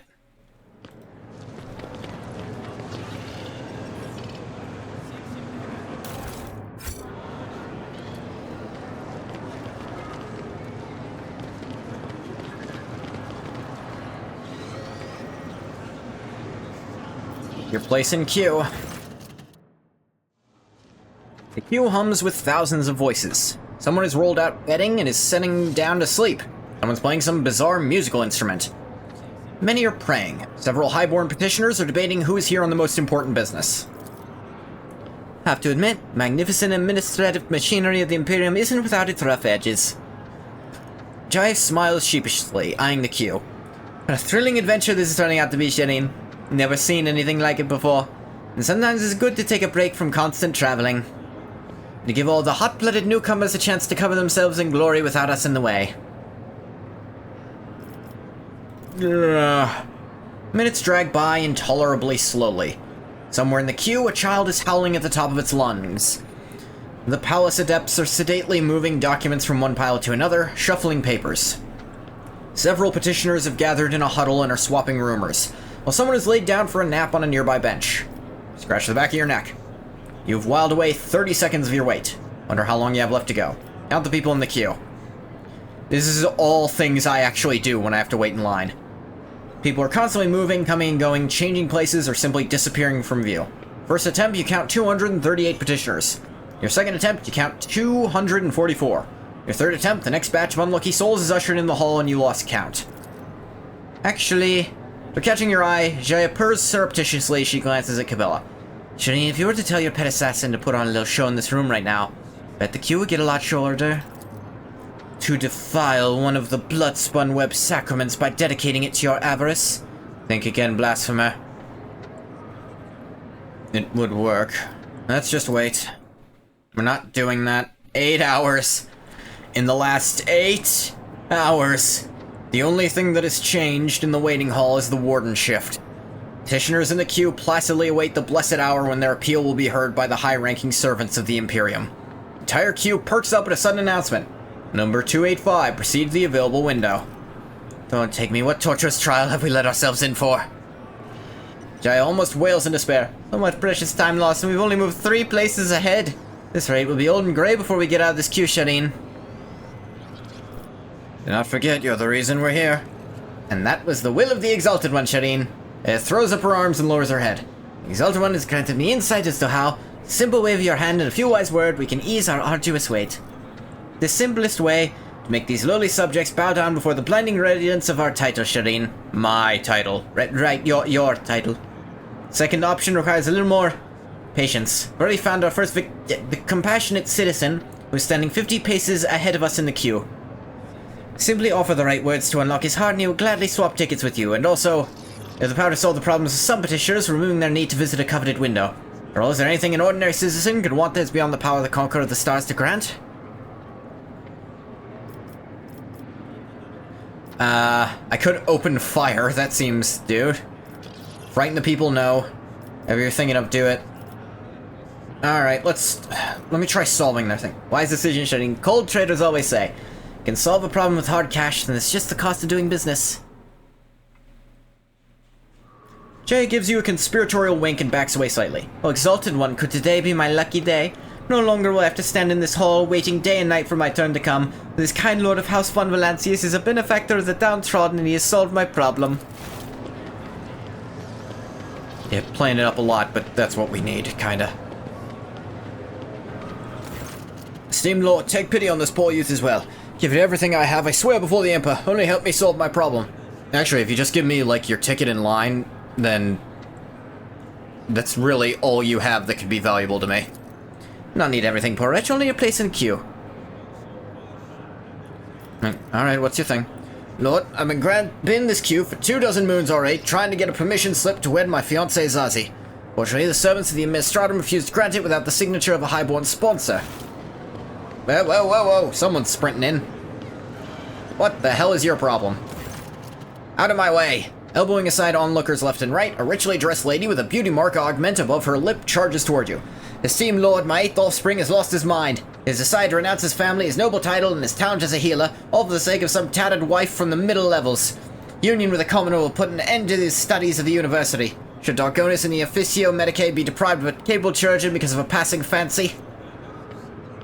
Zazie is a healer too. She helps the people of the Hive a great deal more than a lily-white chirurgeon with a diploma. Don't want to live a life of idleness in the spies of Darkonis like you. Not when I know there are thousands of unfortunate people in the lower levels who need my help.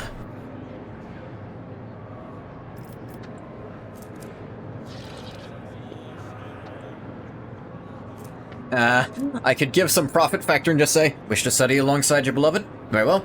Hereby grant you ownership of the Darkonis University of Medicae. You may admit anyone you like. It's like, oh man.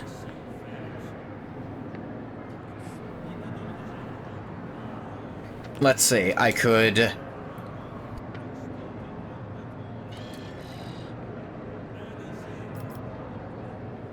say you could finish university and save those truly worthy, but I don't believe that. No interest in your little drama, sign the paper, you require a sponsor.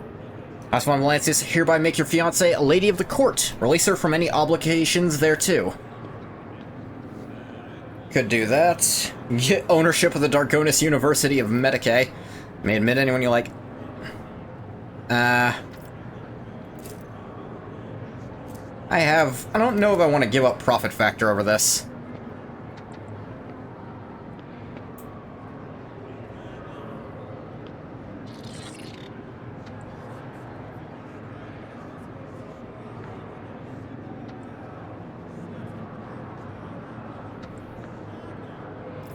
I could say this. Young man spends several seconds opening and closing his mouth in shock.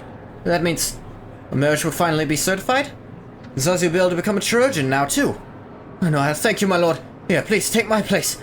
Return later, this time with my fiancé. Just say, alright, she's a lady of the court, therefore she can marry whoever the hell she wants and still go to school. She did... What? Yeah. There, problem solved. They're like, oh, that actually solves both our problems. Later. You have an interesting way of doing business, Shireen. Keep that in mind. Jay's shrewd eyes are alight with interest. She watches the young petitioner leave. After allowing you a brief pause, a hunched ragamuffin approaches you. The old man's toothless mouth breathes out a putrefying cloud of air as he speaks only 3 words. Death for life. He peers over the man's shoulder to read his crumpled form. You are here to request mortification so your organs go to your granddaughter as an inheritance? I only want your worn-out body parts, old-timer. The ragged man shakes his head and covers his face with his wrinkled hands. Servitor disposal. Only now do you notice the tattoo on his right hand, the symbol of the Adeptus Administratum and several interlocking chains. Seems this old fellow is the property of a prefect of this palace. Jael looks at the man's form again and rears back in horror. Granddaughter of this poor wretch was turned into a servitor 16 Dargonis years ago. After a recent accident, she was listed for disposal. Now this old man is volunteering to be spare parts for a soulless tin can. Exalted one, keep me from such a fate. Let's see. I don't think I need to do that.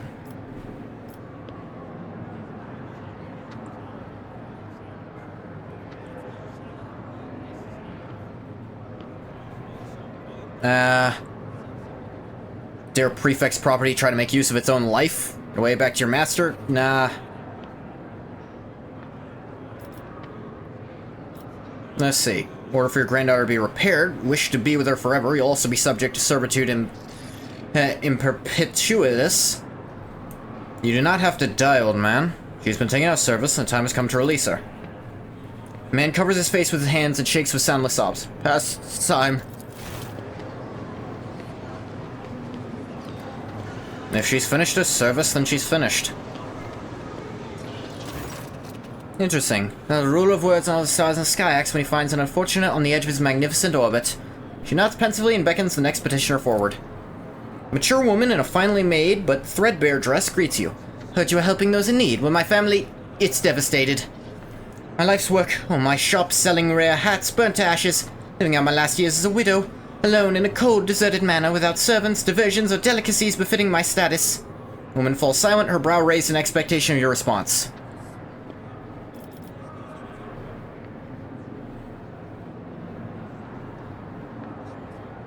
What you want is a life that is meaningless, full of despair. Perhaps it's time you turn to faith. Rebuild that shop. You must remarry then? Select the best spouse? Could just give her a bunch of money, but no. Let's see. I was thinking rebuild this hat shop of yours? Woman's beleaguered eyes sparkle life. That's a wonderful idea. Take my place in the queue here, Aunt Sis. I'll leave my details with your retinue and go. Sure. Rebuild our hat shop, who cares?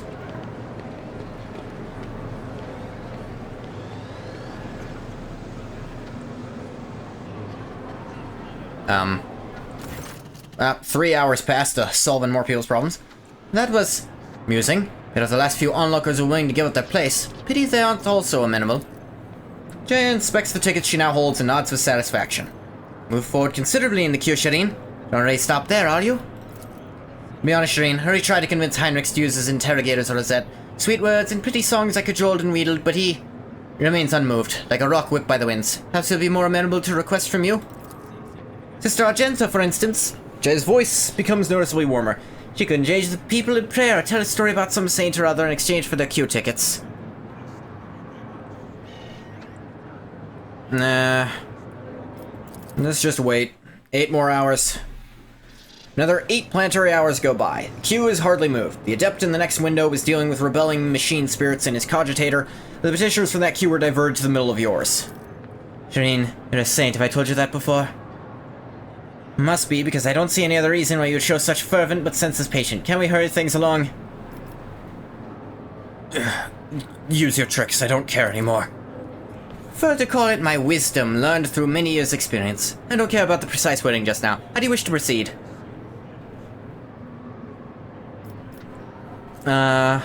Let's see.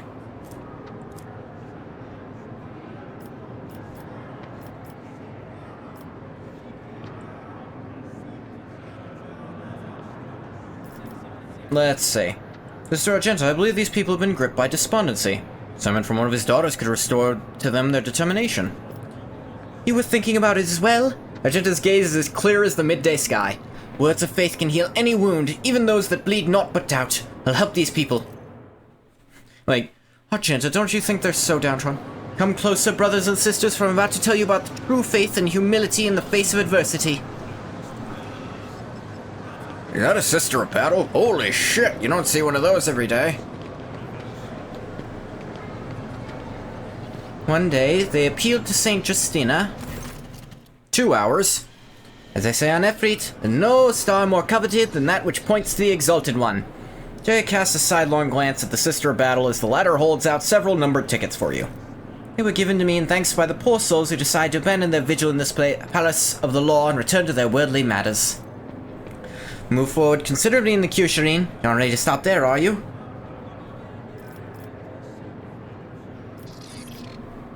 Let's see. Let me consider everything again. Yeah, Trix. Heinrichs, this is a perfect opportunity to make use of your privileged status. Don't want to suspend your mission for several cycles, do you?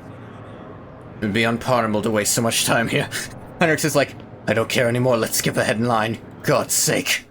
Like, Heinrichs, for the love of the God Emperor, ready to let this lord through. Sacred duty to the Imperium to comply.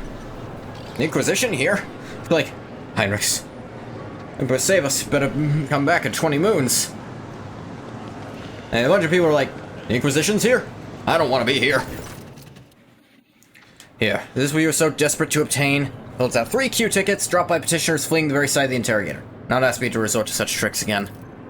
Move forward considerably. See about tender-hearted man?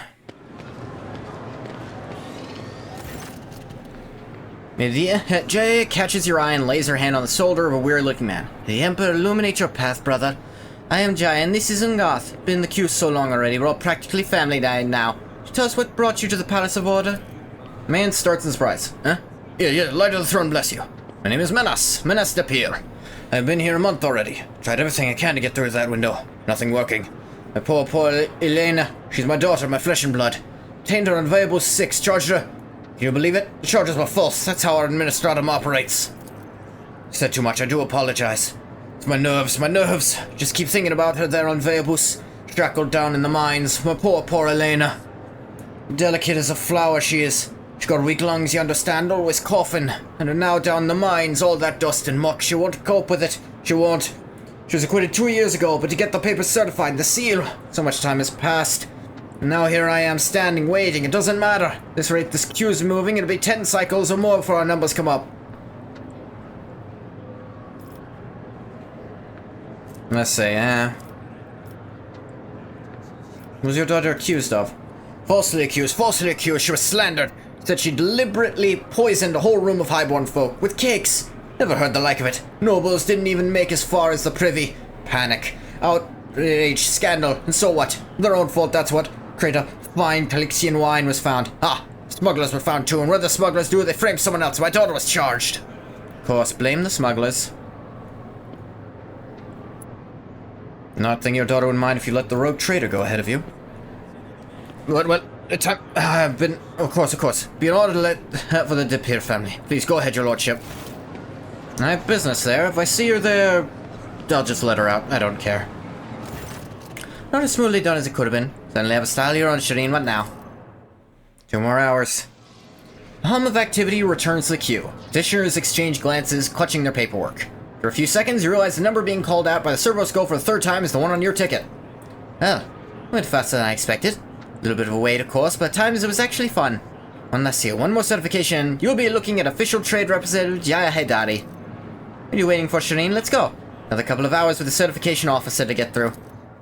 Yeah, we do, don't we? Certification officer leans over the document.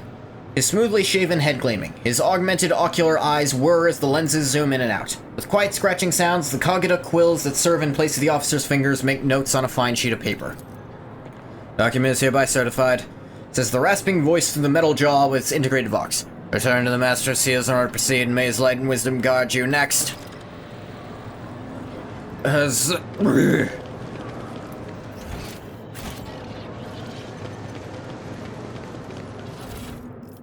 Another one of these. Task list for current work turn. Compose an order for the serviturization of 90% of the population of Asteroid Mining Station VMK-498 for the purpose of increasing productivity. Prepare a set of documents for the reclassification of the world Vebus 6 as a penal colony on the orders of her ladyship Theodora von Valancius. Task the newly appointed adepts of the Administratum with conducting a review of all unresolved petitions in the last 6,000 cycles. Prepare a big mug of recaf.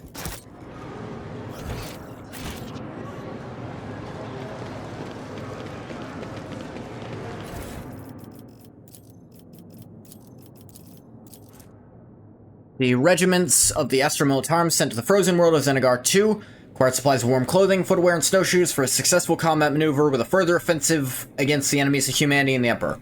Due to a gross error by a low-ranking adept of the Adeptus Administratum, instead of the aforementioned supplies, soldiers received 800 cryobanks, resulting in the death by freezing the majority of troops before the commencement of the mission of retribution. For the purposes of improving efficiency, the adept responsible was subjected to servitude imperpetuous, as a result of which he is now discharging his duties flawlessly. Jesus Christ. Get back to the Master of Seals, at least.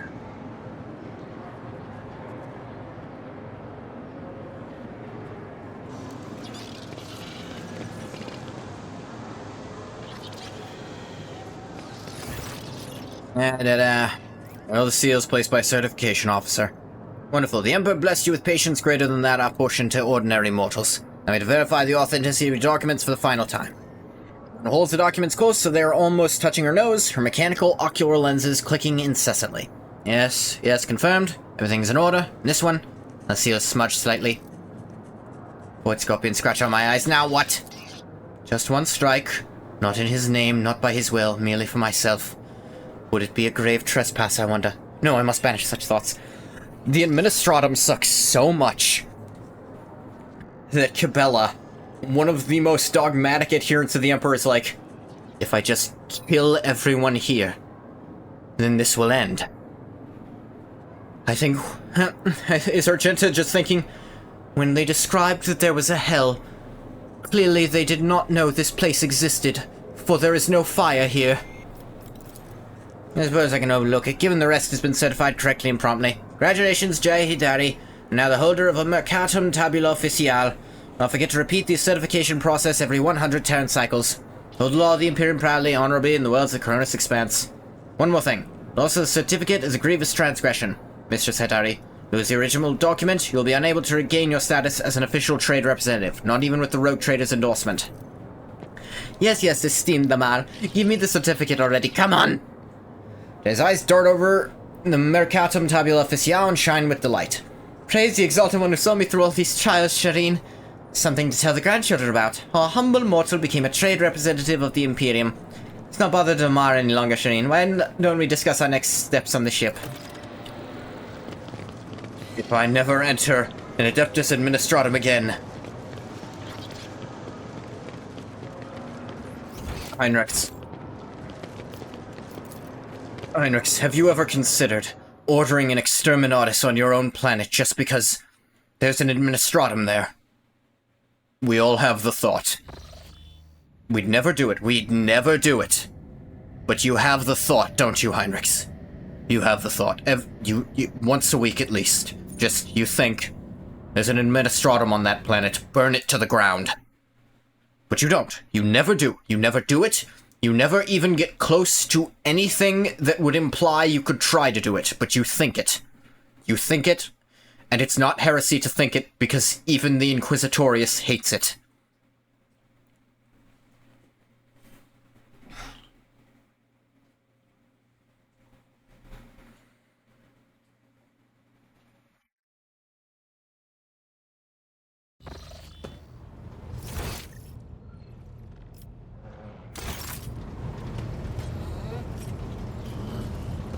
Alright, Jaya. Shireen, light of my eyes, giver of boons and savior of the needy. From now on, 2 sons will grace the firmament of the Font Valancius Protectorate. One bright and powerful, like the rogue trader himself. I always And the forget her other, accent and try to make her slightly more Frenchish. humble, like his unassuming partner. But she's the a diligent weird owner mix of a bunch of the different Mercatum accents Tabula instead. Officiale, and all around the light, Jai Hidari. As I promised before, my crew will be your eyes and ears across the entire expanse, Shireen. Just give them time. And of course, the assistant to official trade representative Jai Hidari is already rushing to Dargonis to deliver goods of rare and exquisite quality to you and your people, O master of many worlds. And once again, thank you, Shireen, from the bottom of my humble heart. Use this piece of paper and I will not help you get another throne be my witness. Nothing will make me part with this treasure, Shireen. May the Exalted One be my witness. Him and all the stars in the expanse that shine like a handful of pearls scattered across the dark velvet of the galaxy. I only have one last question to ask. Guy flashes a conspiratorial smile, leans forward, and shamelessly holds your gaze, completely ignoring the disapproving looks of the surrounding officers as she waits for your reply. I'm in a very committed relationship, Jai. No? Huh. The RG must have clouded my mind, Shireen. Or was it your piercing gaze? Either way, I only wanted to thank you for your assistance and give you something in addition to this humble gift. That's very flattering, Jai. I won't deny it, but, no. Battle-scarred cape. Where ends their turn, they remove burning, bleeding, and toxin effects from themselves and all adjacent allies. Gain +1 temporary wound for each negative effect removed this way. Wow, that's useless. Oh, I have no doubt.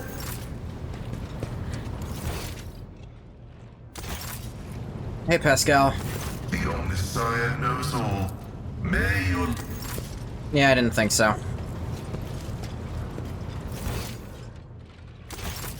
Oh, let's go talk to Cassia.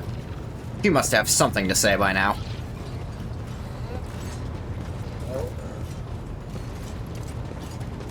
It is so fortunate you have come.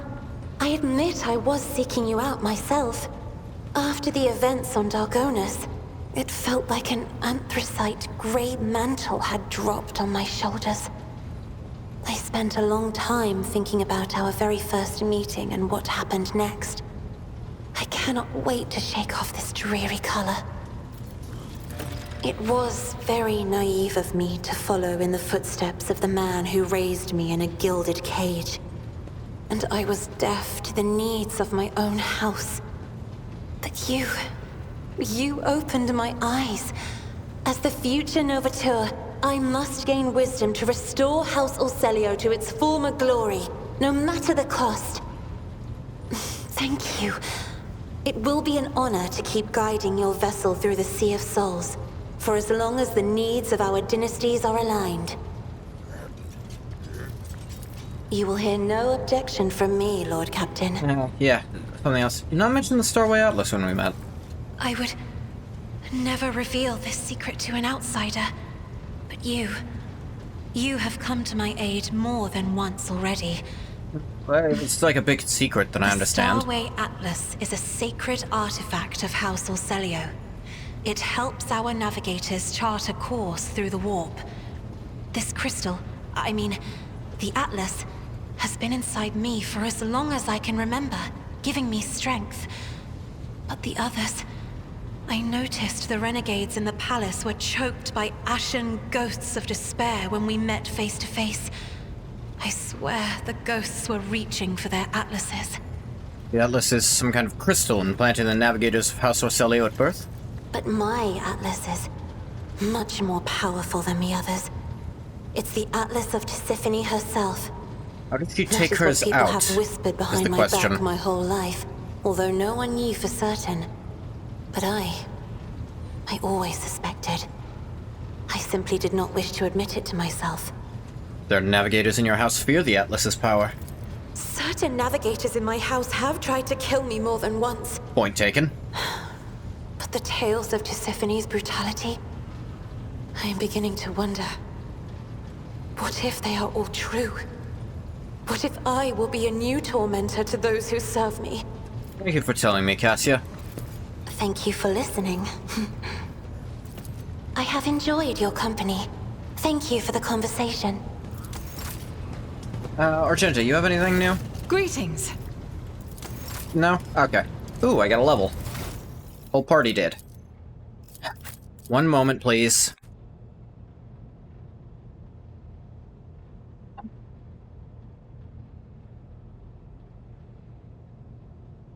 Sorry, my cat's banging on his friggin' food bowl because he's rude to me.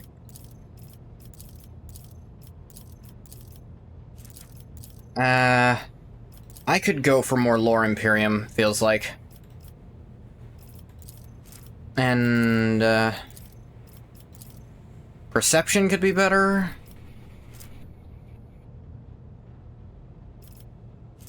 Might help with enemy dodge chance.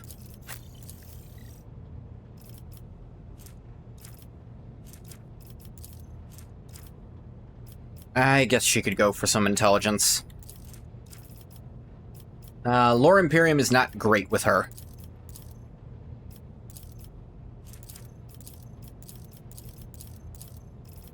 Coercion, why not? This is just a skill level, seems like.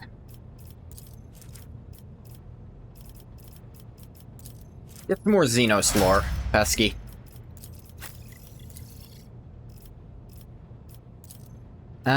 Be a little harder to kill, girl.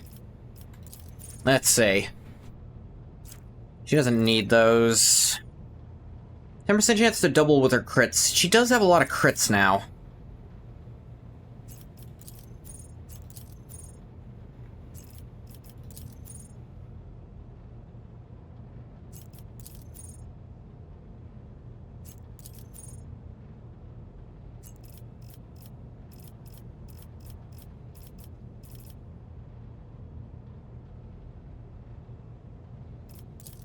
Yeah. I like the name, might be an homage to Fallout.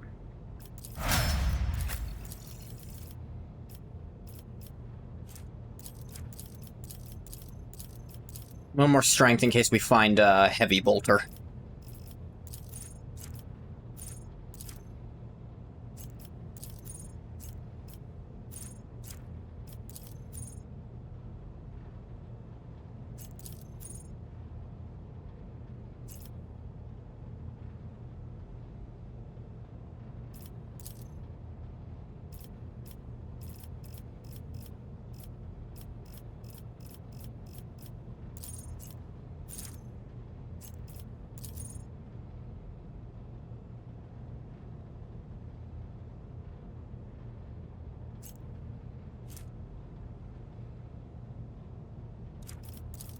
Nah.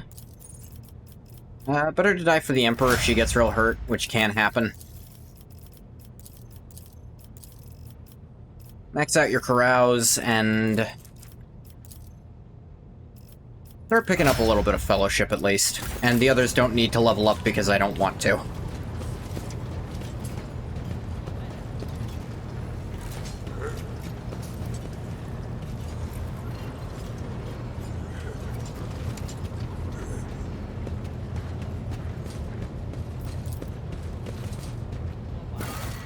Now let's see. There's something on the officer's deck.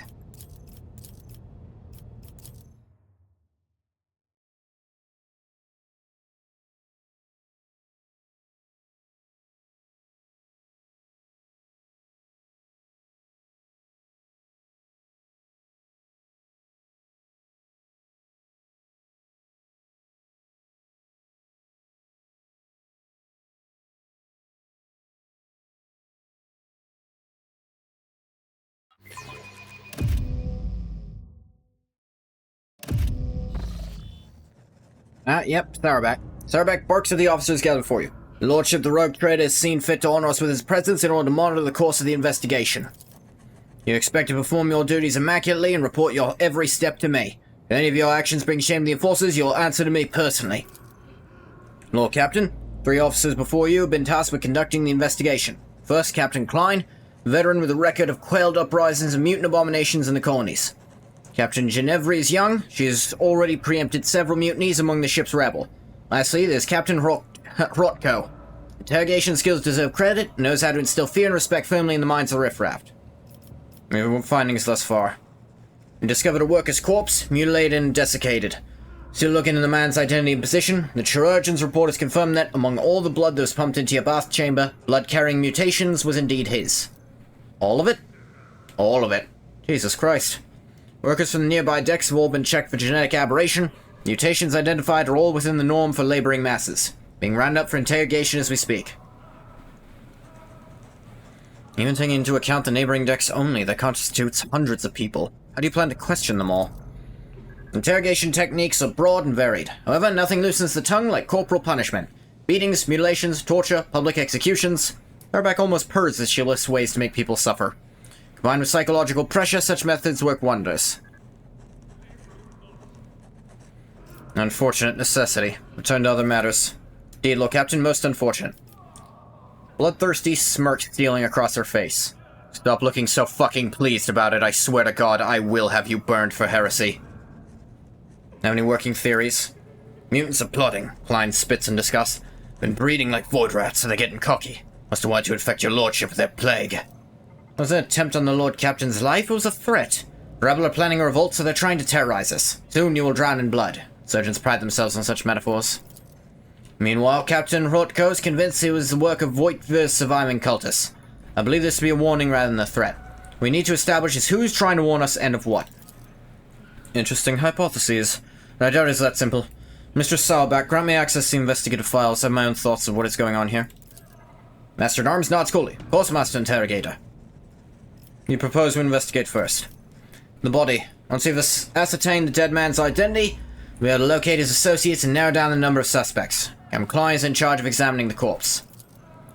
Yes, your lordship. Almost done with my report. As soon as it's ready, I'll deliver it to you.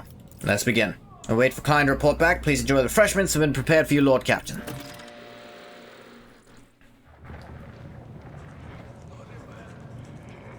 You got someone? A pair of enforcers with battered faces is escorting Infernus Master Heinrich Montag. His lip is busted, his knuckles are grazed and covered with blood, and there's a chewed up glow stick between his teeth.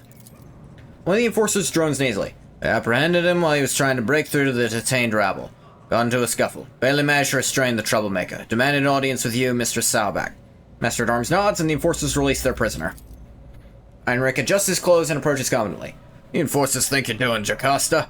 Why are you assaulting my people, denying them water like they're criminals? Got teenagers and elderly folk here. They're all just ordinary workers. They've done nothing wrong. No, Heinrich, what do you think you're doing? Attacking my people, chastising me in front of the Lord Captain? Get out before I have you charged. Heinrich looks up at you. Lordship, I ask you to please protect your servants from this abuse. Explain yourselves. Forces are reveling in their impunity, treating the crew like cattle, especially my clan. Many in their custody are dying of thirst or injuries. Sister and niece are there too. Don't expect them to be exempt from the investigation. I beg you to put an end to these assaults and let my people have some food and water. This is what the procedure demands. Intimidation loosens tongues. Torment erodes the seditionary's will. Rabble known only awe and tower. Void take your procedures. They're not seditionaries. They serve the dynasty just like you and I. Any of them confess to anything useful? Nothing important or indeed worthy of your attention. Detect a slight hesitation before the reply. There's something you're not being told. I'm interested in any and all statements, even the most outlandish ones. Outlandish ones? The Inferni was found to be missing his pass to the room housing the worklog cogitator. Doing such a pass is a serious offense, but the scoundrel claims an enforcer took it from him. Could not specify the name and rank of the enforcer, but he did give a description. Man, tall, blonde hair. Obviously he's lying. He had lost it or sold it for a bottle of rotgut. Heinrichs makes a note on his data slate. More convincing ways of exculpating oneself than making up some mysterious enforcer stealing passes. Since it should not be forgotten, it might be connected to the case. Thank you, Heinrichs. Patience, Heinrichs. As soon as the culprit is found, your people will be released. In that case, I request permission to join my family. So be it. Let him see his family. Thank you, Lord Captain. We can find the culprit before another 100 workers are forced to suffer the same undue punishment.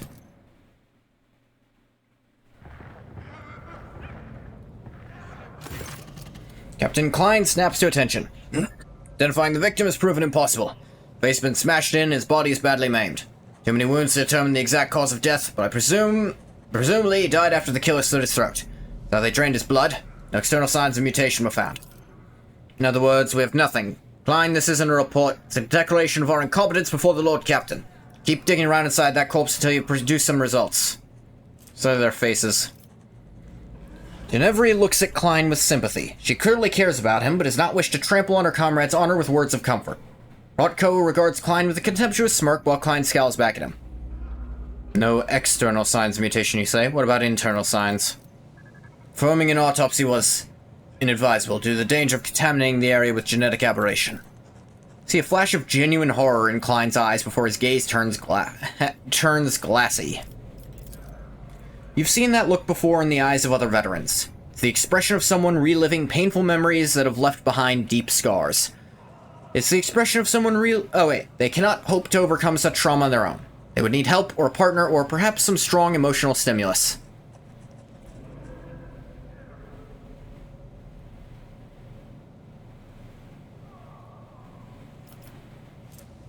It would seem that I had exaggerated opinion of this veteran's courage. Get some rest. Let Rotko take over his duties. Indeed, Klein, why don't you go take a break? Maybe it's time you considered asking for a transfer to a less demanding post. Best years are behind you. You should make way for the younger generation. Klein's face turns a deep red. Shut your damn mouth, Rotko. The thing I've seen, the filth I've crushed. You want me to gut another one? You want me to see its mutant blood on my hands? I'll show you blood. Well played, Lord Captain. Been some time since I last saw this kind of fire in the old man's eyes.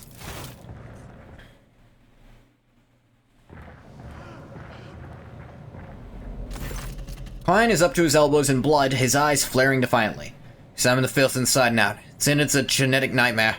Bag of corruption wrapped in human skin. Extra organs, scales, atrophied, ingrown limbs. That's not what's important. Body was disfigured posthumously. Killed the mutant with surgical precision before opening his throat and draining his blood. Well, until after the actual murder, they crushed his head and tried to cover up his wounds. The wounds were so brutal, almost missed his work tattoo. Victim was a pipe warden. I found this in his throat. Then it's a blood-stained raven feather. A certain legend springs to your mind, one involving Saint Quirin, who was granted a portent of enemies hiding among the faithful. When Quirin prayed to the Emperor for a sign that might reveal the traitors, a raven's feather burst out of her mouth to inscribe the names of the conspirators. Only someone versed in the symbology of the Imperium could have left such a message.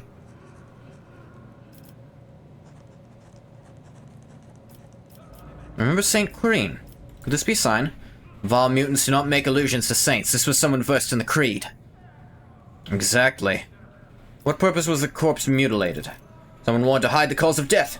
What I fail to understand is why they leave the body out in the open instead of disposing of it. Imperative we find whoever mutilated the body. Concur. I'd like to give us specific instructions, Lord Captain.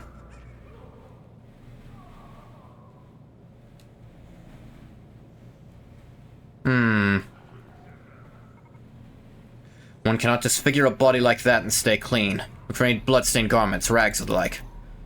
Perpetrator was in a hurry to cover their tracks and may not have had time to dispose of the soiled clothing. Thank you, Lordship, for your wise counsel. Do pipe wardens have to do anything? What was that about a tattoo? Pipe wardens are a worker clan that services the ship's sewer systems. Tattoo indicates a worker's status and personal number. This one was SP-24601. Oh my...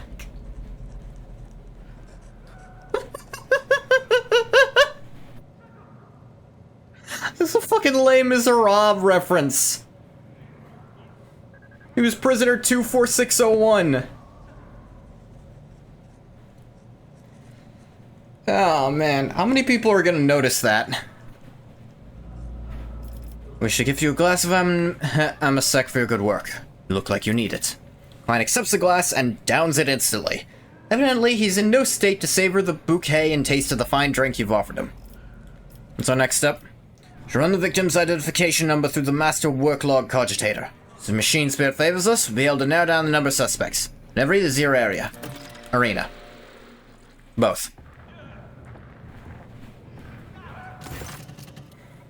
Ginevri approaches you, followed by a dignified woman in crimson robes. Allow me to introduce the esteemed tech priest Andromeda Phi. Believes she has the right to obstruct the investigation, refuse to grant the enforcers access to the master cogitator. The tech priest lets out an indignant binary trill. I request that the laywoman's willful activities be halted.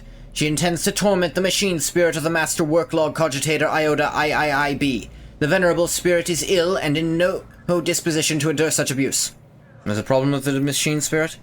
Spirit is old and quick to anger. Therefore calls for a sensitive approach, not a torturous intrusion by a brutish laywoman. Since the start of this watch, the spirit has been unwell, so we have been trying to soothe its woes by applying sacred unguents and sensing the great machine's boards. The dogma of data recuperative quarantine prohibits any disturbances to blessed machines found to be in such a state. What exactly does this data recuperative dogma prescribe? Let no profane hand touch the sacred machine stricken. Let the mechanism be shielded from all worldly troubles by a veil of righteous litany. Let its shrine be thricely honored till the malady is no more. Judging by Ginevri's expression, she would rather have her profane hands touch Andromeda Phi's neck. Pascal, how profane would you say your hands are? I am a Magos Explorator and this vessel's Engine Seer Prime. The profanity of this unit's hands, as well as the rest of its limbs, organs, and augmetics, is null. The honored Magos supervises the laywoman's tactful interaction with the spirit. I will sanction this disturbance. Thank you, Pascal. Just have Pascal with us. He'll just snap, done with screw.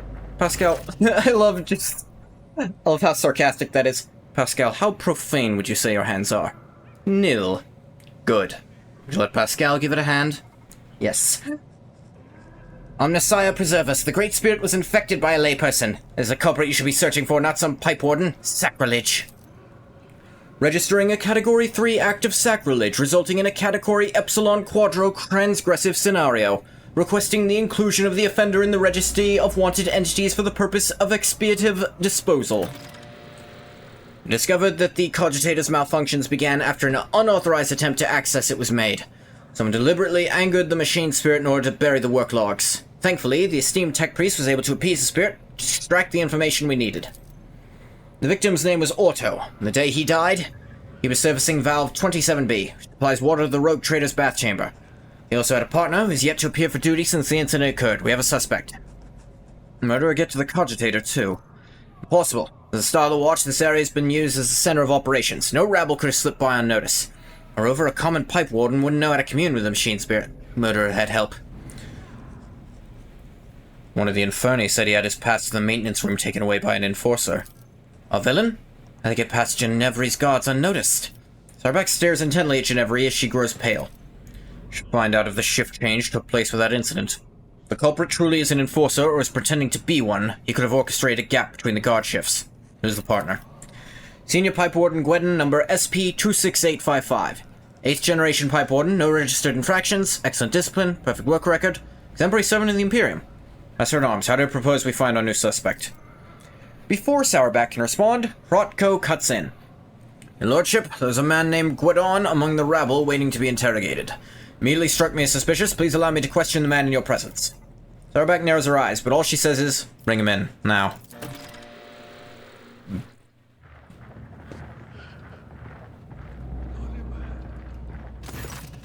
Before you stands a gaunt man in work clothes. His face is swollen from the bruises, and several of his fingers are broken and sticking out at odd angles. He stares vacantly into the distance with watery eyes. Stop talking, you miserable wretch. Tried to kill the Lord Captain, didn't you? Hardco grabs the worker by the lapels. Gwendon's coat flies open, revealing crude occult symbols painted all over his body. What's this? Heretical brands caught to scum. Gwendon yells, baring what remains of his teeth. Yes, it was me. Tried to put a curse on the Lord Captain. I killed my partner in a wicked ritual, rubbed elbows with them demons, consorted with them. All to carry out a dark plot and doom the Lord Captain for the glory of my almighty master. He bursts into a fit of hysterical, theatrical cackling. We have ourselves a model cultist here. There's a ritual, a curse, and a plot, even consorted with them demons. How kind of him to confess to all that immediately. His words. He's trying to paint them with fake garish hues, but his abject terror carries with it too much black and grey. What does he hope to accomplish with this? He's admitted to everything, the vermin. I've insisted time and again that the assassination attempt was carried out by one of Voigt's surviving henchmen. I was right. Guess we weren't so thorough in clearing them out as we thought. Does the Master-at-Arms not find it strange that the suspect is so eager to paint himself as a heretic? And in such a preposterous fashion, no less. I agree, Lord Captain. Sarback growls at the worker. I want the truth. Who are you, and who told you to give us this pathetic confession? The man blanches and starts bawling. He gives up on his sinister theatrics and babbles in the voice of a common worker. Forgive me, your lordship. Not Gwendon, I'm not a heretic. That's my name. Laundryman, please have mercy. They took my family. Enforcer said she'd throw me out of the airlock if I don't confess. She made me troll these unholy marks on myself. Enforcer, name. Give me your name. Ginevri. Her name was Ginevri. What? I swear that I'm not... Ginevri? Steely edge in Sauerback's voice causes everyone present to freeze, but you also hear a note of bewilderment. Deal with her later. Handle the search for Gwen and myself. Lord Captain, do you have us execute this demon worshipper? Hold on. He's lied to us more than once, and maybe he's lying to us still. Ginevri, anything to say? Never threatened his family. Certainly not force him to lie and drop radical signs. Barely even remember his face. May have interrogated him beforehand, but someone else who put him up to this. And he knows your name and points you out right away. Do you not find that funny? Actually, he didn't point at her. Do you not find it funny your head is always up your arse, Rocto? It's obvious someone framed her.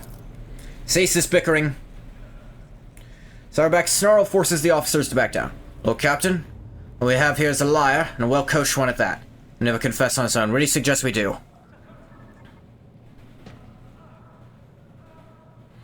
I refuse to believe there's not a single person who saw them being manhandled. Find those witnesses. Or, actually, I kind of like this one. Faith changes people. Think about his psalms and read it to him until he confesses. Undoubtedly inspired by your idea, Sauerback rolls her eyes and faintly mutters under her breath. Emperor grant me strength. Be done, Lord Captain. Recite psalms to the prisoner. What wants to do with him when we're done?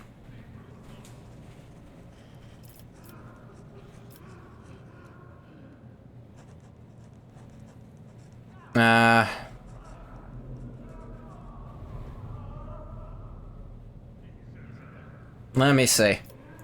Farcical symbols are meant... I don't care. I'll leave this decision to you. Execute it is. No cause for alarm, Lord Captain. Conspirator may have been a fake. Now is only a matter of time before we find the real culprit. We have the pipe warden's names and the identification numbers. We know which clan they're from. Keep pressing the riffraff until either the culprit confesses or someone turns them in. We'll handle this. Enjoy your meal in the interim, Lord Captain. Scoundrel will appear before us soon enough.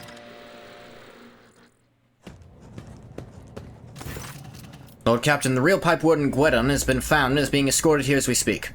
Any remaining questions you wish to address before we hear from Gwendon himself? Start by reporting on the results of the additional investigative efforts. Absolutely. Insightful suggestion helped the enforcers to locate the evidence. In fact, we found a bloody synth code in one of the vents. Standard issue included in every enforcer outfit on the ship. Interrogation of the detainee yacht had to be suspended. Seems to have gone mad. Just keeps mumbling it was Ginevri who set him up to lie, and that he must therefore be set free. If we get anything further out of him, be it with cruelty, kindness, or holy prayer. Concludes my report. Someone attempted to mislead our investigation. We cannot let this go without consequences.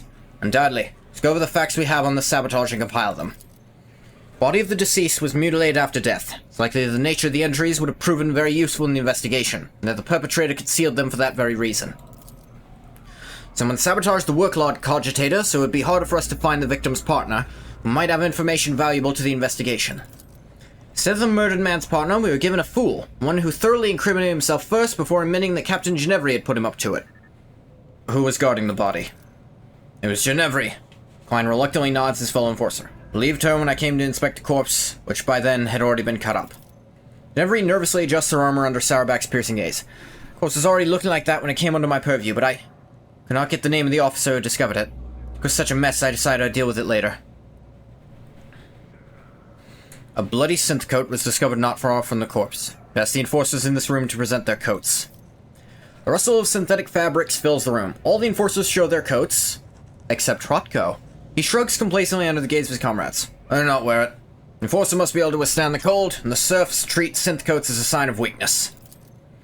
Behind the armor of affected indifference, his thoughts ooze grimy hues, like blood mixed with umber. Looks vile. Who had access to the workload cogitator. The tech priests did not let anyone near the cogitator. Even tried to prevent the enforcer's investigation. Ginevri, were you there the entire time? Yes, ma'am, since the start of the watch.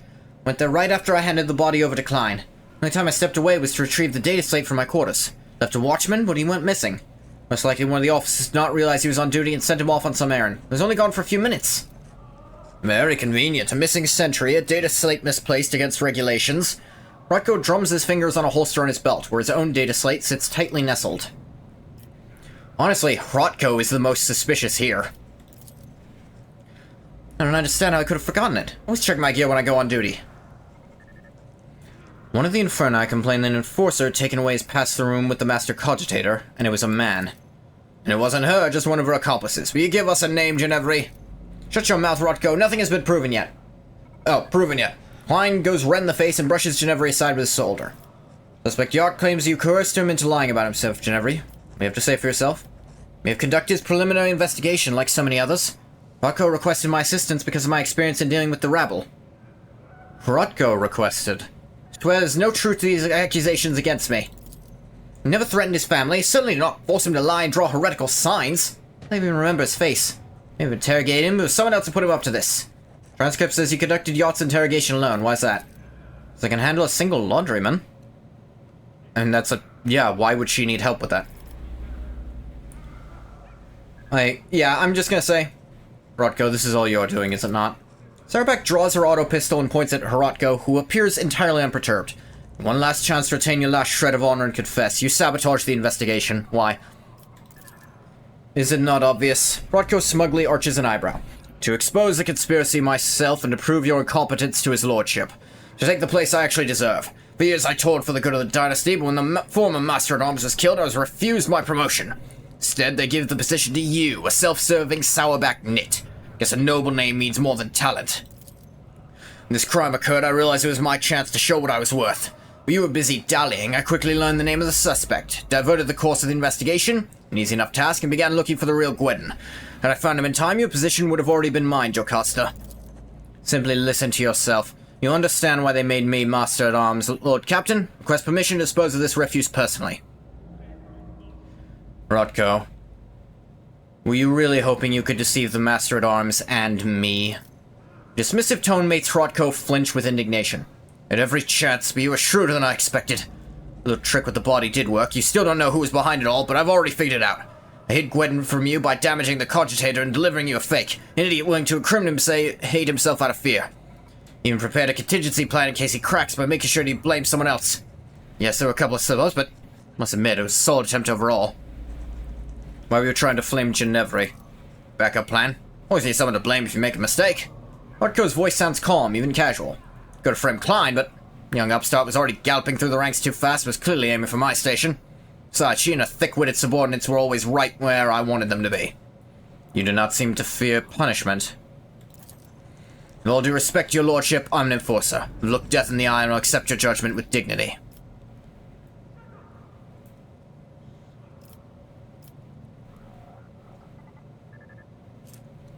I'll gain Triumph of Justice if I kill him. Shield strength and evasion are increased 5%, neat. Gruesome execution has increased the diligence of both the enforcers and those who have been trusted to supervise. Crews of the engines and shields and modules now work their hardest for fear of you. That's the only one that gives me something like that. So, yeah, no, fucking kill him.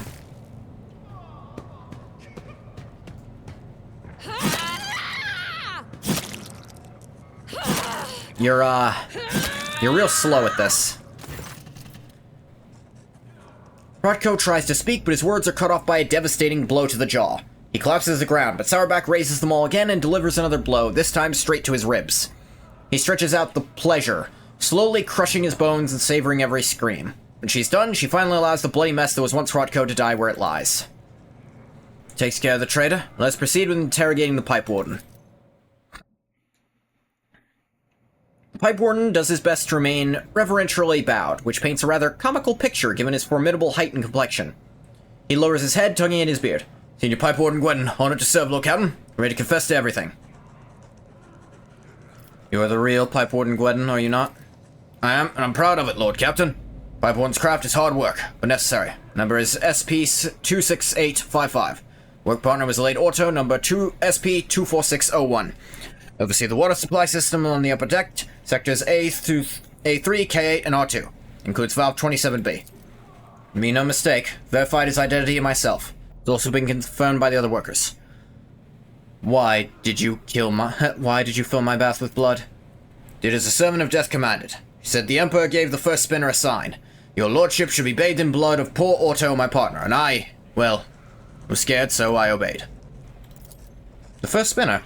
Talking about the Vizier, the blood-spun web? Yes, that's him. Leads a death cultist, a lot who worship the Emperor by killing. Spinners hunt down heretics, but sometimes they take righteous lives too. Service is mysterious, fervent, and bloody. If the Vizier ordered it, there must have been a reason. The Undying One must have revealed something to him that we are ignorant of. Did you kill your mutant partner? I didn't kill him, and I didn't know he was a mutant. Otto and I always got along, even if he wasn't much for talking, but then... Servant of Death came from the darkness, ended him quickly but harshly. Bled him dry and put a black feather in his throat. Told me to pump blood into the pipes, and then she left. Wanted to confess, but afraid she'd come for me too if I did. Whom do you mean by the Servant of Death? The Holy Slayer in black and crimson in bone. Feared by all they are. Quiet and merciless as death itself. Come from the shadows to kill because the Emperor commands them so.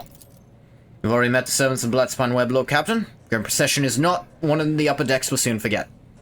Some of the Vizier of Bloodspun Web wish to hear his explanation. As you will, Lord Captain. Lordship, if I may ask, what happens to me now? Never meant to anger you. I thought I was doing as the Emperor willed it. Here we are. I'm a simple man. I know pipes, and I know them a lot better than all of this people business.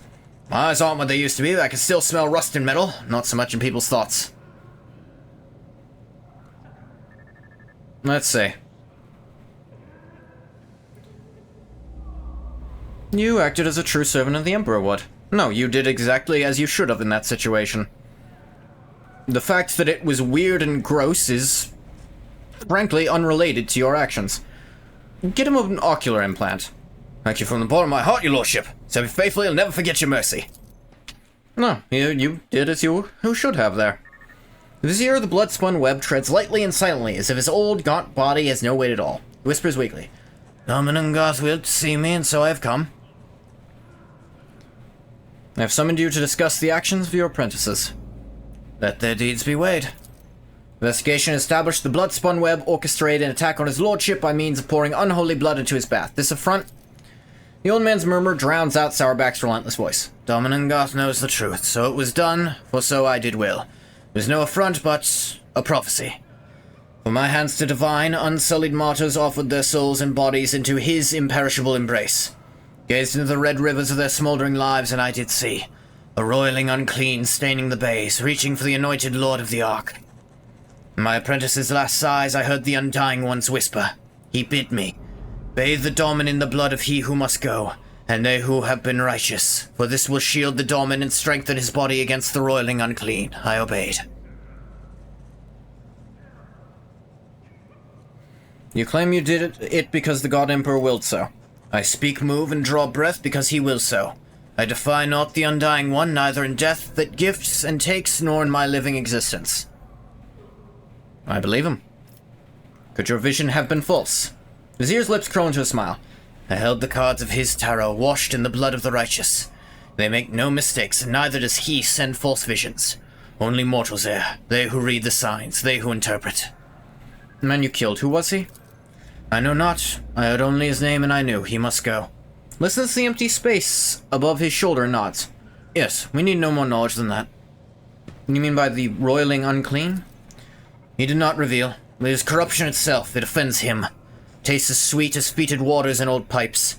Its promises are the deception of an enforcer's smile. Its face is elusive. Master-at-Arms, are you convinced that we've found the culprits? Situation is clear, your lordship. Saurabak makes the sign of the Aquila. The Emperor sent us a portent. Protector of mankind guides the hands of his holy servants to guard us and warn us of hidden threats. God, Emperor, I thank thee for protecting us, even though there are instruments of your protection whose purity and holiness I may never understand. Translation.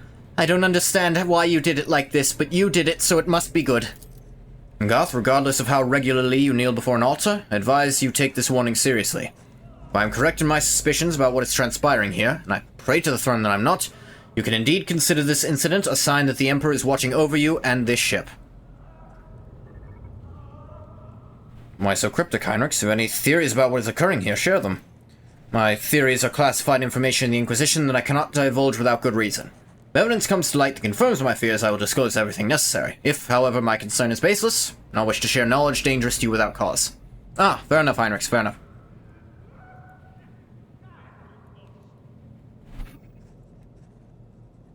Let's see. The cult of the Bloodspun Web will face no persecution for their deed. The Vizier freezes, listening to silence, then nods to nothing. Yes. Yes, I will tell him. He turns his sewn-shut eyes to you once more. We are seeds in your hands, giver of life. Whether you keep us or scatter us, we will remain grateful. Be that as it may, we have hit a dead end. Hope the exposing culprits will lead us to the aberration's lair. Let's see. Bloodspun Web find the mutants breeding on my ship. No spinner or brave warrior from the Dominant Circle can find the roots of the unclean, for it can appear as human and act as human. Only its thoughts betray its vile nature. Only its thoughts are never human. Vice. Anxious silence falls the moment Saurabak says this one word. She narrows her eyes. Is it unclean thoughts we need to find? Very well. Let Vice find them. He knows how, no matter how badly he wishes the rest of us forgot about it. Venu Zachary is a fearsome hunter. When he hunts, the flagship wails. When he thinks, my teeth creak, and I can feel pain as if I'm young again. His power is great indeed. He can hunt down our prey.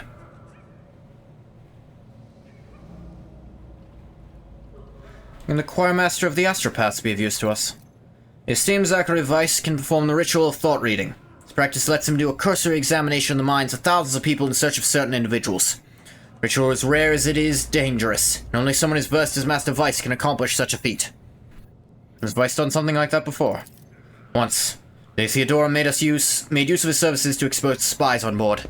Apparently been in the employ of Lord Inquisitor Calcazar. Heinrich clears his throat. As far as I know, the Inquisition's involvement in the matter was never proven. Spreading dubious rumors is a precarious habit that you would do well to abstain from. Correct me if I'm wrong, but it seems that not everyone here is eager to leave this matter to Master Weiss. I'm to say, the one least eager will be Master Weiss himself. Last time, his efforts caused some severe warp manifestations. The ritual truly is perilous. As all Master-at-Arms, your duty is done. Give you leave to wrap up the investigation on the officer's deck. Duty will be done when the threat is eliminated. Brief the enforcers while you consult Choir Master Weiss, Lord Captain. Damn. So yeah, this is all DLC stuff. Anything having to do with Saurabak or the Bloodspun Web, all DLC. And it's very interesting. I'm glad they added stuff to the ship for you to do. Apparently in the base game, I think there was only Abelard's thing, maybe?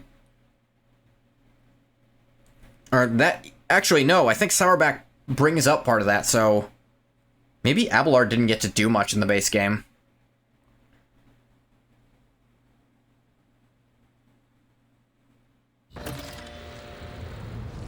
Talk to Choirmaster Weiss. I will definitely get to that next time. Though, let's see if Cabela has anything to say about that whole thing.